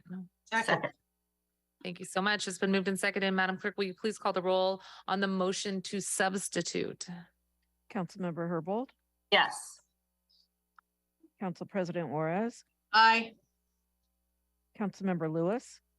Yes. Councilmember Morales. Yes. Councilmember Nelson. Aye. Councilmember Peterson. Yes. Councilmember Salant. Yes. Councilmember Strauss. Yes. Chair Mosqueda. Aye. 9 in favor, none opposed. Thank you very much. The motion to substitute carries, and now the substitute amendment is in front of us. Colleagues, again, I don't see any additional hands. Madam Clerk, could you please call the roll on adoption of substitute amendment DEL 603B? Councilmember Herbold. Yes. Council President Juarez. Aye. Councilmember Lewis. Yes. Councilmember Morales.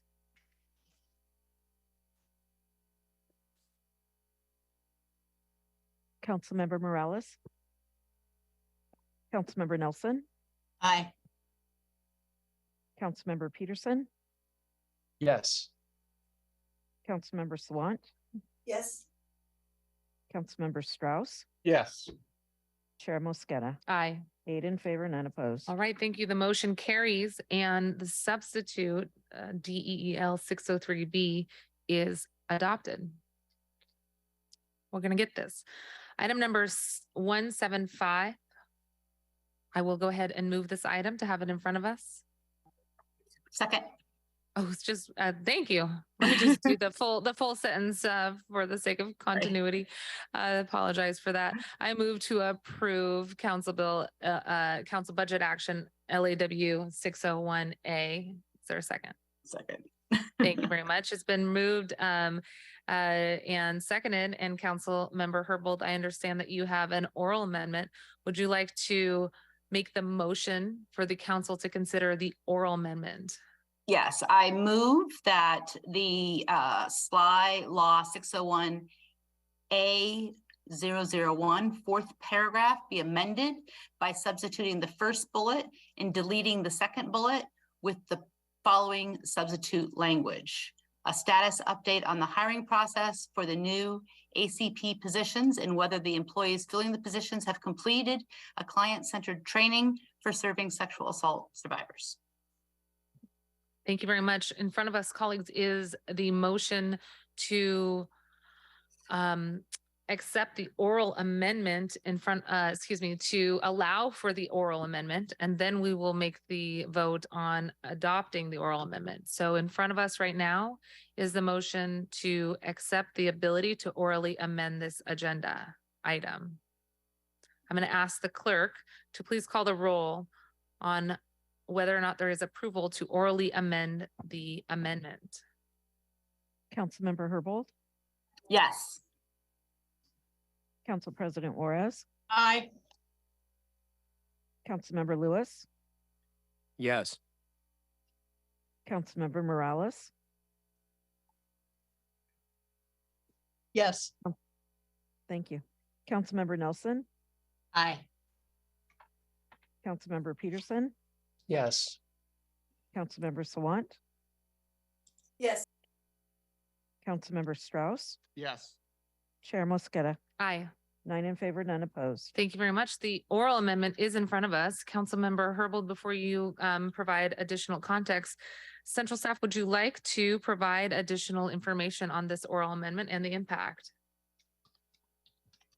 I believe that Councilmember Herbold has described it adequately. There is feedback from the city attorney's office that their office does not track the number of assault cases assigned to each prosecutor. So that would be information that they would not be able to provide. And just requesting a broadly described client-centered training means that the city attorney's office has more flexibility in the kind of training that they can provide their employees. Thank you very much. Councilmember Herbold, any additional context? Not on the amendment itself. I might have a couple words on, well, not on the verbal amendment to the amendment. I might have a couple short comments on the underlying amendment. Okay. I'm going to encourage you to say those now, because I think that we've already done the one vote, and then by the time we do the second vote, that's the final. So absolutely. Thank you. So just a little bit about the origins of this amendment. In the proposed budget, there are a couple of additional positions for the city attorney's office to address domestic violence prosecutions. And when some advocates were considering this particular addition to the city attorney's office, they were interested in whether or not one of those two positions could be devoted sexual assault cases. And while we were exploring the possibility of doing so, it became apparent that we did not know enough about the capacity of the city attorney's office to devote a position or a partial position to sexual assault cases. And so this slide would request reporting on the number of sexual assault cases that are prosecuted, and request that they incorporate that information into the quarterly reports that the city attorney already provides. The sexual assault data is not currently included in those reports. And of course, we all know that there is a very justified and heightened interest in the city's handling of sexual assault cases. And so the item does not do anything as it relates to the two new positions for the unit, but it does give us more information about the city attorney's office ability to prosecute sexual assault cases that we might find useful at a later date. Thank you. Thank you very much. I'm not seeing any additional hands. Okay, pausing.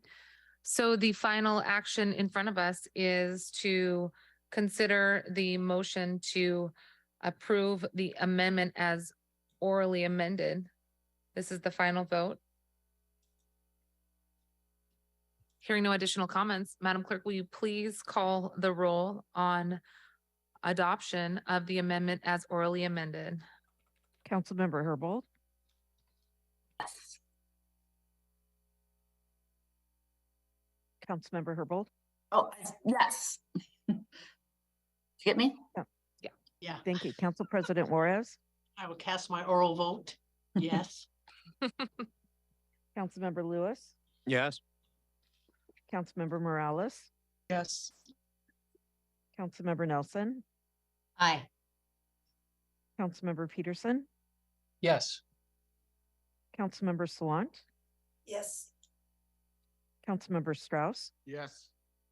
Chair Mosqueda. Aye. 9 in favor, none opposed. Thank you very much. The motion carries and the amendment as amended is adopted. Okay, moving on to our last item here. This is for individual vote, agenda item 178, SDCI 601A. And I will move this item to get it in front of us. I move to approve SDCI 601A 001. Is there a second? Second. It's been moved and seconded to approve SDCI 601A. And I do not believe there is a substitute here. I think that this was just removed for the purposes of discussion. Okay. Council members, I'm going to turn it to Councilmember Sawant, who I think removed this item for the purposes of discussion. Great. You are recognized for your comments, Councilmember. Thank you, Chair Mosqueda.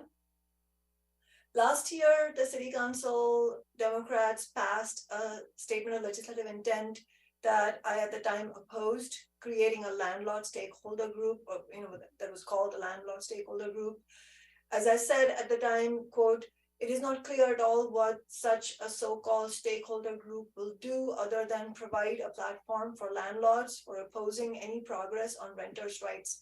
This slide that was from last year. This slide doubles down on amplifying the power and influence of Seattle landlords who already have totally disproportionate power and influence. In the past year, landlords have used their influence to vocally oppose eviction moratoriums and literally every other renter's rights, who are elected officials representing when they increase the power of landlords to make those demands. No landlord has the right to exploit or gouge working class, low-income renters any more than any corporation has the right to exploit workers. There are small landlords who do not gouge their tenants.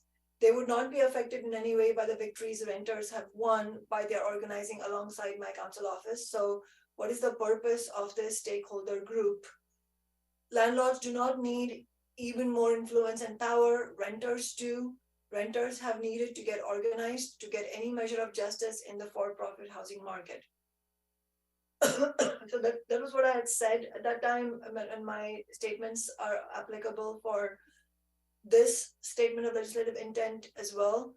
The stakeholder group was created out of last year's slide. They will already make their recommendations. This slide asks the SDCI to make a work program out of their recommendations without even seeing how regressive or exploitative those recommendations are. And then this slide asks for those recommendations to be sent to the land use committee rather than the renters' rights committee, clearly in an attempt to covertly eliminate the few rights that renters have.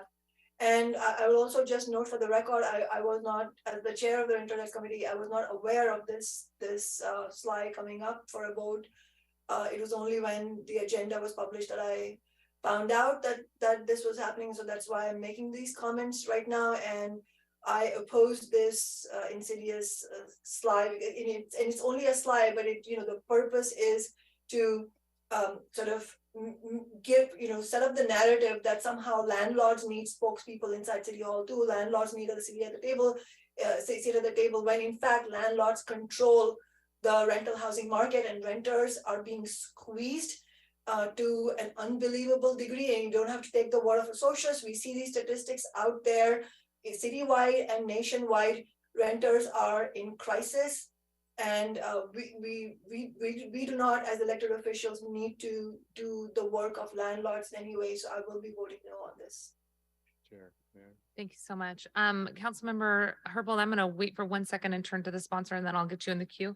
Councilmember Strauss, please go ahead. Yeah, thank you to the chair of the Renters' Rights Committee. And that was a simple oversight on our behalf. And if you'd prefer us to send it to your committee, happy to do so.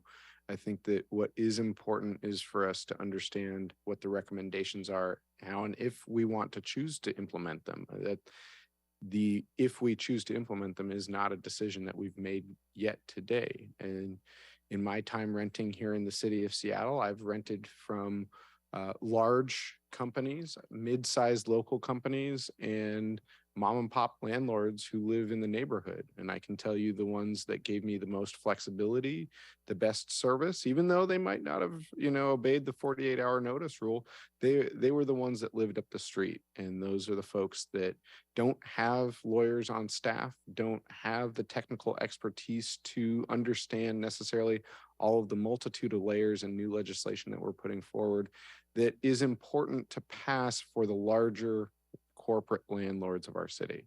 And what I'm attempting to do here is to provide an avenue for us to have conversation and dialogue with the mom and pops. I don't necessarily need to have that same conversation with the corporate landlords. That's the nuance here. And I'd like to continue this work. Thank you, Chair. Thank you very much. Councilmember Herbold, please go ahead. Thank you. I'm wondering if there is a way to do a voice vote, to have the report from, or the work program recommendations from SDCI go to the Sustainability and Renters' Rights Committee. I have a sneaking suspicion that the chair of that committee might still oppose this item, but I think it is a foregone conclusion that there is a report. There are going to be recommendations coming from that report, and I would support those recommendations going to the committee with oversight on renters issues. Thank you. Thank you. Councilmember Strauss. And Chair, thank you. Ketel, can you remind me, is the slide from this year, it's reporting to the Renters' Rights Committee, is that correct? No, that's not correct. The slide from this year will go to the Finance and Housing Committee. To which one? Finance and Housing. Oh, okay. I see Councilmember Sawan has her hand up. Thank you, Chair Mosqueda. Yes, that in fact, the last year's slide also did not go to the Renters' Rights Committee, and I remember that conversation really well. And I don't believe that was an oversight. But I really appreciate Councilmember Herbold proposing that maybe we should do a voice amendment to have the recommendation sent to the Renters' Rights Committee. So I just wanted to be clear about my position. I will still oppose this budget amendment, but I do support, if the rest of the council majority is going to support it, then I would prefer that the recommendations do come to the Renters' Rights Committee. And so I appreciate Councilmember Herbold bringing that up. And I think that will actually, having it come to the Renters' Rights Committee, I believe will at least give renters a decent chance to respond to the recommendations of the committee, because I fully intend, I don't make any secret of it. I fully represent tenants' rights, renters' rights, and I will make sure that renters have a chance to respond. And in fact, landlords who are not gouging have a chance to respond as well. And this is my concern, just to be clear in closing, my concern is not that mom and pop landlords who are actually doing the right thing and are compassionate towards their tenants' needs should not have the seat at the table. No, I believe they should, but my call it my intuition based on just political outcomes overall, that I don't believe that is what's going to happen. I believe the motivation behind this is from organizations like the Rental Housing Association, which even though they say they support mom and pop landlords, they actually, we all know this, they support big landlords. And we have these spokespeople coming in public comment every time we have a renters' rights bill up for a vote. So yes, to the extent that mom and pop landlords have a voice, I do support that. But in any case, I do strongly also agree with the recommendation that it come to the Renters' Rights Committee. Thank you so much. It does seem that there is interest from the sponsor. Excuse me. At this point, in order to consider an oral amendment, I'm going to need to tee this up for us. The amendment is in front of us, and I move that the council consider the oral amendment that will be described and shared on the screen in a second. I move that the council consider an oral amendment to the underlying amendment. Is there a second? Second. Madam Clerk, can you please call the roll? Councilmember Herbold, Yes. Council President Juarez, Aye. Councilmember Lewis, Yes. Councilmember Morales, Yes. Councilmember Nelson, Aye. Councilmember Peterson, Yes. Councilmember Sawant, Yes. Councilmember Strauss, Yes. Chair Mosqueda, Aye. 9 in favor, none opposed. Thank you so much. I want to thank all of you for your collective thoughts about this. Thank you to Vice Chair Herbold for making the suggestion and to central staff for quickly writing it up. Councilmember Strauss, would you like to move this amendment to your amendment? Move this oral amendment to your amendment? Yes, I'd like to move, seeing as it's 6:16 in the PM, I am not as concerned as to where this is going. So I will move to amend this amendment to send the report to the Renters' Rights Committee.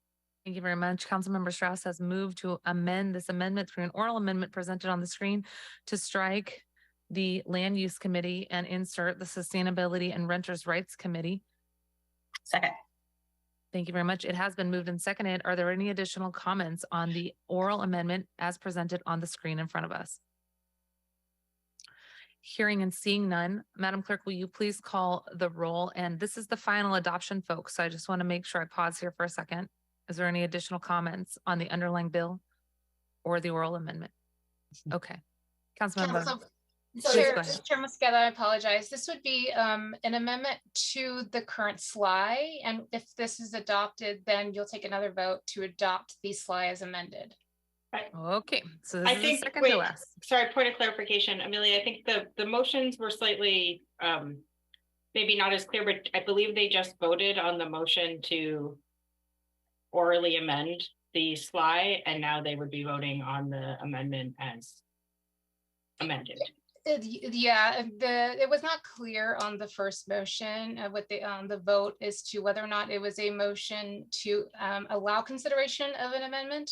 It did not specify the actual language. So therefore, the recommendation would be to vote on the proposed amended language first. And if that's adopted, then vote on the SLI as amended. Okay. Okay. Do I need to go through the procedural motion of allowing for an oral amendment, or have we already covered that? You have covered that, Chair. Okay. The current roll call that you would ask for would be on the amended language before you. Okay. Madam Clerk, will you please call the roll on the adoption of the amended language before us? Councilmember Herbold, Yes. Council President Juarez, Aye. Councilmember Lewis, Yes.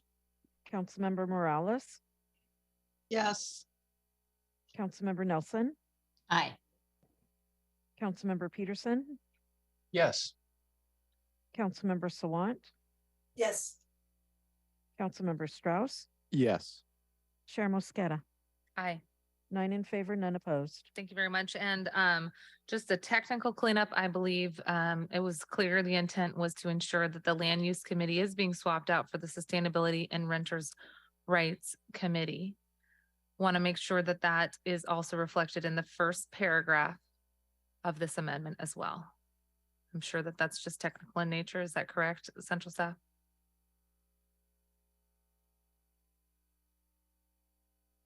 Or Clerk? Chair Mosqueda, I would argue that you have sufficiently made the case that the intent was to make sure this slide goes to the Sustainability and Renters' Rights Committee, and Okay, wonderful. maybe just vote one more time on the amendment. No, that's okay. Okay, wonderful. So it is amended in front of us. Councilmember Sawant, did you have something else you wanted to add earlier? No, I didn't. Okay. Council members, seeing no additional hands. Madam Clerk, could you please call the roll on the adoption of the amendment as amended? Councilmember Herbold, Yes. Council President Juarez, Aye. Councilmember Lewis, Yes. Councilmember Morales, Yes. Councilmember Nelson, Aye. Councilmember Peterson, Yes. Councilmember Sawant, No, Councilmember Strauss, Yes. Chair Mosqueda. Aye. 8 in favor, 1 opposed. Thank you very much. The motion carries, and amended SDCI 601A as orally amended is adopted. All right, that gets us through all of Group C, and now we are on to Group D. A few notes before we go into Group D here. Wanted to again note that it should not be taken as an indication of my position one way or another as the chair that these items did not make it into the consent package.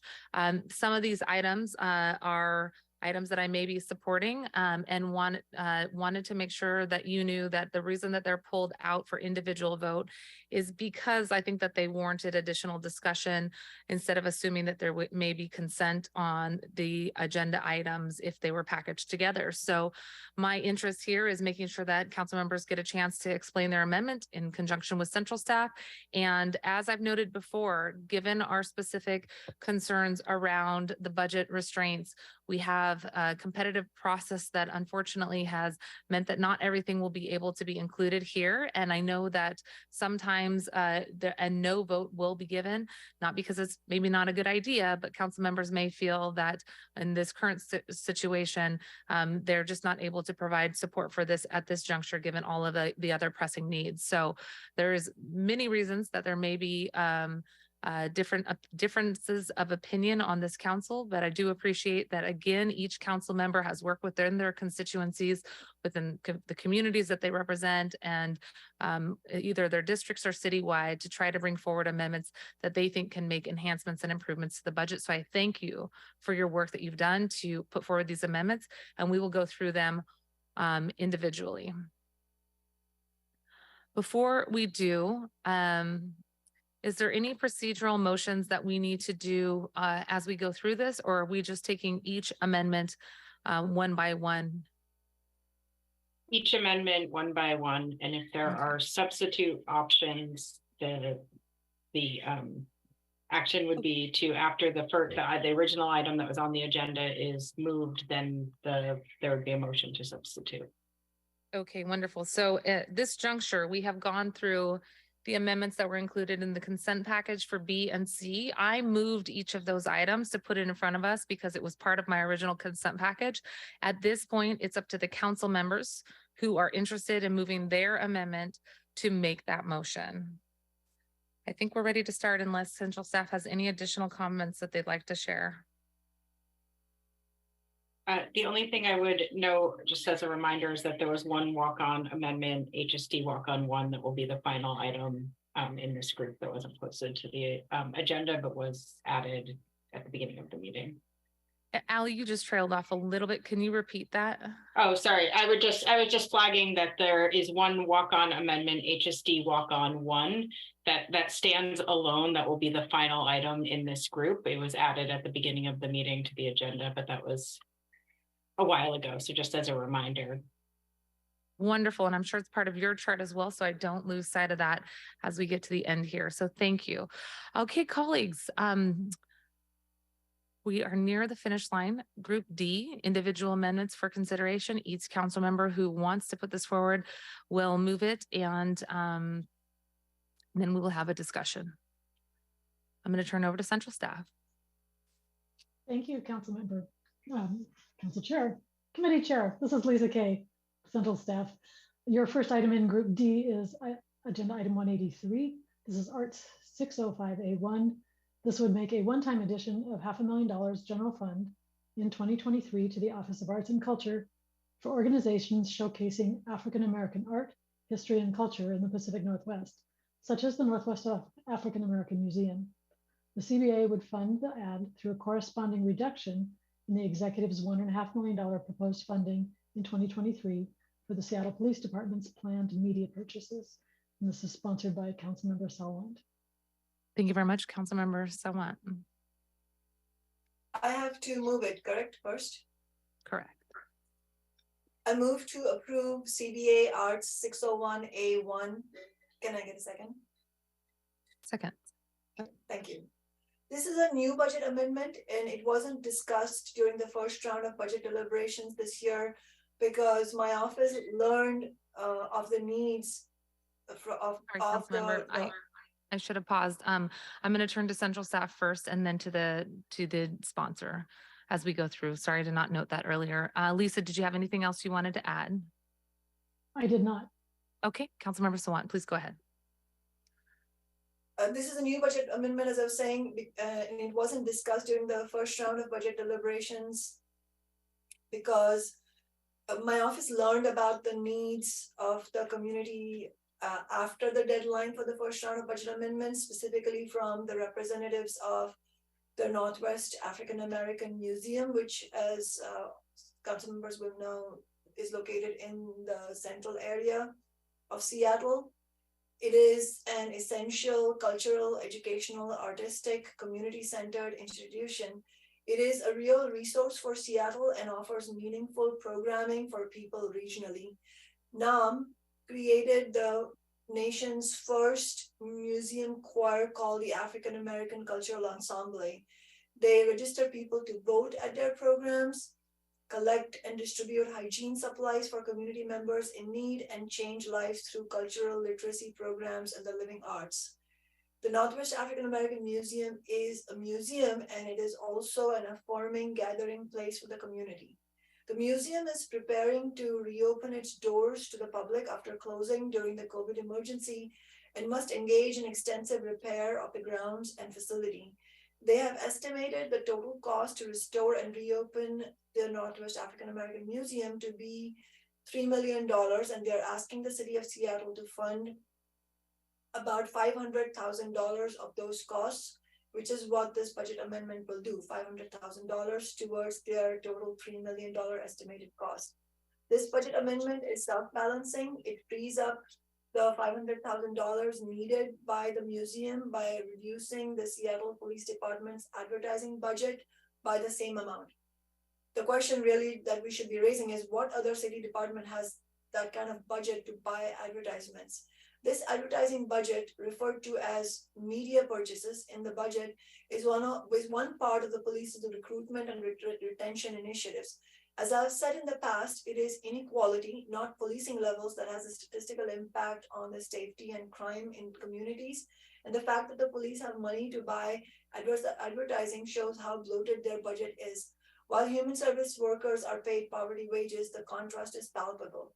Even if this budget amendment passes, the police will still have over $200,000 in their budget to buy advertising.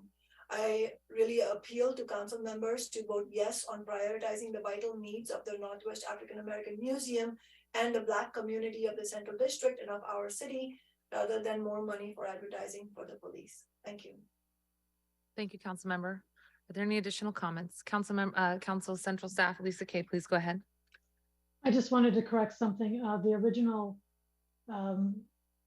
narrative for this CBA had assumed that an earlier CBA would have passed that would have already taken some reductions to the media purchases. And so actually, if this CBA passes, there will still be $1 million in the 2023 media purchase budget for SPD.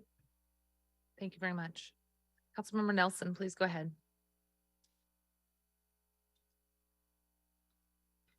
Just a second.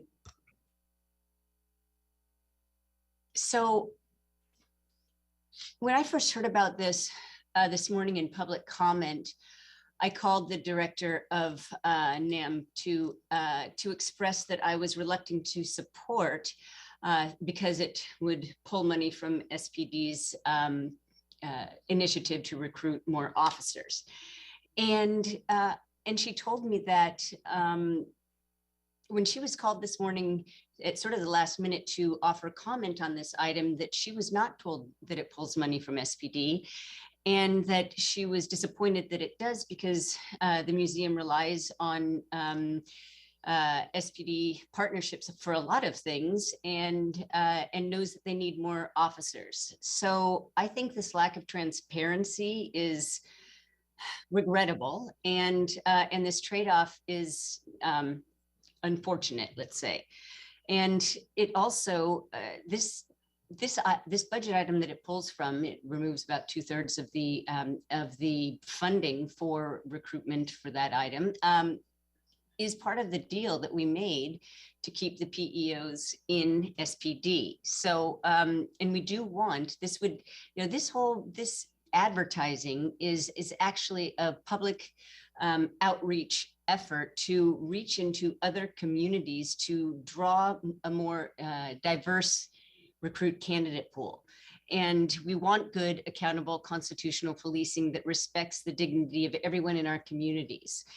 And so tying the hands of SPD so that it has a harder time reaching out to good recruits is only going to make that more difficult. So I will be abstaining from this vote. But let me, before signing off, I will say that I do strongly support the North African Museum, and I do recognize that it desperately needs funding, because it maintained its programming throughout the pandemic despite the lack of revenue. Okay, I'm not seeing any additional hands. Councilmember Sawan, did you have anything you'd like to say in closing? Yes, first of all, I wanted to thank Lisa for correcting the numbers. And I have to say my reaction to hearing that even after, if the council supports it, which I hope you do, this amendment, that the so-called media purchases budget line will still have $1 million left over. I'm sorry, but that's just bananas to me. Like, and in response to Councilmember Nelson, I mean, if the police cannot attract recruits with $1 million in the budget, then that is clearly the answer to that is, well, that's not your problem. Your problem is not that you don't have enough money to advertise. The problem is that you are not doing the public service that people want and expect from the police department. So really, the problems lie elsewhere, which is the whole point of the whole Black Lives Matter movement. And I don't mean to be in any way flippant.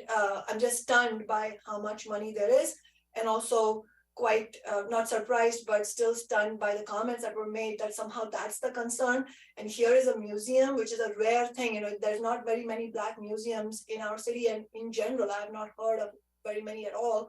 And here is a museum that is it's a beautiful location, and the community that is part of that museum, they work on a shoestring budget. They're not there to make money. They're there because it's a labor of love for them, and they're doing this work, and they're asking for from the standpoint of the police department's funding, these are meager funds. So I really hope that council members will keep these, stark numbers in perspective and support this amendment. Thank you so much. Okay, those are closing comments. Madam Clerk, will you please call the roll on the adoption of the amendment in Group D, Agenda Item 183, Arts 601A? Councilmember Herbold, No. Council President Juarez, No. Councilmember Lewis, No. Councilmember Morales, Yes. Councilmember Nelson, No. Councilmember Peterson, No. Councilmember Sawant, Yes. Councilmember Strauss, No. Chair Mosqueda. Aye. 3 in favor, 6 opposed. Thank you very much, council members. The motion fails and Arts 601A is not adopted. Let's move on to Agenda Item 184. This is FAS 005B from Councilmember Lewis. Hello, council members. This is Eric McConaughey on the Council Central staff. And yes, this is FAS 005B 001. This would add $250,000 of general fund to the Pike Place Market Parking Garage Elevator and Stairs project, and fund that money with a reduction of $250,000 general fund and a transfer to the emergency fund. This action would add the money to the Department of Financial Services, who would then convey the money to the Pike Place Market Public Development Authority to spend on this project for a new electric traction elevator in the same location as an existing elevator and replace the existing fire escape stairs. This garage is a part of the Market Front project. The city has sponsored the Market Front project historically. In 2016, the city completed its financial commitment of $34 million to that project. Of that, $1.5 million has been set aside by the authority to work on this project. And they are also looking for funding from other contributors. Thank you very much. Councilmember Lewis. Thank you, Madam Chair. And Eric, thank you for queuing up the contents of this amendment. This elevator in the Pike Place Sorry, this is first to make the motion to. Oh, yes. The item in Sorry, front of Madam us. Chair. That's okay. It is getting late. I move FG 501A001 2023. No, sorry. That's not the correct one. I move FAS 005B001 2023. Thank you. It's been moved and seconded. Councilmember Lewis, you're now recognized to speak to the amendment. Thank you, Madam Chair. This elevator in the Pike Place Market is decades old, undependable, and slow. It's anticipated to have a volume of 600 riders per hour when a lot of our work on the waterfront finally comes to fruition. Without this elevator, the only anticipated access, ADA compliant access between the waterfront and the Pike Place Market would come from the aquarium concourse elevator that'll be on the new waterfront pavilion that is proposed for that complex. So it does serve a critical role in our future plans for the waterfront. The PDA, this is the Pike Place Market PDA, has invested $745,000 in this project already. The city so far has not provided financial support for this project. During COVID, the Pike Place Market has spent heavily to subsidize and support their vendors to get them through a very, very difficult period. They're now in a place where inflation and delays in building this project, like so many projects, have led to unanticipated increases in cost. They're looking for support from multiple different sources, including the state of Washington and the federal government. Any contribution that we can make to this project would be helpful in their efforts to attract additional funding. And with that, I will turn it back over to you, Madam Chair. Thank you very much, Councilmember. I am not seeing any additional hands. Oh, Councilmember Strauss, please go ahead. Thank you, Councilmember Lewis. This is a project that I wholeheartedly support, and I appreciate you bringing this forward. The fund source is not an ideal fund source for me. I understand that's what we have to work with. So I'm happy to support you in future endeavors, and I'd love to see us support the market in this way. Unfortunately, I will be a no today. Thank you. Thank you, Councilmember Strauss. Council members, I too am in the position that Councilmember Strauss just articulated. Very much want to see this capital investment invested in. Unfortunately, given the fund source from the emergency fund transfer, I will not be able to support it today, but then again, does not speak to the underlying interest in wanting to see this move forward with different funds in the future. Councilmember Morales, apologies, I did not see your hand earlier. That's okay. I will have to second or third on the cusp of this recession. I think it's important for us to maintain our reserves, especially given all the work we just did over the last few days. So I will not be able to support further reductions to the emergency reserves. Thank you so much. I'm not seeing any additional hands. Councilmember Lewis, would you like to have the final word here? No, I'm willing to just go forward and vote on the amendment. Thank you, Councilmember Lewis. Colleagues, excuse me, Councilmember Sawan, I did not see your hand. Your hand on my screen is blending in with your curtain. So I'm sorry if I don't see you, please speak up. Councilmember Sawan is recognized. Thank you. I just very briefly wanted to say that I will be voting yes. I, of course, share the same concerns about the emergency fund, but I have an amendment coming up next that will actually provide the funds for the emergency funds and for many other things if the council members are willing to vote yes. So for that reason, I will be voting yes. Thank you, Councilmember Sawant. Seeing no additional hands. Oh, I speak too fast at this point. Councilmember Nelson, please go ahead. I'm sorry, but when I learned about I support this project. When I found out about the fund source, I was prepared to oppose. Then I moved to abstain. But now that I hear that it's the only funding that the city will have provided to this project, I know how important it is to raise funds from the city to for philanthropic fundraising as well. So just wanted to make that comment. Thank you, Councilmember. Seeing no additional hands, Central Staff, is there anything else? Well, maybe just a mild and friendly correction. The city has contributed to the Market Front project to the tune of $34 million. The foundation, the Pike Place Market Authority has set aside $1.5 million of that funding for this project. And the city provided those dollars, the $34 million through bond funding, and pays debt service each year on that. That's just meant to be Central Staff context. That's all. That is very helpful. Thank you very much. If I may just add to that, I'm glad Eric, I'm glad No, Eric brought that up, since, you know, we should also point out that the Pike Place Market is also a PDA, a public development authority, which can assume debt and issue debt, and has been doing that since the 70s. So I'll just leave it at that. Thank you so much.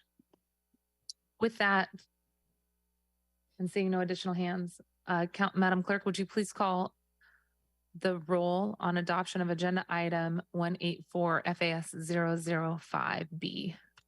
Councilmember Herbold, No. Council President Juarez, No. Councilmember Lewis, Yes. Councilmember Morales, No. Councilmember Nelson, No. Councilmember Peterson, Abstain. Councilmember Sawant, Yes. Councilmember Strauss, No. Chair Mosqueda. No. 2 in favor,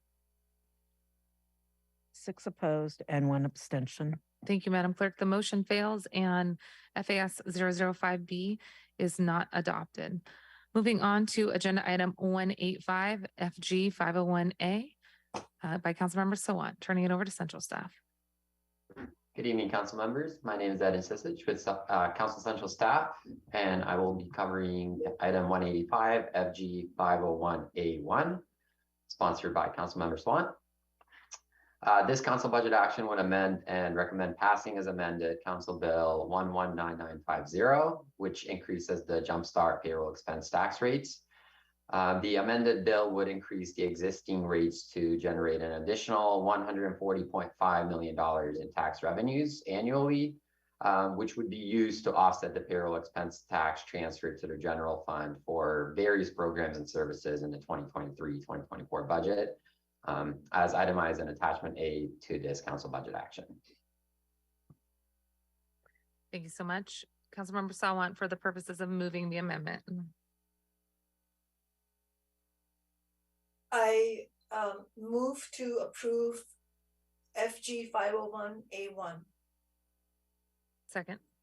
It's been moved and seconded. Councilmember Sawant, please hold. Central Staff, do you have any additional context that you'd like to provide? Hearing none. Councilmember Sawant, please go ahead. Thank you. This budget amendment would increase the tax rate of the big business Amazon tax to raise an additional $140 million to prevent austerity and fund vital human needs like affordable housing and the Green New Deal. All year, we have heard a narrative that Seattle has a budget crisis and that there will be painful cuts, and that the big business tax funding that was promised for the Green New Deal and for housing has been siphoned off to prevent other painful cuts across all of the city's work. Each budget committee meeting, council members talk about how adding funding for one good thing would require cutting it from another good thing. They have opined that it would be okay to raise the Amazon tax to prevent further budget cuts if it only happens in 2023 and 2024 and not later. And to be clear, it is important to fund those other needs as well, but it's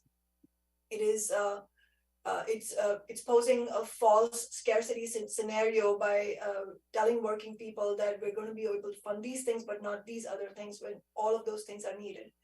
And this was, of course, the same narrative that was used by council members when that sort of thing was done in last year's budget and budget decisions, and the same thing the year before that during the pandemic year in 2020. In other words, we're looking at doing this, of the big business tax being used in this way in all 4 budget years since our movement won it, and we're being told again that this is an exception, and every time we are told it's an exception. But we also know, all council members know, working people know, this whole narrative is a false narrative, because this budget crisis is a manufactured crisis by a political establishment unwilling to even consider greater taxes on big business.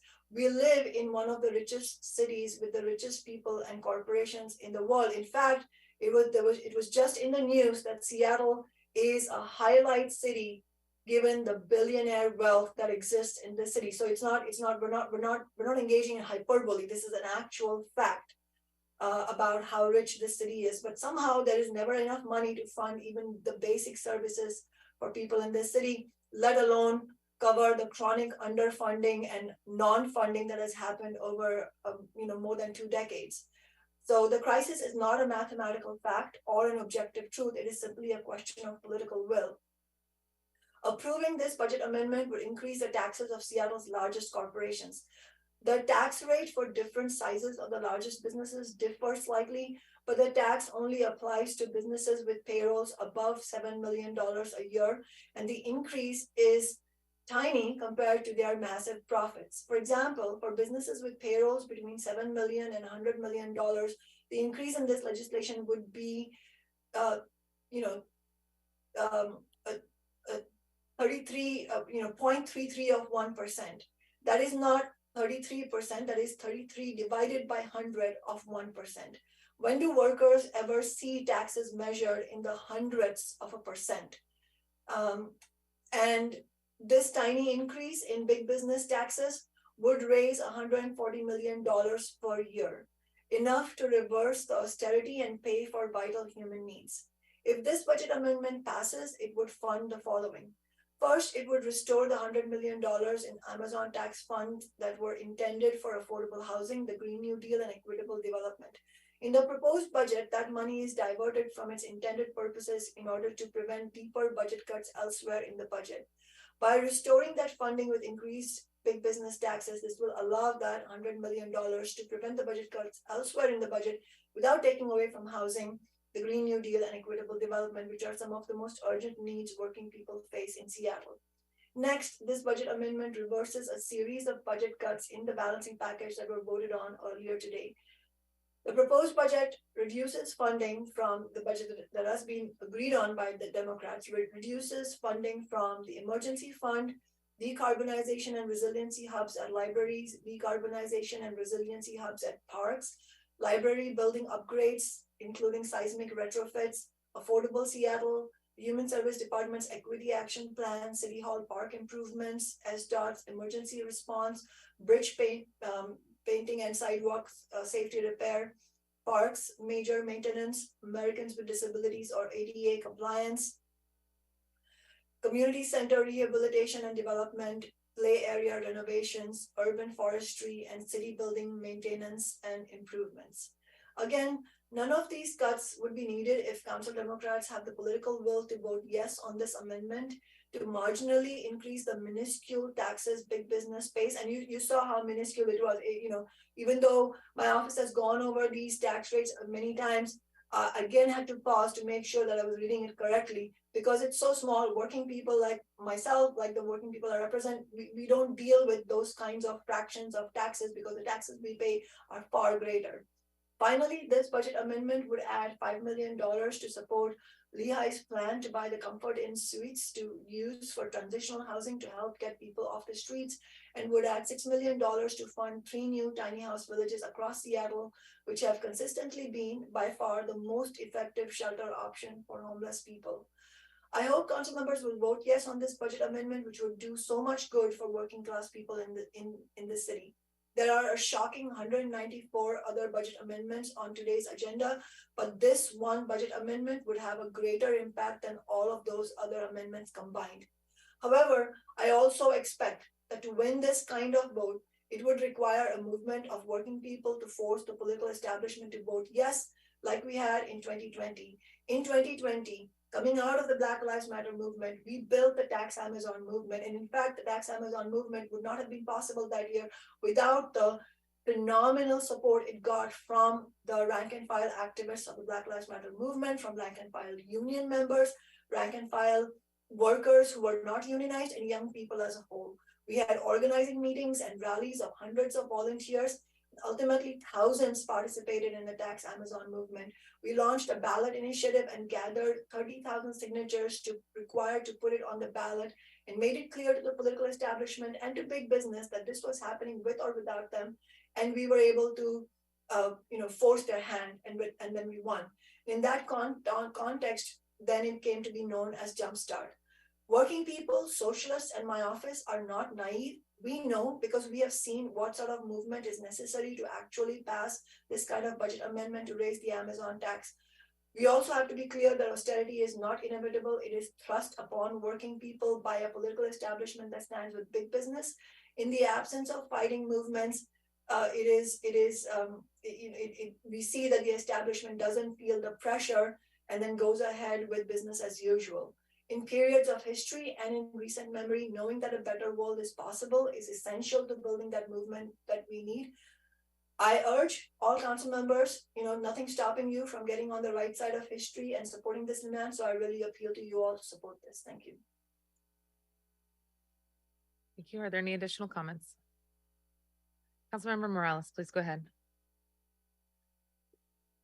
Thank you, Chair. I am going to be supporting this amendment. We have few options in the city of Seattle for generating progressive revenue. We have overlapping crises right now that we do not have the resources to fully address without something like this. And while I will say that I do look forward to hearing what the Revenue Stabilization Committee proposes, we already have proposals from the previous Progressive Revenue Task Force in 2017. And I am hoping that the state legislature also starts to work on ways to make our statewide tax structure more progressive as well. Nevertheless, until we have council action on a new resource at the city level, I agree that we should bump the tax rate on the tool that we've already approved and that we already know can help to address some of our needs in the city. And I think the fact that this is what kind of saved us this year is a real testament to the fact that as a city, as a growing city, with growing needs and growing infrastructure needs as well, and overlapping crises, we really need to approve something like this so that we can make sure that we're serving the most vulnerable Seattleites. Thank you, Councilmember Morales. Are there any additional comments? Seeing none. Madam Clerk, will you please call the roll on the adoption of FG 501A001, agenda item 185. Councilmember Herbold. Abstain. Council President Juarez. No. Councilmember Lewis. No. Councilmember Morales. Yes. Councilmember Nelson. Nay. Councilmember Peterson. No. Councilmember Salant. Yes. Councilmember Strauss. No. Chair Mosqueda. Aye. 3 in favor, 5 opposed, and 1 abstention. Thank you very much. The motion fails and the amendment is not adopted. Let's move on to agenda item 186. This is HSD 600A001 from Councilmember Nelson. I'll turn it over to Central Staff. Thank you, Madam Chair and Gorman, Council Central Staff. HSD 600A1 would add 50,000 general fund in both 2023 and 2024 for youth violence prevention and criminal legal system diversion. And it would reduce proposed funding for the Seattle Community Safety Initiative by the same amount in HSD. Just some context here, the Seattle Community Safety Initiative is the container for a number of community-led initiatives that focus on gun violence prevention and on the provision of support and resources to those who are affected by gun violence and their families. It is funded at $4.4 million in the proposed budget.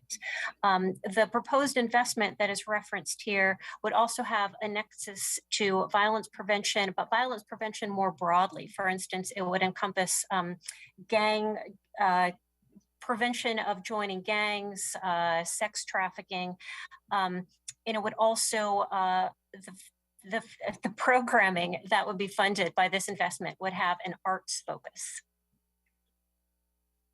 Thank you very much. I'm going to turn it to the sponsor for the purposes of moving the amendment to get it in front of us. Councilmember Nelson, you're recognized. I move that this item be put forward. Second. Thank you very much. It has been moved and seconded for that the council consider agenda item 186 HSD 600A001. Councilmember Nelson, I'm going to turn it to you first to be recognized. Hearing no additional comments from central staff, that's correct? Seeing none. Councilmember Nelson, you are recognized, and then I see Vice Chair Herbold. So the current budget funds the Seattle Community Safety Initiative at $4.3 million, and this budget item would take a small fraction of that and add another tool in our toolkit to prevent youth violence. And this funding would diversify the existing programming for youth violence prevention and diversion at a time when gun violence is surging despite our significant existing investments. It uses funds allocated to what was to be a one-time only $4.3 million contract, but that is being converted into an ongoing funding within this budget, which I support.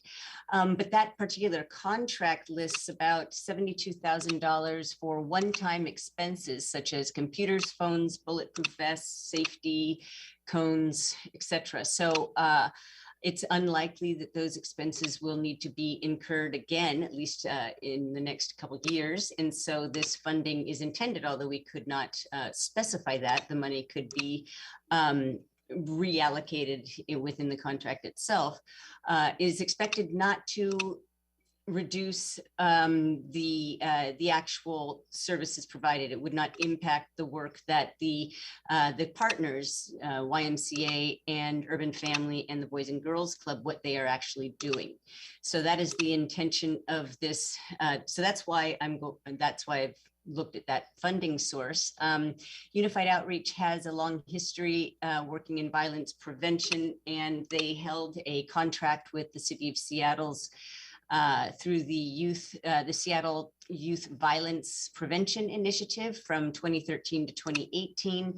And they've also contracted with Seattle Public Schools providing after-school enrichment programs at Beacon Hills, Stanislaus, Dearborn Park, and John Muir Elementary Schools. Thank you, Councilmember Nelson. Councilmember Herbold, please go ahead. Thank you. So when Councilmember Nelson came to me early in the budget process to ask for my support to fund Unified Outreach, an organization in my district that uses the arts as a vehicle to reduce violence, break down racial, economic, and social barriers, build confidence, and promote positive self-esteem, I immediately checked the status of funding that the council added last year. Last year, the council provided $350,000 to contract with providers for an expanded pre-filing diversion program. Funds allocated for this purpose have not yet been expended, and HSD is hiring a strategic advisor for planning and developing a theory of change. And expansion can occur once the theory of change is developed and a procurement process is determined and underway. HSD has reported that they are exploring expansions of the pre-filing diversion program with providers, and they put in writing that specifically spoke to their interest in funding unified outreach in the second half of 2023, with continued funding for at least 4 years in the base budget. So it's not clear to me that these funds are needed. HSD is considering funding unified outreach, and I just want to give voice to the organizations that are part of the Seattle Community Safety Initiative and are recipients of the $4.3 million in funds in the budget. It is Community Passageways, Urban Family, the Boys and Girls Club of King County, and the YMCA of Greater Seattle. They partner with the police department to respond to and de-escalate shooting incidents and provide support to individuals and families directly impacted by them. And I appreciate the sponsor is saying that she has heard that the $50,000 in funds that she proposes be taken from the Seattle Community Safety Initiative are not needed. But I guess I would be interested in hearing more about that. Maybe central staff has some information that confirms that these additional funds won't be needed and will not result in reduced fundings for the funding for those 4 organizations. Thank you, Councilmember. I have not personally substantiated that information with HSD. I'd be happy to follow up. Thank you. Okay, thank you very much. We will look forward to that additional information. Councilmember Herbold, I see your hand up. Did you have anything else you'd like to share? No? Okay. Councilmember Nelson, you're recognized again. Thank you for that that information, and I'll be looking forward to hearing when that recommendation for those nonprofits that get that HSD funding will be done. But you are correct that those organizations that you listed, that I also listed, that do amazing work in community, are recipients of funding to the Community Safety Initiative. However, they are subcontractors to Community Passageways that holds the contract for that whole amount of money. And I looked at their contract, and that is how I saw that there seemed to be a lot of one-time expenses that presumably have been made just last year, because this was in this past year, that was the 2022 contract. Presumably they've been made and that money can be freed up. So that is why I suggested that, and I'm happy to provide a link to the contract later. Thank you very much. Councilmember Morales, please go ahead. Thank you. I appreciate that there is an effort here to kind of expand and support, additional organizations. But the work that the CSI groups does, not sure if my sentence is correct there. The work that these folks do is important, and it is part of our effort to build up, as we keep talking about needing to build capacity for alternatives to the police. This is an example of what that work means, what it could do, and we need to put some energy into building the capacity of these organizations, even if it's supporting their operations and their ability to set up an office with a computer and a printer so that their staff can do their work. That is also part of what it means to build up their capacity. So I think it's important for us to recognize that when we're funding these organizations, we can't just fund them once or 1 year or 2 years, if we're really going to ask them to start making meaningful change in the way our communities are supported, then we need to be willing to invest in them long term, allow them the opportunity to ramp up, to hire more staff, to get their offices going, and to really be able to deliver on what we know they can deliver. I think we ask a lot. We ask a lot of very specific metrics, data particularly from communities of color, from organizations that serve communities of color. And we expect them to be able to deliver and produce results without making the investments that allow them to get there. And we don't have those kinds of expectations from a lot of our other organizations. So I think it's important that we give this group of community organizations who have only been doing this CSI work as a cohort together for a year or two, continue to give them the support that they need in order to have the impact that we know they can have on the young people that they are serving. Thank you. Thank you, Councilmember Morales. Councilmember Strauss here subbing in for Budget Chair Mosqueda as she takes a quick break. Colleagues, are there any further comments or questions on this item? Councilmember Nelson, would you like to have the last word? Take it away, Councilmember Nelson. Simply thank you very much for considering this. And I just stand by the fact that, yes, these are the three subcontractors that we just mentioned are doing excellent work. And this is not proposed to take out of their half of this contract. That's all I'll say. Thank you, Councilmember Nelson. With Budget Chair Mosqueda arriving back in chambers from a momentary break to be a human being. Thank you very much. Discussion is wrapped. Thank you all for the teamwork here. Councilmember Strauss, I appreciate you stepping in. I don't see any additional comments. And Councilmember Nelson, I heard you make your final comments there. Seeing no additional hands. Madam Clerk, could you please call the roll on the adoption of agenda item 186 HSD 600A? Councilmember Herbold. No. Council President Juarez. Yes. Councilmember Lewis. No. Councilmember Morales. No. Councilmember Nelson. Aye. Councilmember Peterson. Yes. Councilmember Sawant. No.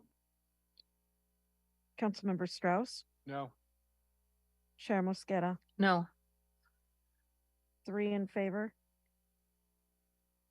6 opposed.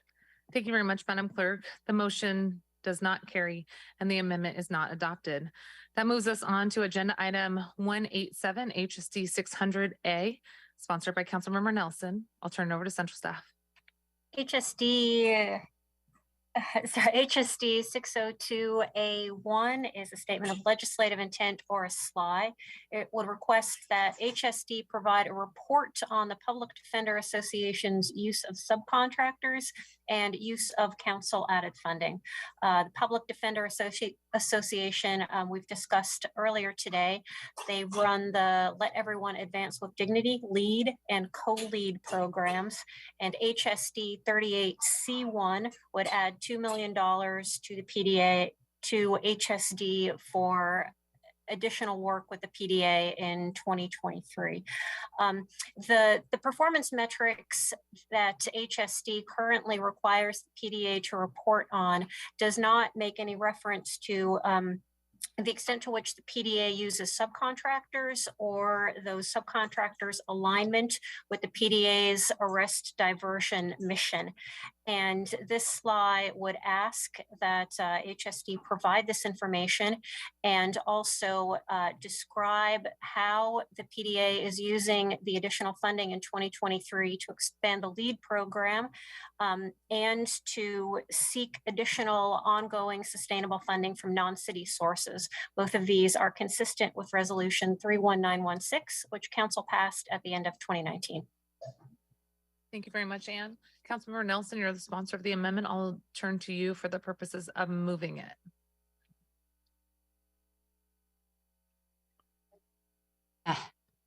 I move that this item be put forward for a vote. I'm sorry, every time I go to, let me try that again.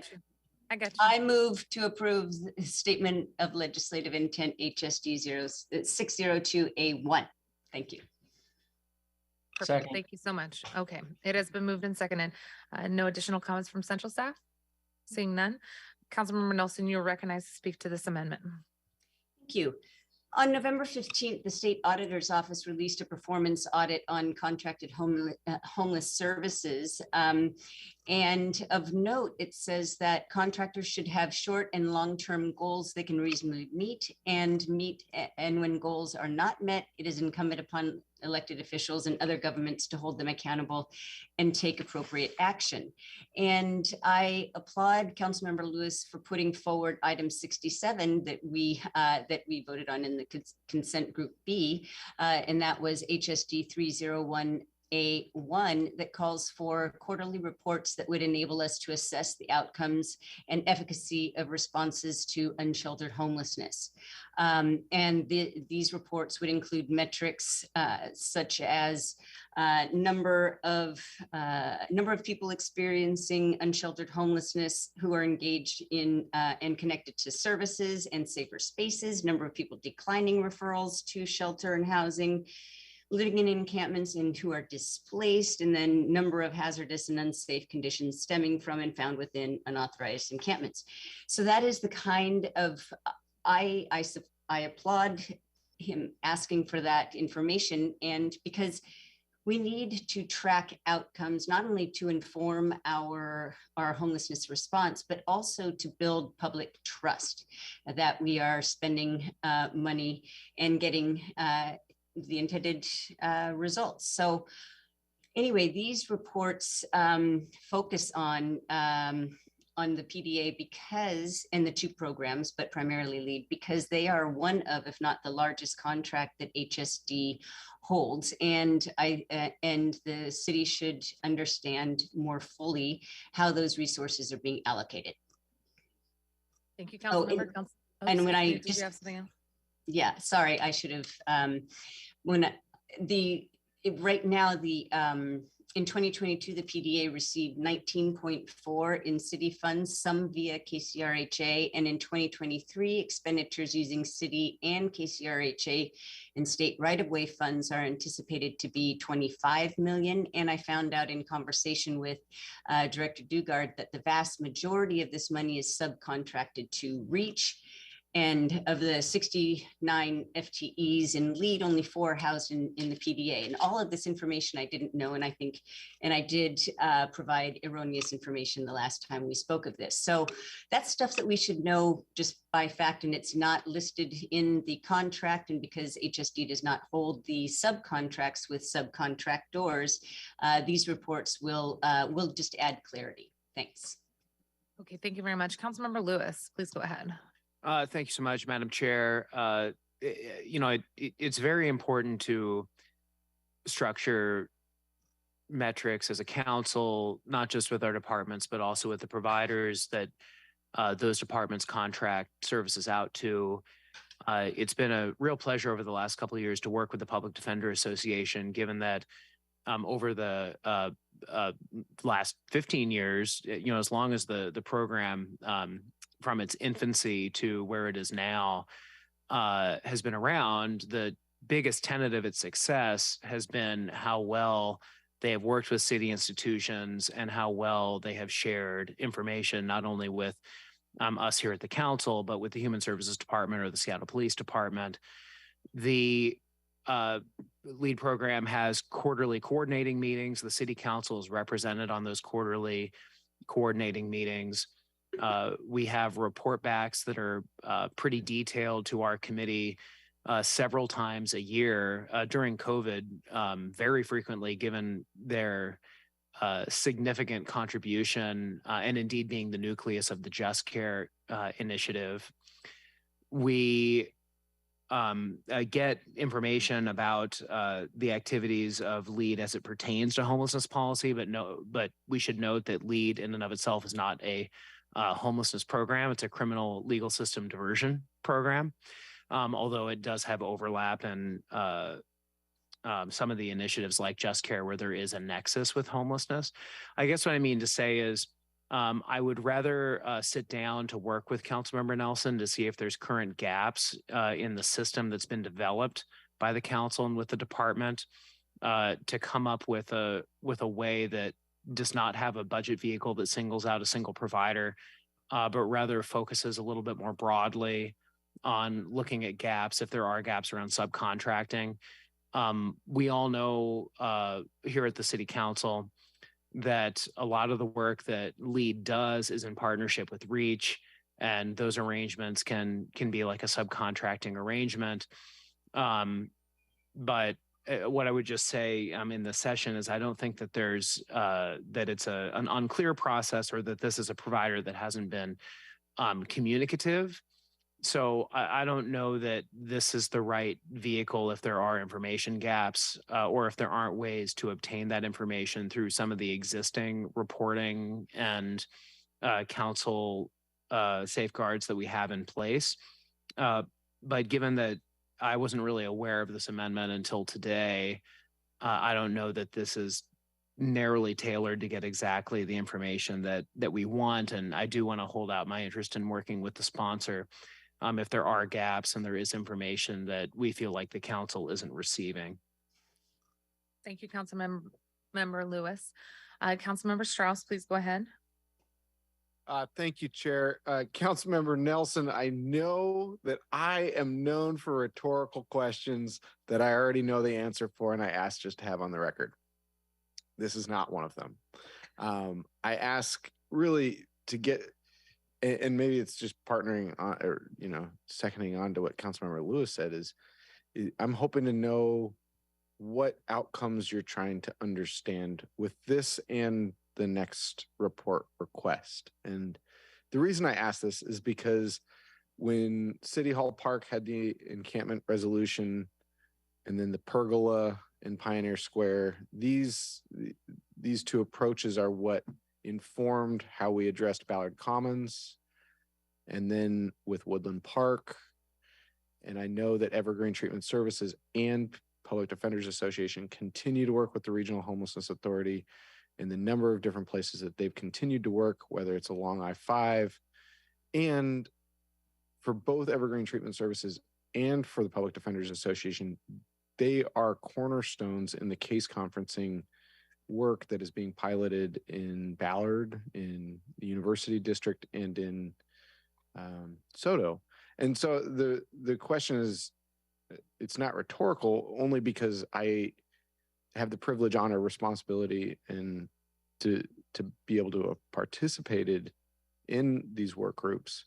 And so I have firsthand seen the impact that Public Defenders Association and REACH have had.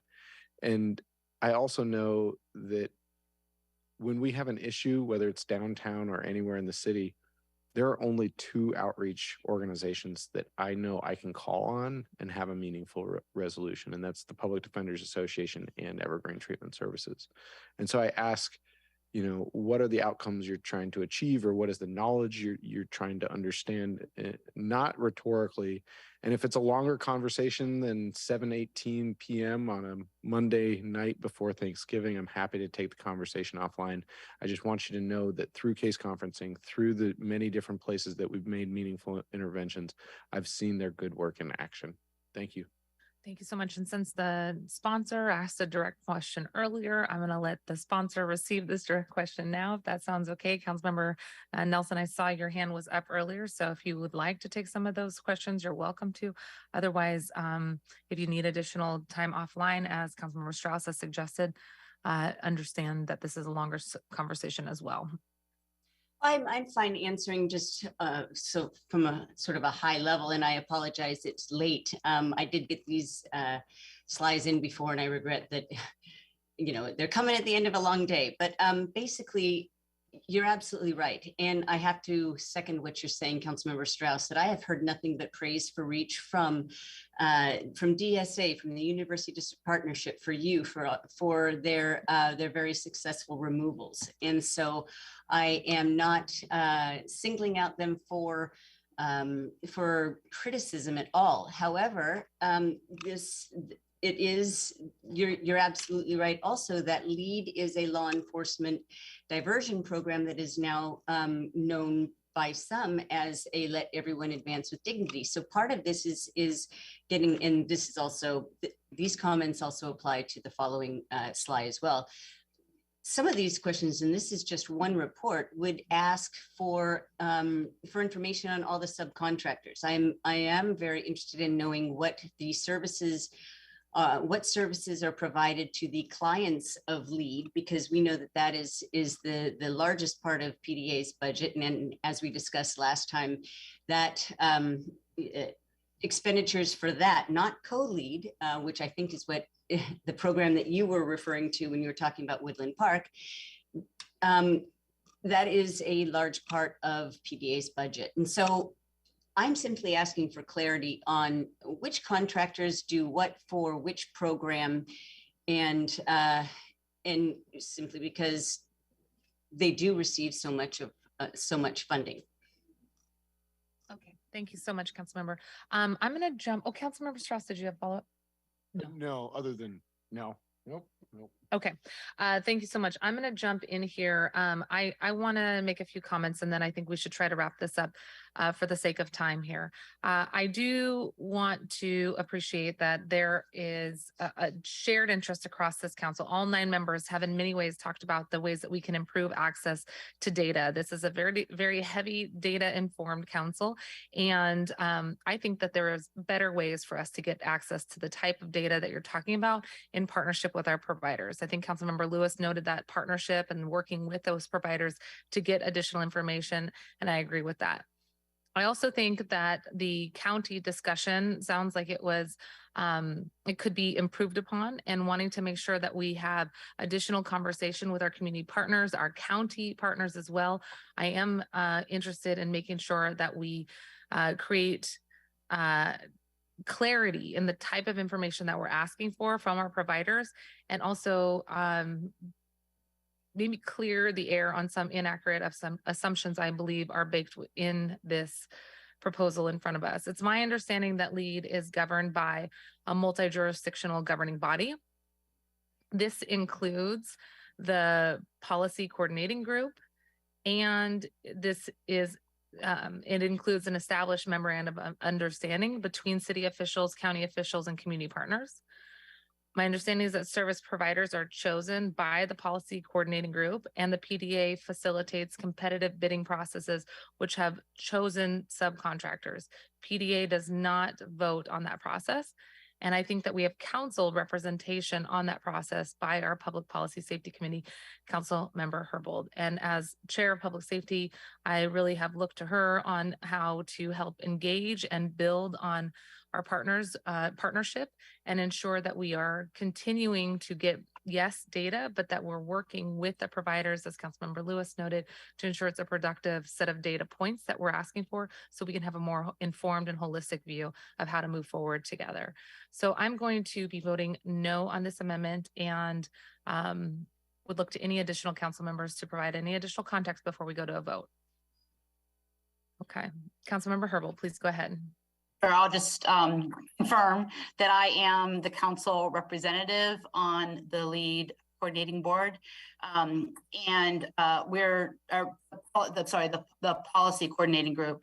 I'm joined with representation from the city attorney's office, from the mayor's office, from SPD.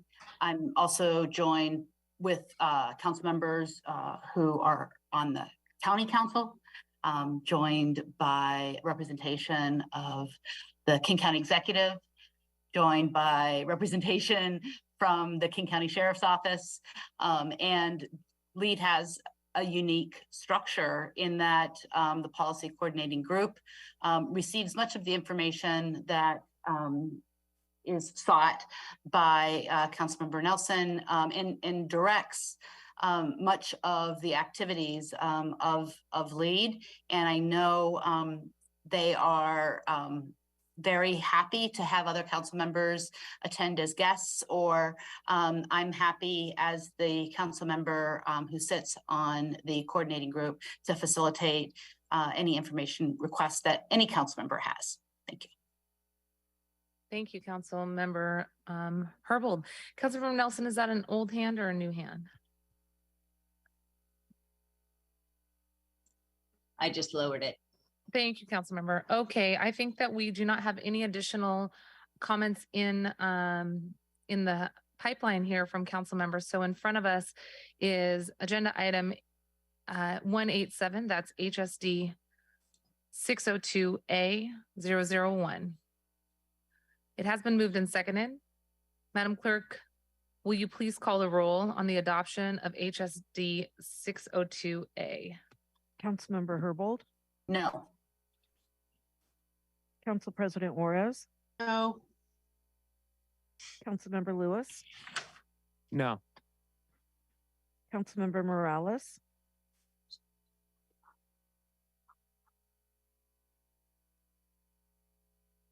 Councilmember Morales, No. Councilmember Nelson, Aye. Councilmember Peterson, Yes. Councilmember Sawant, No. Councilmember Strauss, No. Chair Mosqueda. No. 2 in favor, 7 opposed. Thank you very much. The motion fails and the amendment is not adopted. Moving on to agenda item 188, that's HSD 603A001. This is sponsored by Councilmember Nelson, and we will turn to Central Staff for an overview. HSD 603A1 is another statement of legislative intent, or SLI. It would request that HSD provide a quarterly report in 2023 on how large the lead and co-lead client bases are. Again, this is a statistic that is not currently required in the reports to HSD. And it would also request specifically that the Public Defender Association report on outcomes related to shelter and housing.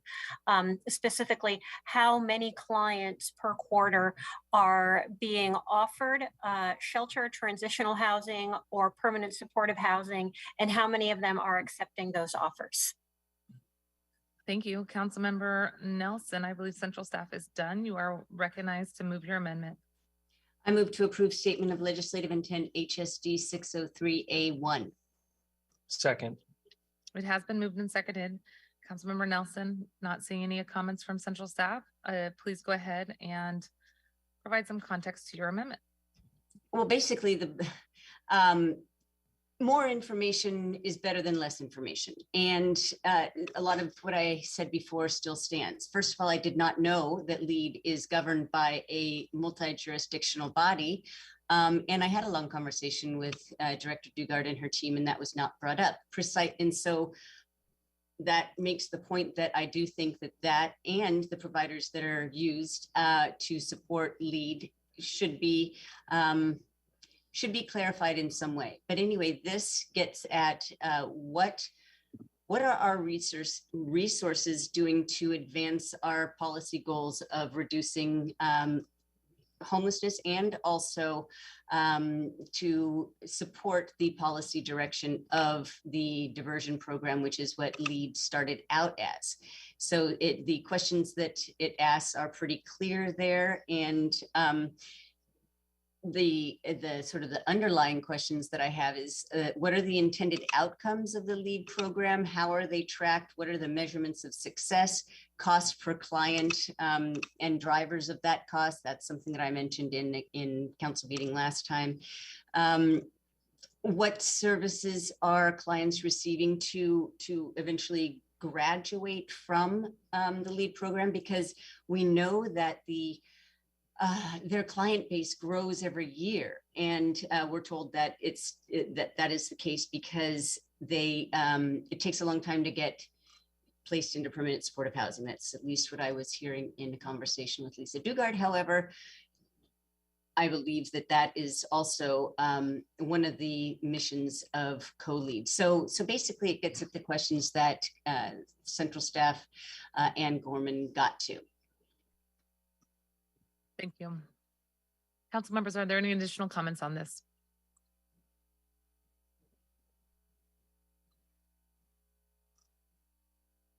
I have a comment. Councilmember Nelson, again, I'm going to be voting no on this. Just want to make sure that folks understand why I am concerned still that this slide singles out one provider with quarterly reporting requirements that we don't require of other providers. And I understand the PDA has provided to the council their 2022 outcomes and has been a good partner in providing data as requested. So with the PDA's upcoming contract renegotiation, which we have referenced in addition to the funding that we're adding to this budget as in a one-time nature, there will be an ongoing contract renegotiation with the city. We have the ability to make updates to reporting requirements, and I believe that's the more appropriate venue for those discussions. So I will be a no on this amendment today. Yes, go ahead, Councilmember Nelson. I'm not seeing any comments, so I think you're going to wrap us up today. Sure. So thank you very much. Don't get me wrong. I think that we should collect this information from the providers of our large contracts. So I'm not meaning to single out this, but this is something. This is an organization that came to us asking for $7.8 million that were not in the proposed budget, and we've added $5 million more just today. So that is why I am talking about LEAD. But have at it. We should know, and we should know how many people are being served by our service providers, and the number of clients in each program, because LEAD and co-lead are sometimes spoken of as interchangeable, but I do know that they have two different missions, and I think that's important to know. And and we should have an ongoing understanding of how well these programs are doing. So anyway, I'll rest my case. Okay, thank you, Councilmember. Any additional comments on this? I am not seeing any. Madam Clerk, will you please call the roll on the adoption of OED 601A, agenda item 189? Councilmember Herbold.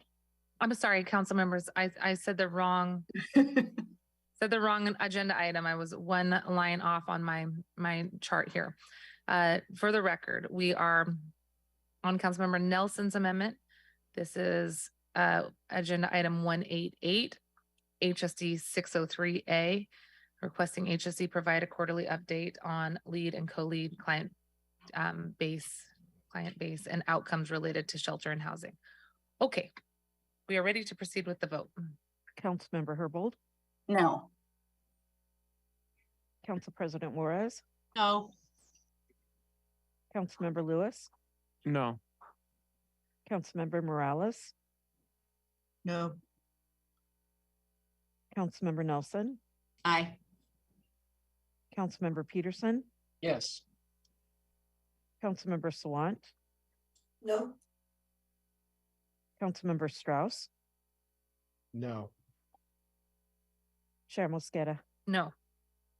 2 in favor, 7 opposed. Thank you very much. The motion fails and Council Budget Amendment HSD 603A is not adopted. We're going to move on to agenda item 189, OED 601A, sponsored by Councilmember Morales, and I'll turn it over to central staff. Good evening. This is OED 601A1. It would reduce funding for the commercial affordability program and OED by $1.5 million of jumpstart funding in 2023 and add $1.5 million of jumpstart funding to Finance General for a Music Education Center reserve to support a program or facility like that proposed by Jazz Ed. Thank you. Councilmember Morales, you are recognized to move your amendment. Thank you. Yes, I'd like to move OED 601A1. Can I have a second? Second. Thank you. Thank you. Councilmember OED 601A has been moved and seconded. Councilmember Morales, you're recognized to speak to your amendment. Thank you, Chair Mosqueda. So 100 years ago at our morning public comment period, we heard some concern about getting rid of the Seattle Restored program. This amendment, I want to make clear, does not get rid of the Seattle Restored program. It's a one-time investment, and it leaves $5.5 million for the 4 different commercial affordability approaches that we have at OED. And I think it's important to provide just a little bit of context as former chair of the Office of Economic Development about what is really a minor reduction. So in last year's budget, we approved $7.6 million to fund the commercial affordability pilot program at OED. At the time, we were really interested in more opportunities to support community development, to support affordable commercial space. And we were also concerned about the vagueness of the proposal. There was seemed to be some duplication of efforts, RFP burdens on community. And so with that in mind, we did ask OED to work with OPCD and with the Office of Housing on how to collaborate on our different acquisition programs. To date, OED has not really developed this program or expended the $7.5 million. Nor has council been provided with the slide that was supposed to be provided in June of this past summer. The department did ask for an extension to provide that slide at the end of October, but we haven't received that either. And so given that the program isn't really up and running yet, we are requesting support for this amendment. I do want to say that I do advocate for the hard work and involvement of our arts industry in the creative economy report, which came out, I'm going to say 2019. It's important that we provide funding for the 3rd largest industry in the city. Arts isn't just murals, but it's jobs, it's innovation. And before the tech sector was here, it was what put Seattle on the map. So this project at Jazz House would include 90 units of affordable housing for families and for artists, but it would also add 6 large rehearsal rooms, 7 practice studios, performance space that seats 250 people. And these are commercial spaces that really allow for creation and for the development of the next generation of artists and talented professionals in the city. So as far as using the economic revitalization funds go, the intent of these funds really is to support small business and entrepreneurs that have been impacted by COVID. And artists have been one of the hardest hit industries in the city. So we're looking to make available a small fraction of funds that already are sitting there and support these commercial spaces so that we can support the next Jimi Hendrix or Sir Mix-a-Lot or Nirvana or Death Cab for Cutie or Quincy Jones or any of the other artists who came out of the city and make sure that the next generation has the ability to rehearse and produce their art as well. And I hope to have your support. Thank you. Thank you so much. Thank you so much. I'm going to turn it to Councilmember Herbold first. Please go ahead, Vice Chair. Thank you. I have a question for Council Central staff, I think. Although Chair Mosqueda can probably fill in if we don't have the right Council Central staff at the table any longer, given all of the chair's work on this. We've all collectively done so much work on realigning the items in the mayor's package that use Jumpstart so that they're consistent with the purposes of Jumpstart. And I'm wondering whether or not, and I want to continue to stay true to all of that realignment work we've already done, and don't want to at the last minute undo it or make exceptions, because then, as we know, exceptions can then become the rule. So I love this project, and I want to support it, but I do want to understand whether or not the proposal is in alignment with the Jumpstart spend plan. Thank you very much. And did central staff want to take that first, or? Chair Mosqueda, I would say what we have been saying throughout the process. I think it in some of these categories it is subjective, and I would defer to the decision makers in this particular case on whether or not it is aligned. And I would add that there is a incubator component to this project, but that could be aligned with the Jumpstart policies, but that education for children has typically not been considered part of the economic revitalization program.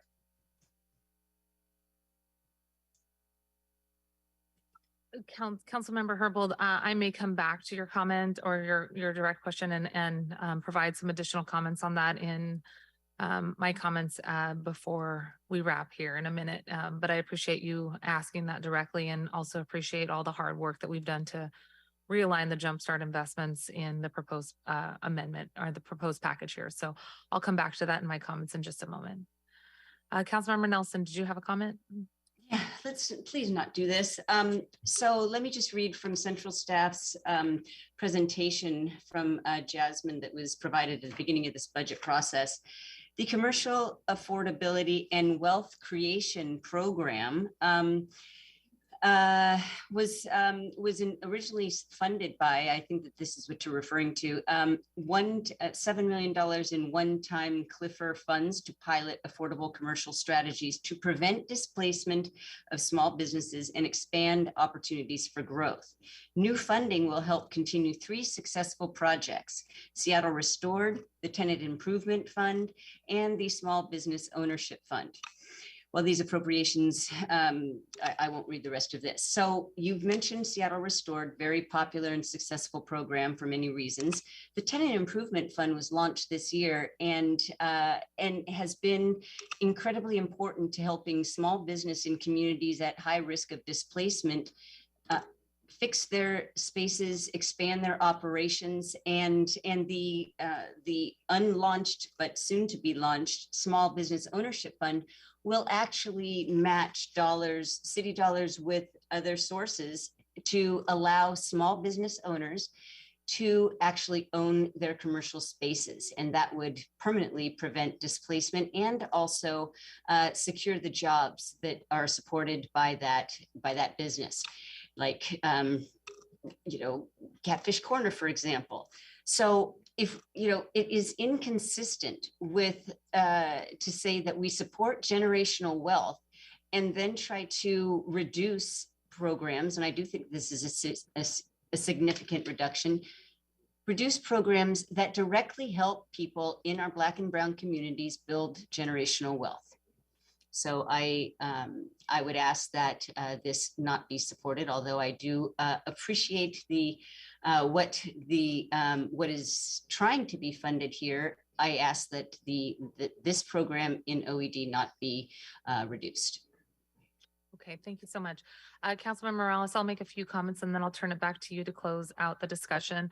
I appreciate that what we're talking about here are 2 really important investments: commercial affordability and investments in the music education center reserve. However, I think if the direct question is where do I believe that there is more alignment with the codified Jumpstart spend plan, I think that the existing investments going into commercial affordability more directly align with the language in the Jumpstart economic resilience spend plan definition. And the economic resilience spend plan definition says that we are going to put money forward to support local businesses and tourism to spur the local economic recovery and to provide economic stability for the city's workforce. Investments will prioritize programs and services that diversify the local economy and improve job quality. This should include labor management training programs and partnerships with organizations whose work focuses on innovative workforce strategies that support and create jobs that pay well and provide benefits and provide workforce training that align well with Green New Deal. It goes on, and I think that in every aspect of trying to realign the proposed budget that came down, we were faced with these tough discussions and challenges. Well, an investment might sound like a good idea, really making sure that the Jumpstart funding goes to alignments specifically within the spending categories was a priority. I think that the projects funded by the commercial affordability are core projects that align well with Jumpstart. So my argument would be to not accept this amendment, to continue that alignment with Jumpstart funding, to continue the funding going into commercial affordability, and to make sure that we continue the tenant improvements and small business support that this commercial affordability funding supports. Also, the TI fund launched as a program in pilot in 2019, supported 10 BIPOC owned anchor businesses in the CID, Beacon Hill, Central area, and last year was able to expand citywide. In 2022, the OED awards awarded approximately $2 million in tenant improvements funds, and the demand was from over 500 businesses, and all of the 24 awardees were all 100% BIPOC owned. So I think that we're talking about a really important investment, just like the Music Education Center is an important investment. I do think that there's better alignment with the Jumpstart funds continuing to go into the economic resilience category and support the commercial affordability investments that we have suggested in the underlying amendment. So for those reasons, I will be voting no on this. Councilmember Morales, please go ahead.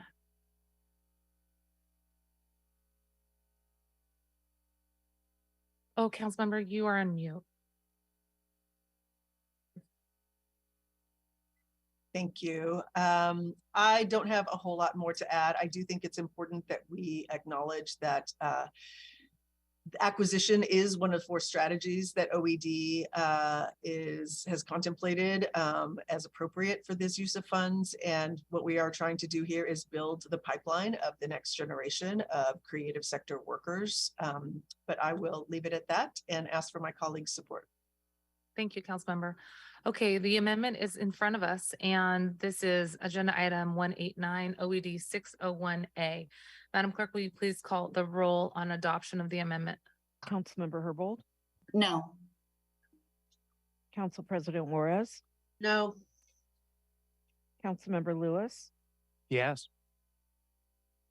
Councilmember Morales, Yes. Councilmember Nelson, No. Councilmember Peterson, No. Councilmember Sawant, Yes. Councilmember Strauss, No. Chair Mosqueda. No. 3 in favor, 6 opposed. Thank you, Madam Clerk. The motion fails and the amendment is not adopted. Moving on to agenda item 190. This is Office of Housing 002B001 from Councilmember Morales. Please go ahead, Central Staff. Tracy Reslip, Council Central Staff. This CBA would reduce proposed funding for the day of service and FAS by $250,000 of general fund in 2023 and $250,000 of general fund in 2024. Reduce proposed funding for Clean Seattle in Seattle Department of Transportation by $207,000 in general fund in 23 and $303,000 in 2024, and reduce proposed funding for the Mayor's Office Fellow Program by $28,000 of general fund in 2024, and would add a total of $457,000 of general fund in 2023 and $581,000 of general fund in 2024, and 4 FTEs to the Office of Housing to create a municipal housing administration program. The CBA is sponsored by Councilmember Morales. Thank you, Councilmember Morales. For the purposes of moving the amendment, you are recognized. Thank you. I move OH02B1. Second. It has been moved and seconded. Councilmember Morales, you are recognized. I'm not seeing central staff still needing to say anything. Councilmember Morales, you are recognized for the purposes of describing your amendment. Okay, thank you very much. Hang in there, colleagues. We only have 6 more after this. I want to first thank Council Members Lewis, Peterson, and Sawant for co-sponsoring the previous version of this CBA. Councilmember Lewis, your creativity and your sincerity in trying to find ways to provide more affordable homes should not go unnoticed. Councilmember Peterson, we're lucky to have someone with your experience at HUD and your desire to see public land stay in public hands. And Councilmember Sawant, your unwavering determination to uplift, empower, and ameliorate the lives of low and middle income people has been a benefit to many in our city. I am bringing back this CBA because we have several existing affordable housing programs that do provide important production in the city. And we need to use every tool available to expand our ability to create housing at an accelerated pace. So this CBA would establish a program run by people with knowledge in traditional affordable housing and in international models of municipal housing that would administer the program. And municipal housing, just for clarity, is housing that's built on public land that has an intentional split in affordable housing to all income levels in each building that's created. So 1/3 of the units would go for folks at 30% AMI or less, 1/3 would go for 30 to 60, and the final 1/3 would be for households earning between 60 and 120. And the idea here is to allow for cross-subsidization of the different units. The mix provides both a financial incentive for developers and an intentional social benefit to the people living in these diverse mixed income communities. And I do want to say, I completely understand that this model of housing won't be the solution to our housing crisis in this city, but it should be one of the solutions. And I know that it can work because I've seen it in action myself. And I also want to say I haven't just been studying public housing and written my master's thesis on mixed income housing, which you can find at the UT Austin website if you're interested. I haven't just worked on affordable housing as a lender, as a financial intermediary. I also traveled to France with my team to research how municipal housing works and saw it in action so I could really understand how it functions. So I do believe that when it is operating as part of a system alongside traditional subsidized housing, land trusts, affordable home ownership, the private market, and other options, municipal housing meets a niche in the city that we aren't currently addressing in Seattle. It offers both universal affordability for no income to upper income households and an intentional option for community connection across the socioeconomic spectrum. I do know that cities across the globe have used municipal housing as a tool to combat displacement and homelessness and economic or racial exclusion, and to promote universal affordability, community resilience, and neighborhood diversity. So leaders from across this country are also acknowledging the role that municipal housing can play. Local Progress member DC City Council member Janice Lewis George recently passed municipal housing proposals in Washington, DC. They were adopted unanimously by the DC Council. New York City Council member Tiffany Caban is fighting for municipal housing there too. So we have an opportunity here to build a foundation for universally affordable public housing by establishing a program that would be run by a team of experts to work with our community organizations and potential public developers to offer this housing.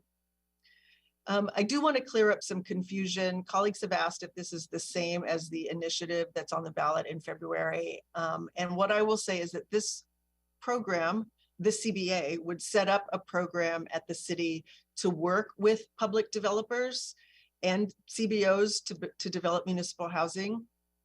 But it is not itself creating a public developer, which is what the initiative does. So these are two different things. But I think we can begin the rulemaking and the implementation planning now for municipal housing, whether or not that initiative passes. Colleagues, I know you've seen hundreds of emails of support come in from constituents across the city, from every city council district. We've heard dozens of comments supporting this from our community members. We've received letters from community-based organizations, including affordable housing developers who support this. And they see the value of a program that could really start to or continue to address our housing crisis with a very small investment, a $500,000 price tag. Finally, regarding our funding source, I wish we could have found the money somewhere else. I appreciate the desire to bring our city family together for a day of service, but we could fund one day for volunteerism, or we could fund an ongoing program to help house the thousands of folks in our city who we know need a range of housing options available to them. So I'm asking you to choose to add a new tool to aid our housing affordability across the city. Our constituents are asking us to try, and I hope you'll support this amendment. Thank you. Additional comments? Seeing no additional comments. Madam Clerk, could you please call the roll on adoption of amendment 190OH002B. Councilmember Herbold, No. Council President Juarez, No. Councilmember Lewis, Yes. Councilmember Morales, Yes. Councilmember Nelson, No. Councilmember Peterson, Abstain. Councilmember Swant, Yes. Councilmember Strauss, No. Chair Mosqueda. No. 3 in favor, 5 opposed, and 1 abstention. Thank you very much, Madam Clerk. The amendment fails and the motion fails and the amendment is not adopted. Moving on to agenda item 191OH601A001 by Councilmember Lewis. I'll turn it over to Central Staff, and I understand there's also a walk-on for consideration. Central Staff? So I'll first explain the proposed 601A that's in front of you. This would provide those $650,000 of jumpstart funds in OH to rehabilitate the Belltown cottages for use as low-income housing.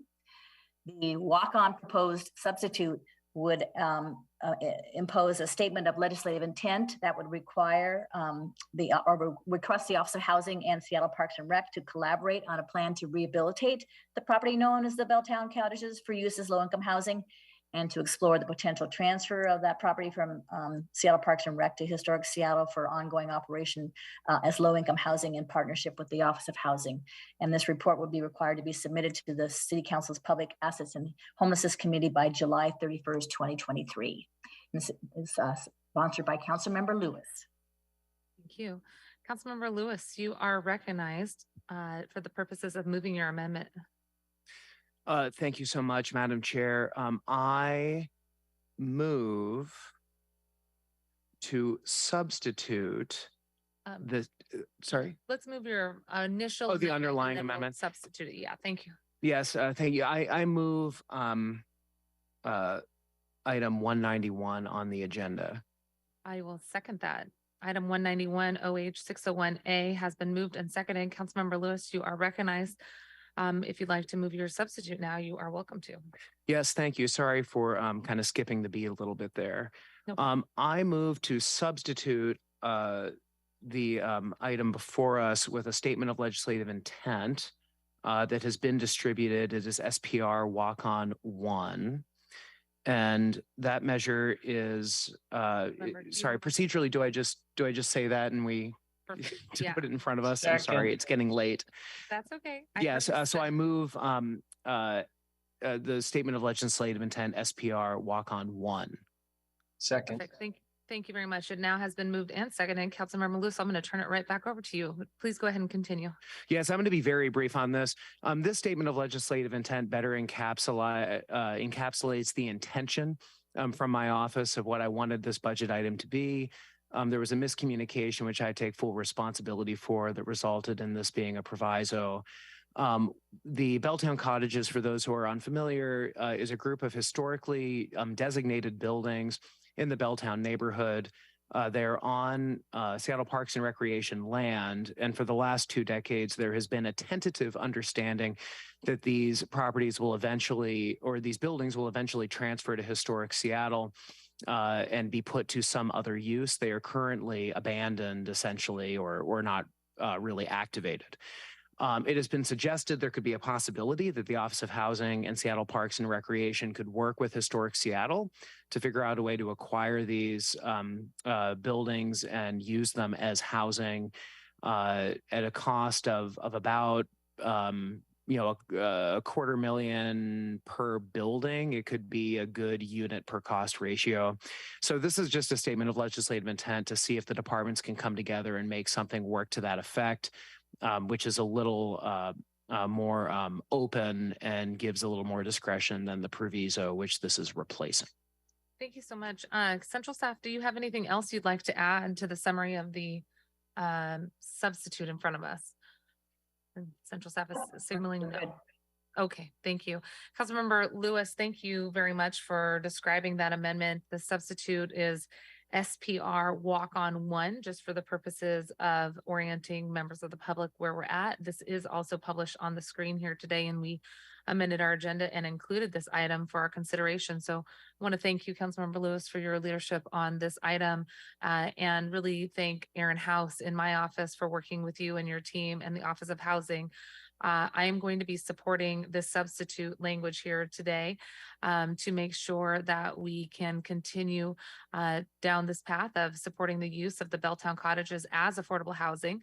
I appreciate that the approach here has been modified to a SLI, and we have worked hard to put policies in place to help guide the Office of Housing decisions to ensure that we are scaling up all of the affordable housing options as possible in an equitable way to best serve the people most in need of affordable housing in our community. The Office of Housing has been a great partner and a good steward of public dollars and is managing the funds from the Office of Housing levy, for example, really well already, exceeding expectations and helping to build the pipeline for affordable housing into the future by funding projects that are ready to go. So for these reasons, I always caution against provisoing the NOFA to bypass good policies and processes at Office of Housing that we've helped to put in place and steer their decision-making. But I believe that this approach in the SLI will enable the necessary conversations and planning to take place and to ensure that this concept that you've articulated for affordable housing at the Belltown Cottages can move forward while also not bypassing the equitable policy or tying up affordable housing funding for a project that might not yet be ready to go. And I look forward to supporting this as it moves through that process in partnership with you, Office of Housing, and community partners. Thanks again to Aaron House for helping to steward this work along with Tracy Ratscliffe. Okay, I'm not seeing any additional comments. So where we are at, I see central staff giving me the look about process here. So we have moved the underlying amendment. We have moved to substitute the underlying amendment with SPR Walk-On 1. At this point, I would be asking for a vote to agree to the substitute language for the amendment. Correct? Right, you're calling for the vote on the motion to substitute the walk-on for the underlying amendment. Okay. Madam Clerk, unless Councilmember Lewis, you have anything else to add? No more remarks from me. Okay, thank you. Colleagues, SPR Walk-On 1, as posted on the screen, is in front of us for your consideration. Again, encouraging a yes on this amendment to substitute for OH 601A. Madam Clerk, could you please call the roll on substituting SPR Walk-On 1 for the original amendment? Councilmember Herbold, Yes. Council President Juarez, Yes. Councilmember Lewis, Yes. Councilmember Morales, Yes. Councilmember Nelson, Aye. Councilmember Peterson, Yes. Councilmember Sawant, Yes. Councilmember Strauss, Yes. Chair Mosqueda, Aye. 9 in favor, none opposed. It is unanimous. Councilmember Lewis, I believe the only unanimous vote in this section so far. The amendment, the vote to substitute, the motion carries and the vote to substitute is passed. At this point, again, I'll look to central staff and the clerks. We will be taking a final vote on the substituted amendment in front of us. That is SPR Walk-On 1 for final inclusion in the proposed amendment package. Any additional comments, Ally? Yeah, I just want to flag for the record and for what will be in the final legislative package to be consistent with the way we number options and versions. This will ultimately show up in the clerk file that shows all of the changes adopted by the committee as OH 601B1. Just for the record, it doesn't matter for this vote, but I just wanted to say that orally in committee today. You want to tell me that number one more time? OH. It will be a new option of OH 601A, so it will be OH 601B1. And that's what will be reflected in the clerk file that the council will act on the 29th. Okay, thanks. So we are at the point of voting for final adoption of the amended version that is articulated in SPR Walk-On 1, which in the final budget document will be reflected as OH 601B1. Madam Clerk, will you please call the roll on the adoption of the substitute language presented in SPR Walk-On 1? Councilmember Herbold, Yes. Council President Juarez, Yes. Councilmember Lewis, Yes. Councilmember Morales, Yeah. Councilmember Nelson, Aye. Councilmember Peterson, Yes. Councilmember Sawant, Yes. Councilmember Strauss, Yes. Chair Mosqueda, Aye. 9 in favor, none opposed. Thank you very much. The motion carries and the amendment as substituted is adopted. Moving on to agenda item 9192 S.108B. This is sponsored by Councilmember Morales. I'll turn it over to central staff for description. Hello again, Eden Sisich for the record with Council Central staff. I will be covering item 192 S.108B1, sponsored by Councilmember Morales.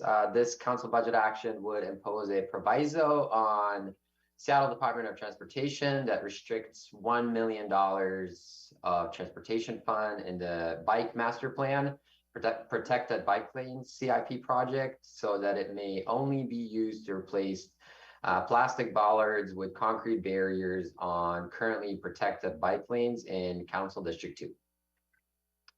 Back to you. Thank you very much. I'll turn it over to Councilmember Morales for the purposes of moving the amendment. I move S.108B1. Second. Thank you. It has been moved and seconded. Councilmember Morales, you are recognized to continue speaking to the amendment unless central staff has anything else. No. Okay, Councilmember Morales, Okay. please go ahead. Thank you. So this CBA would proviso, not add, proviso $1 million in the SDOT protected bike lane budget to allow the upgrade of 4.6 miles of buffered bike lanes in Southeast Seattle. And the idea is to move from the current paint, buffer, and plastic posts to concrete barriers that are colloquially known as Toronto barriers, which offer actual protection instead of just plastic. This morning, the Cascade Bicycle Club held a Day of Remembrance event for the 109 people who have died on Seattle streets since Vision Zero was adopted. If we had had a chance to go outside today, you might have seen pairs of shoes out on the plaza representing each of the people who have died, including very small baby pink Crocs. In 2021, D2 accounted for 56% of the total non-driver deaths on city roads.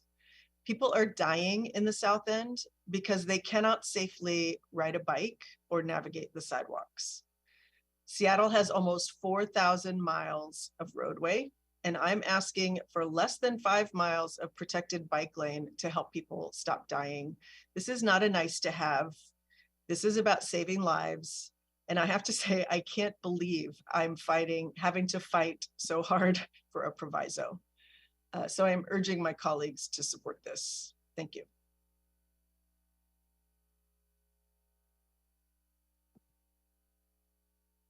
Councilmember Peterson. Thank you, Chair Mosqueda. As Transportation Chair, I support Councilmember Morales's amendment for several reasons. The District Council member knows best.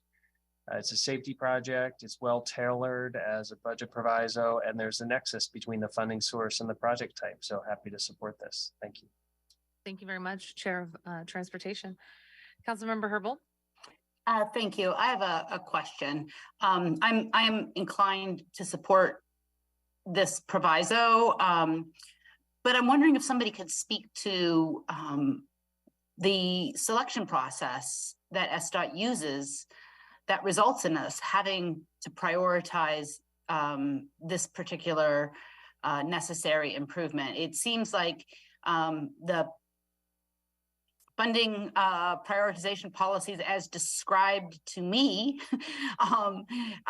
going where the need is greatest with an equity and race and social justice lens would lead SDOT to selecting this project, but it appears that that is not the case. Otherwise, Councilmember Morales would not have this proviso proposed. So if I would just really appreciate, because we are often asked to, when it comes to these large pots of money that the department is trying to use a non-political process for identifying how we are often asked to not sort of put our finger on the scale in this way. And I try to respect that, but it seems really apparent to me that something isn't working as it should. And just wondering if Calvin can shed a little light.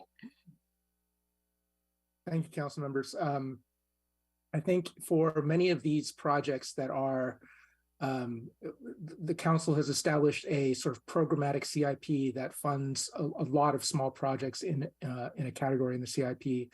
A lot of times the executive looks to advisory groups like the Bike Master Plan Advisory Group or the Move Seattle Group for input in how to prioritize its work plan and its program. I can't speak specifically to how this has gone through those processes. I don't know that information. The SDOT also has a transportation equity work group that is also working to inform those processes. But this proviso would hold that money for this specific purpose, regardless of those processes. Are there any additional comments? Clarification? Any additional comments, Councilmember Morales? Well, I will just say, sort of to Councilmember Herbold's point, is that you're right. We should have, using our race and social justice lens, using our disproportionate impacts lens, should have projects in the South End prioritized, given that most of the deaths that happen in the city happen there. And yet, North Seattle projects are added, built, and completed, within a year, while the Beacon Hill protected bike lane gets delayed for a third study. The MLK PBL gets delayed. We're told to wait until the next levy to fund projects that have been on the list for years. So I don't know the answer to your question, But the fact that we have to keep asking the question and don't get the results that will save some lives is what's driving me to request support for this. Thank you. I will be supporting this amendment, and as I've chatted with the sponsor about, there was 2 amendments that were originally put forward. Given the REIT situation, we did not have the funding needed, but would have fully supported the request to have provisoed some of the funding at that point before the balancing package was put forward. Again, an extra week gives us the chance to look at ways that we can be creative to meet these pressing needs and ensure that there is funding going into especially areas that see disproportionate impact of deaths related to cars hitting bicyclists and pedestrians. And we'll be supporting this amendment here today. And I also want to make sure that we are putting this in the context of what is in the base and balancing budget already. The Group B amendments that were included this morning include $8 million in Vision Zero projects, and specifically in District 2 in the South End, where we know there's disproportionate rates of injury and death. This includes funding for Rainier Avenue South safety improvement projects, including traffic calming efforts on Stewart Park South, and additional improvements in Columbia and Hillman cities.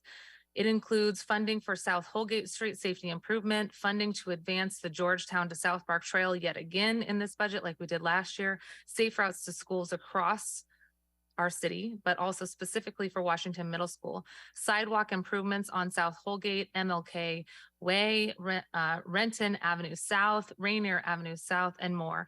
It includes funding for accessible Mount Baker implementation. That's the walking, biking improvements to help people get to the transit center and light rail station at Rainier and MLK. And it also includes funding for the Rainier Avenue South Route 7 rapid ride bus project. So all of these items are already in the base budget. This additional provides of at least $1 million. And I'm hoping, as the council members have noted, it would be much more than this, but at least $1 million being specifically directed to the South End is additive at this point. And I look forward to continuing to make additional investments where we see the data call for that. And that's disproportionately in communities of color, disproportionately represented in D2, and especially as we see additional funds come forward from REIT. When additional REIT is available, making sure that we're adding to it in real time with supplemental actions if possible. And again, continuing to increase that transportation levy, which I spoke to this morning when I joined the Cascade Bicycle Club gathering to call for action in the wake of 24 individuals losing their lives already this year alone to traffic collisions with cars hitting pedestrians and cyclists. So I look forward to continuing to build on these efforts and wanted to make sure that folks knew that this was additive to what was already in the budget. And I don't think that this is a big fight. I think that there's going to be support for this across the board. So I'm looking forward to having that vote right now. Madam Clerk, could you please call the roll on adoption of agenda item 192 S.108B? Councilmember Herbold, Yes. Council President Juarez, Yes.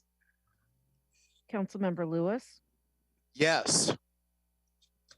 Councilmember Morales, Yes. Councilmember Nelson, Aye. Councilmember Peterson, Yes.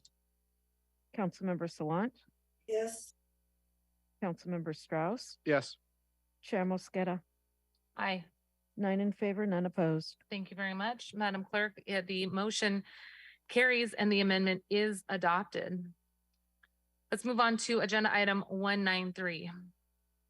Hello, this item 193 is S.301B001. This is a statement of legislative intent sponsored by Councilmember Strauss. It would request that SDOT report on constituent issue tracking and response. Thank you very much. Councilmember Strauss, you're recognized for the purpose of moving your amendment. Thank you, Chair, and thank you, Eric. It's a little bit deeper. There's more. I know we are all. Let me get to what I'm asking for here. I meet with residents all the time, and one of the main requests I get is for Vision Zero or traffic improvements on people's streets. What I don't have a good answer for is A, where do they do their own advocacy? And B, how do I meaningfully share these requests with SDOT? Right now, I do it through the council liaison, but if there's other work going on, that it can get bottlenecked. Our council liaison is above amazing. And yet still, this, because of the volume of these requests, this can get bottlenecked. And so this slide requests SDOT to, when residents have a request to improve their streets for safety, whether it's a crosswalk, roundabout, four-way, stop, a safe route to school, or Vision Zero, where and how do they send the request? When a council member's office receives a resident request to improve their street, same criteria, where and how should the request be communicated to SDOT? And then how will SDOT respond to the resident directly or provide the council member's office the necessary information to facilitate communication? Those three questions are what's in the slide. That's my report, Chair. Thank you very much, Thank you. Councilmember Strauss. I'm not seeing any additional hands on this. I will be supporting this amendment. Council, excuse me, Madam Clerk, would you mind calling the roll on adoption of agenda item 193, SDOT 301B? Councilmember Herbold, Yes. Council President Juarez, Yes. Councilmember Lewis, Yes. Councilmember Morales, Yes. Councilmember Nelson, Aye. Councilmember Peterson, Yes. Councilmember Sawant. Yes. Councilmember Strauss, Yes. Chair Mosqueda, Aye. 8 in favor, none opposed. Thank you very much. The motion carries and the amendment is adopted. 3 more to go, folks. Agenda item 194, SDOT 604A, sponsored by Councilmember Peterson. Please go ahead, Central Staff. Council members, this is item SDOT 604A1. This item would proviso $500,000 of STB money. This is the Seattle Transit measure in SDOT for transit-related project, the Roosevelt Way Northeast 41st Street safety enhancements. This is a project that is in consideration for neighborhood street fund funding. The Move Seattle Fund does not have sufficient funding to complete all those projects. This one project supports the Rapid Ride J transit investment. It's offered by Councilmember Peterson. Thank you so much. Councilmember Peterson, please go ahead. Thank you, Chair Mosqueda. Colleagues, I move agenda item 194, which is SDOT 604A001. It's been moved and seconded. Councilmember Peterson, you're recognized again. I don't see Central Staff needing to add anything. Thank you. Thank you, Calvin, for that overview. Colleagues, this is a proviso, not a budget add. This proviso will bring to life a recently promised neighborhood street fund project that was approved, but still seeking funds. As we know, the neighborhood street fund enables communities to propose local safety projects that are then implemented by our Seattle Department of Transportation.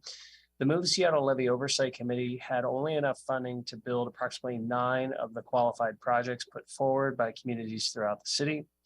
I submitted amendment previously, SDOT 105A, to the proposed budget requesting $3.65 million to fund all the remaining projects. But after the economic revenue forecast update, we were dramatically scaling back this request into a proviso for the Transportation Benefit District, which supports projects with a nexus to transit. This project for 2 dangerous intersections in the diverse University District Urban Center was the only project with a clear nexus to transit. And so this proviso would make sure it gets funded. As stated in the official description, this street safety transit accessibility project will connect directly to planned northbound and southbound Rapid Ride J line stations. And at the same time, the project supports pedestrian safety near 2 treacherous intersections, which can help to meet our Vision Zero goals. Thank you. Thank you, Councilmember Peterson. Are there any additional comments?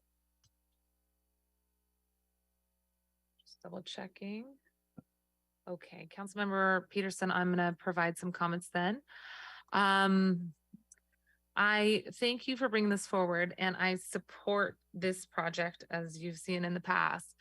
But I will be voting no on this specific proviso. I am concerned about continuing to proviso dollars without having an analysis on the impact to other projects around the city.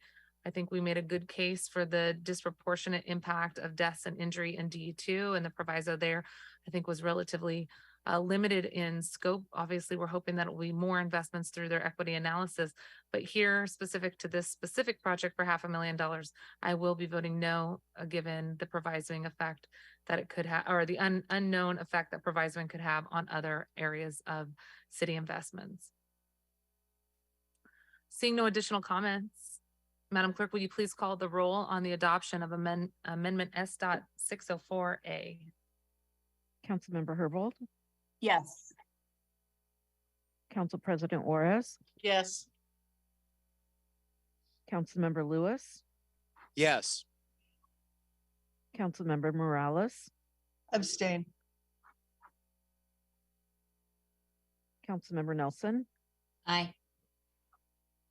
Councilmember Peterson, Yes. Councilmember Sawant, Abstain. Councilmember Strauss, Abstain. Chair Mosqueda. No. 5 in favor, 1 opposed, 3 abstentions. Thank you, Madam Clerk. The motion carries and the amendment is adopted. Moving forward, second to last item, agenda item 195 S.606 from Councilmember Strauss. Please go ahead, Central Staff. This item, S.606A1, would proviso $375,000 in S.'s Bike Master Plan Greenways project to extend the 6th Avenue Northwest Neighborhood Greenway from Northwest 50th Street to Northwest 58th Street. I should note that the material included in your packet requires a correction that would need to be a verbal amendment if this proposal moves forward. It's offered by Councilmember Strauss. Thank you, Councilmember Strauss. You're recognized for the purpose of moving the amendment. Thank you. I move to approve item 195 CBA S.606A-01. Second. It has been moved and seconded. Councilmember Strauss, you are recognized to continue speaking to this amendment. Thank you. And before I continue, I would like to move to orally amend the amendment S.606A-01 to amend the last paragraph by deleting $500,000 and inserting $375,000. Second. Okay, thank you, colleagues. Councilmember Strauss has moved and it has been seconded to orally amend the amendment in front of us, orally amend S.606A. Before we continue to hear the amendment, I think it would be in order to take a vote to first move to amend the amendment with an oral amendment. Okay, Madam Clerk, could you please call the roll on the motion to orally amend the amendment? Councilmember Herbold, Yes. Council President Juarez, Yes. Councilmember Lewis, Yes. Councilmember Morales,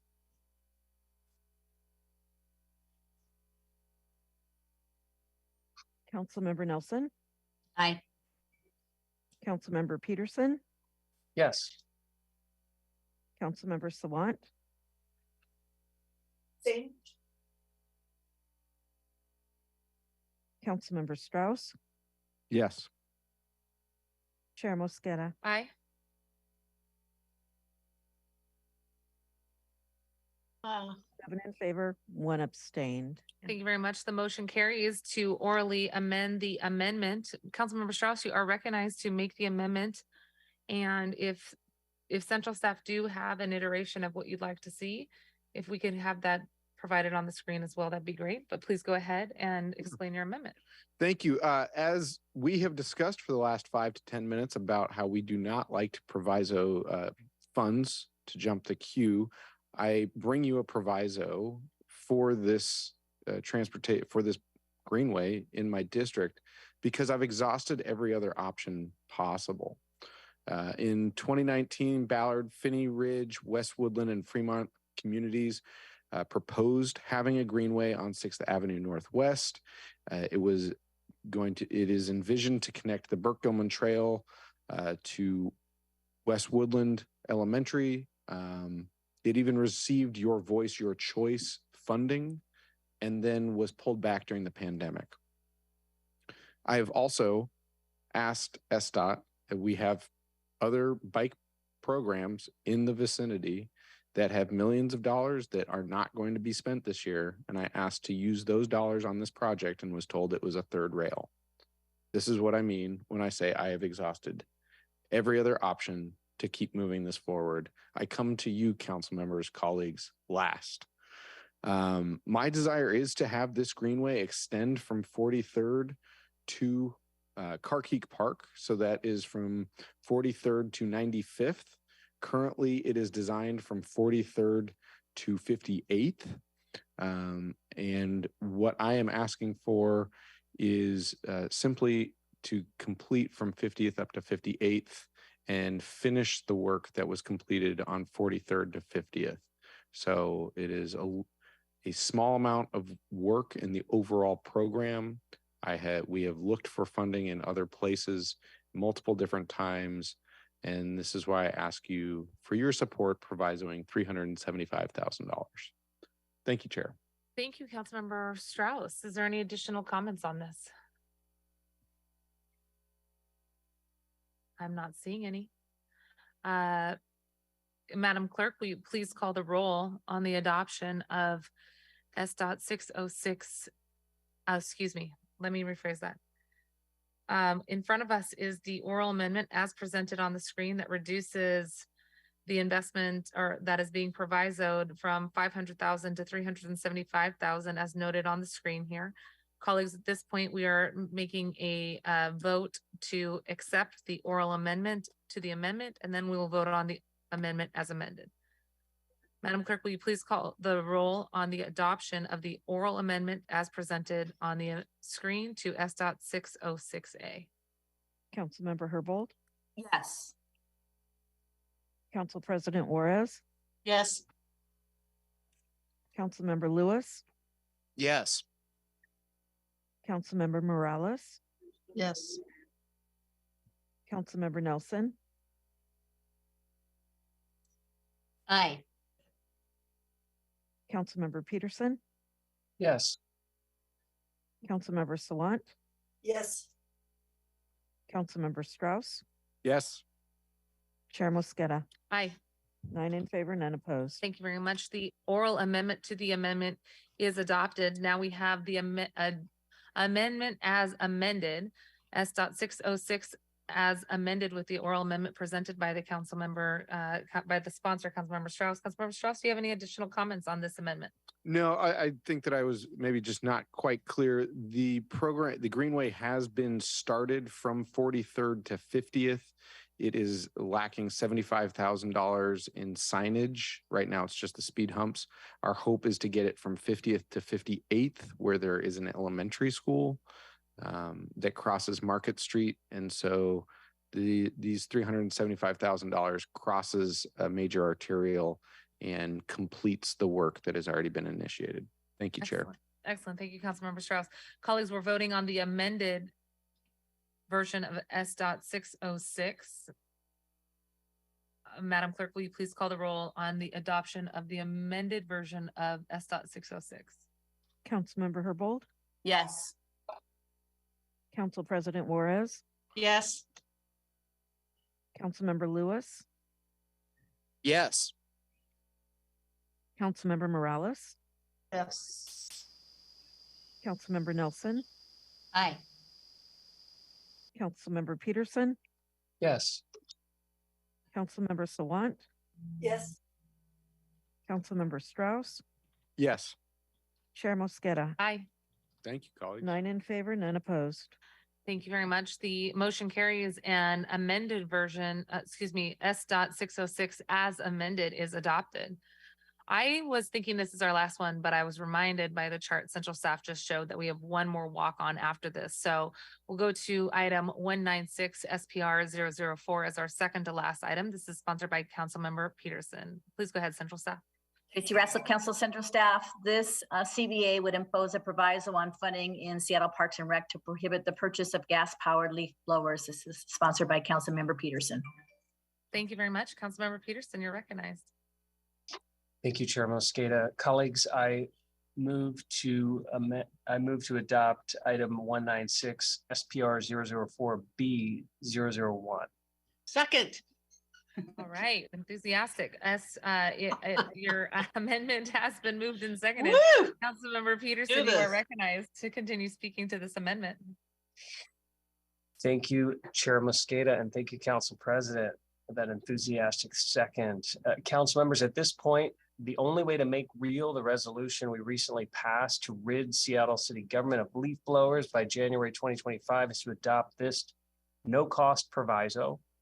After substantial research and input, we've already confirmed that gas-powered leaf blowers are harmful to workers, to the environment, and to public health in general.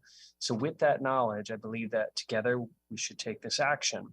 Since we unanimously passed the resolution 32064, and it was so well received by the public, I've confirmed the executive is open to meet our accelerated goal. More than 100 cities are already ahead of Seattle on this. This proviso is a no-cost solution to make sure the transition to electric leaf blowers actually happens on pace with the need. I spoke recently to the new superintendent, AP Diaz, who is supportive and confirmed for me that he is definitely on board. The Parks Department owns the most gas-powered leaf blowers, and unfortunately, between 2014 and 2022, they purchased 145 gas-powered leaf blowers. And now that department owns 270 of those harmful machines. These leaf blowers last approximately 5 years, so this proviso creatively enables us to advance the goals of a resolution by requiring replacement leaf blowers to be electric. Thank you. Thank you, Councilmember Peterson. I'm not seeing any additional comments. Councilmember Peterson, I'm going to be supporting this amendment. And I do support phasing out of gas-powered leaf blowers. I also think there's an opportunity to continue to work with the parks director to see what the opportunities might be to collaborate with them on a plan to phase out leaf blowers, and appreciate that this work has been done so far at parks. And I'm supportive of this effort to continue to push forward to get rid of gas-powered leaf blowers and see greater collaboration with parks on this. All right, Madam Clerk, please call the roll on adoption of SPR 004B. Councilmember Herbold, Yes. Council President Juarez, I was going to abstain, but Councilmember Peterson in his plea has made me change my vote to yes. Councilmember Lewis, Yes. Councilmember Morales, Leaf blowers, yes. Councilmember Nelson, Aye. Councilmember Peterson, Yes. Councilmember Sawant, Yes. Councilmember Strauss, Sure. Chair Mosqueda. Aye. 9 in favor, none opposed. Thank you very much. It is unanimous. The motion carries and the amendment is adopted. Moving on to our real last item on the agenda. This is HSD Walk On 1, sponsored by Councilmember Nelson. I'll turn it over to Central Staff first for describing the Walk On amendment.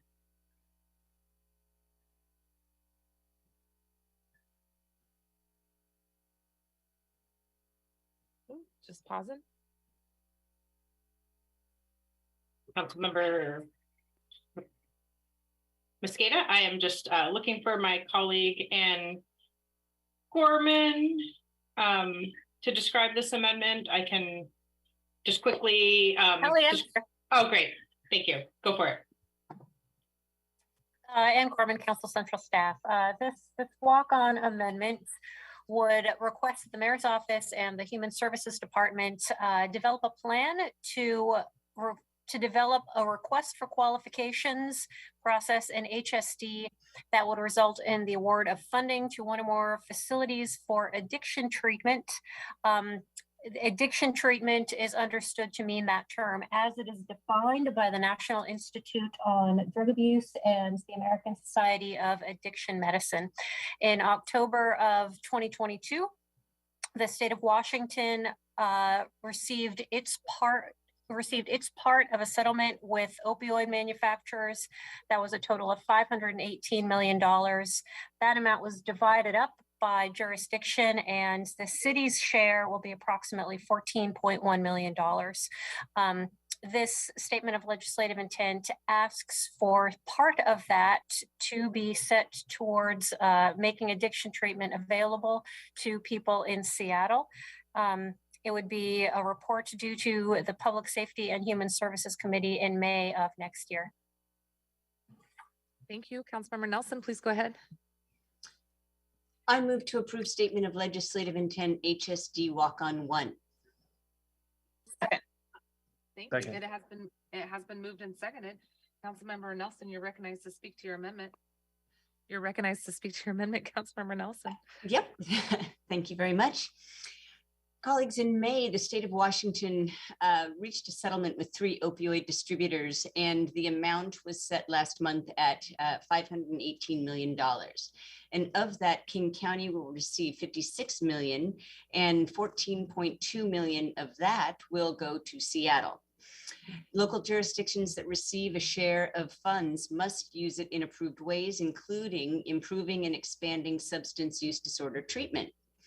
So this slide directs HSD and the mayor's office to collaborate on a plan to potentially use a portion of that funding to expand on the treatment services that we already offer, because there is no public funding from Seattle or King County for drug and alcohol rehab for people who want to quit using and also go into long-term recovery from substance use disorder. The city has already applied for a grant from the State Opioid Settlement Committee, and the mayor's office does support this slide because it is consistent with that grant application. So as I was writing this slide, Public Health Seattle King County sent an email to board members with new overdose fatality information, and it's shocking. And I'll just hit the top lines. Between 2012 and 2019, overdose fatalities increased by about 6% each year, and then all of a sudden surged exponentially in 2020 and 2021 with a 20% and a 39% increase in those years respectively. More overdose deaths, and there were more overdose deaths in 2022 than in all of 2021. And so with 118 in the first 9 months of this year compared to 709 in all of 2021. And the most disproportionately impacted communities are people experiencing homelessness and living in temporary or supportive housing, and also American Indian and Alaska Native and Black residents. So colleagues, we can and must do better. And, you know, I'm not ashamed to acknowledge that this is a personal issue for me. I never would have stopped drinking myself if I hadn't checked myself into rehab during COVID. And I rely on the people I met there and the tools that I learned there every day to maintain my recovery. And I just think that we need to extend that to our most vulnerable as well.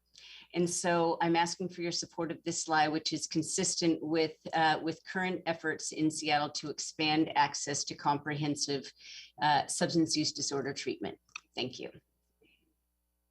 Councilmember Nelson, thank you so much for bringing this forward. And I appreciate the creative thinking that you continue to put forward in this amendment to make sure that this priority was invested in and that we took some next steps. So I appreciate your work on this and for sharing that.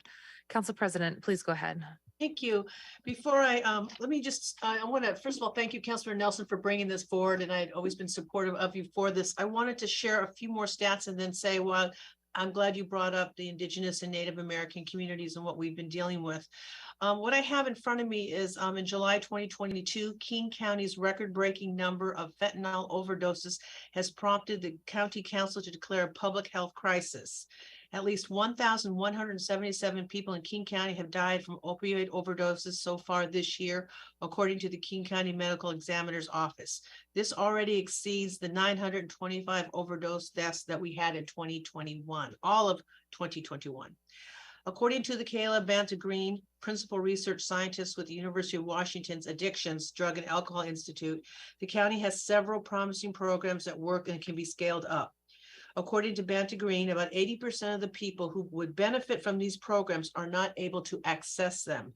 And that's the problem that we've had as well, is access. Access is crucial. When people are ready to get into treatment, we should have a bed ready. There's no more logical uses of these opioid settlement funds than to fund treatment to the victims. What I am very happy to state is that this slide complements what we have been doing in with the Seattle Indian Health Board, with Indigenous-led organizations, and within Indian country and tribal governments. And also at Northwest Hospital, that is having treatment, having beds ready, and fentanyl. What I don't know, a lot of people don't know this, but the fentanyl epidemic has been an epidemic in Indian country for almost a decade. In rural areas, on reservations, meth and fentanyl has been decimating our relatives for almost a decade. And I just got back from the National Congress of American Indians and sat in on the addiction and what's happening with lawsuits that the tribes are now bringing. And if there's anything that's it's heartbreaking. So with that, and also this works well, Councilmember Nelson, with the Aurora Commons and what we got in the budget this time, and we've done it a few times, is so we can offer treatment immediately. So when people are ready to say that they are ready to have treatment, it doesn't help if we can't get them into treatment immediately and have a bed waiting for them. I've seen this my whole life, and Councilmember Nelson, I just want to thank you for being so candid and so honest and so vulnerable about sharing your own personal story, because I don't think we often do that here. I think we do a lot of performative politics. So when I hear a heartfelt, emotional, organic, selfless thought about trying to do this, and I know you and I talked about this before, and I was an early supporter, I want to thank you for that. So I will be supporting that today. Thank you. Thank you, Council President. Well said, and greatly appreciate those words by the Council President, and I believe that they are reflective of all council members as well. Councilmember Nelson, anything else in closing on this item? No, I'm going to leave it at that. Thank you very much for your consideration. Thank you. Thank you, Councilmember Nelson.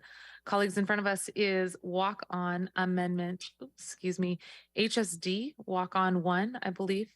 And it is presented on the screen here as well. Madam Clerk, could you please call the roll on adopting HSD walk-on 1? Councilmember Herbold, Yes. Council President Juarez, Yes. Councilmember Lewis, Yes. Councilmember Morales, Yes. Councilmember Nelson, Aye. Councilmember Peterson, Yes. Councilmember Salant, Yes. Councilmember Strauss, Yes. Chair Mosqueda. Aye. 9 in favor, none opposed. Thank you very much, colleagues. The amendment carries and the motion carries and the amendment is adopted. Okay, I'm not seeing any additional amendments at this point. It is 8:45 p.m. We have gotten through all of the groups and all of the amendments. There's been good discussion, robust conversation, and appreciate the discussion has circled around how we can continue to do more and do better for the folks in Seattle. I do appreciate that there has been a lot of discussion today that also corresponded with action. So throughout the course of the upcoming week, council central staff will be, of course, taking their holiday break as they should and doing the final quality assurance adjustments to the budget to make sure that all of these amendments align. However, that was our last action. So that was our last action on the proposed budget. On Monday, November 28th, it will be a technical vote that summarizes all of the actions we have taken today that will then allow for the final budget action, the final balanced budget, the biennial budget for 2023 and 2024 to be transmitted to full council, where we will have a final vote that day. So there will be opportunities for additional comments, especially calling out the pieces that council members have added to this budget, and all of your work has compiled this collective effort to address the needs in the upcoming biennial years with the budget actions that we have taken today. So you will have a chance to comment on Monday in the Select Budget Committee and again on Tuesday in full council. If I understand correctly, Monday does not have any oral public comment. Of course, we are accepting a written public comment throughout this process. There will be the opportunity for oral public comment as well on Tuesday, November 29th at 2 p.m. at our full council meeting.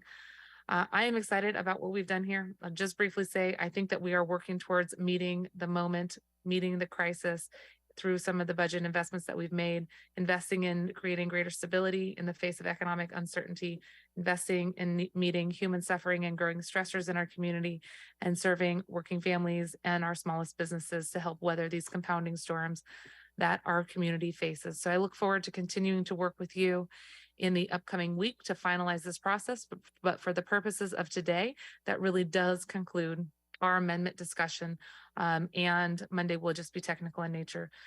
Really want to thank all of you for your participation throughout the course of the day, but especially want to thank our teams and want to thank our clerk. Linda, you've been here throughout the day. Thank you to Linda Barron and clerk Elizabeth Atkinson. I see you back here. It's the three of us out here right now. We really appreciate you helping and steward us through the day this entire time. To the communications team, the IT team, Seattle Channel, and of course, our central staff who've been with us all day long. Thank you very much. Budget lead, Ali Panucci, director, Esther Handy, and all of the central staff members that you saw pop into the screen throughout the day. We could not do this without your brilliant work to make this not just the budget balance, but to ensure that we had a balanced approach to including all council member priorities as much as possible into the balanced package and the amended version that is now in front of us. I really appreciate, again, the collaboration with the mayor's office on some of these final amendments, specifically on the mental health ad to respond to the youth demands for more accessible mental health treatment and services throughout the community for youth in high schools and middle schools. And again, want to thank my staff who've spent endless hours working to make sure that we could bring this budget to you in partnership with central staff, Sejal Parikh, Aaron House, Melanie Cray, and Faride Cuevas. Faride as well, who ordered the food for tonight. And if you want any extras, there's some right outside. So thanks again for all of the work you've done. We look forward to final comments to come on Monday. But for the purposes of this meeting, I'm looking at central staff. We've come to the end. All amendments are included. There will be no more tweaks, I promise. And we will continue to have open, honest, and transparent conversations and continue to jointly look at how we can serve our city's most vulnerable, buoy our economy, and create a more resilient and equitable Seattle. If there's no further business to come before the Select Budget Committee, we will be adjourned and we will reconvene November 28th at 9:30 a.m. Thank you, everyone. Have a wonderful evening. Don't forget the kiddos. Don't forget the kiddo, girl. Go home and tuck in those kiddos. Hopefully my husband is. Thank you, everybody. We'll see you in a week, everyone. Thank you. Bye-bye.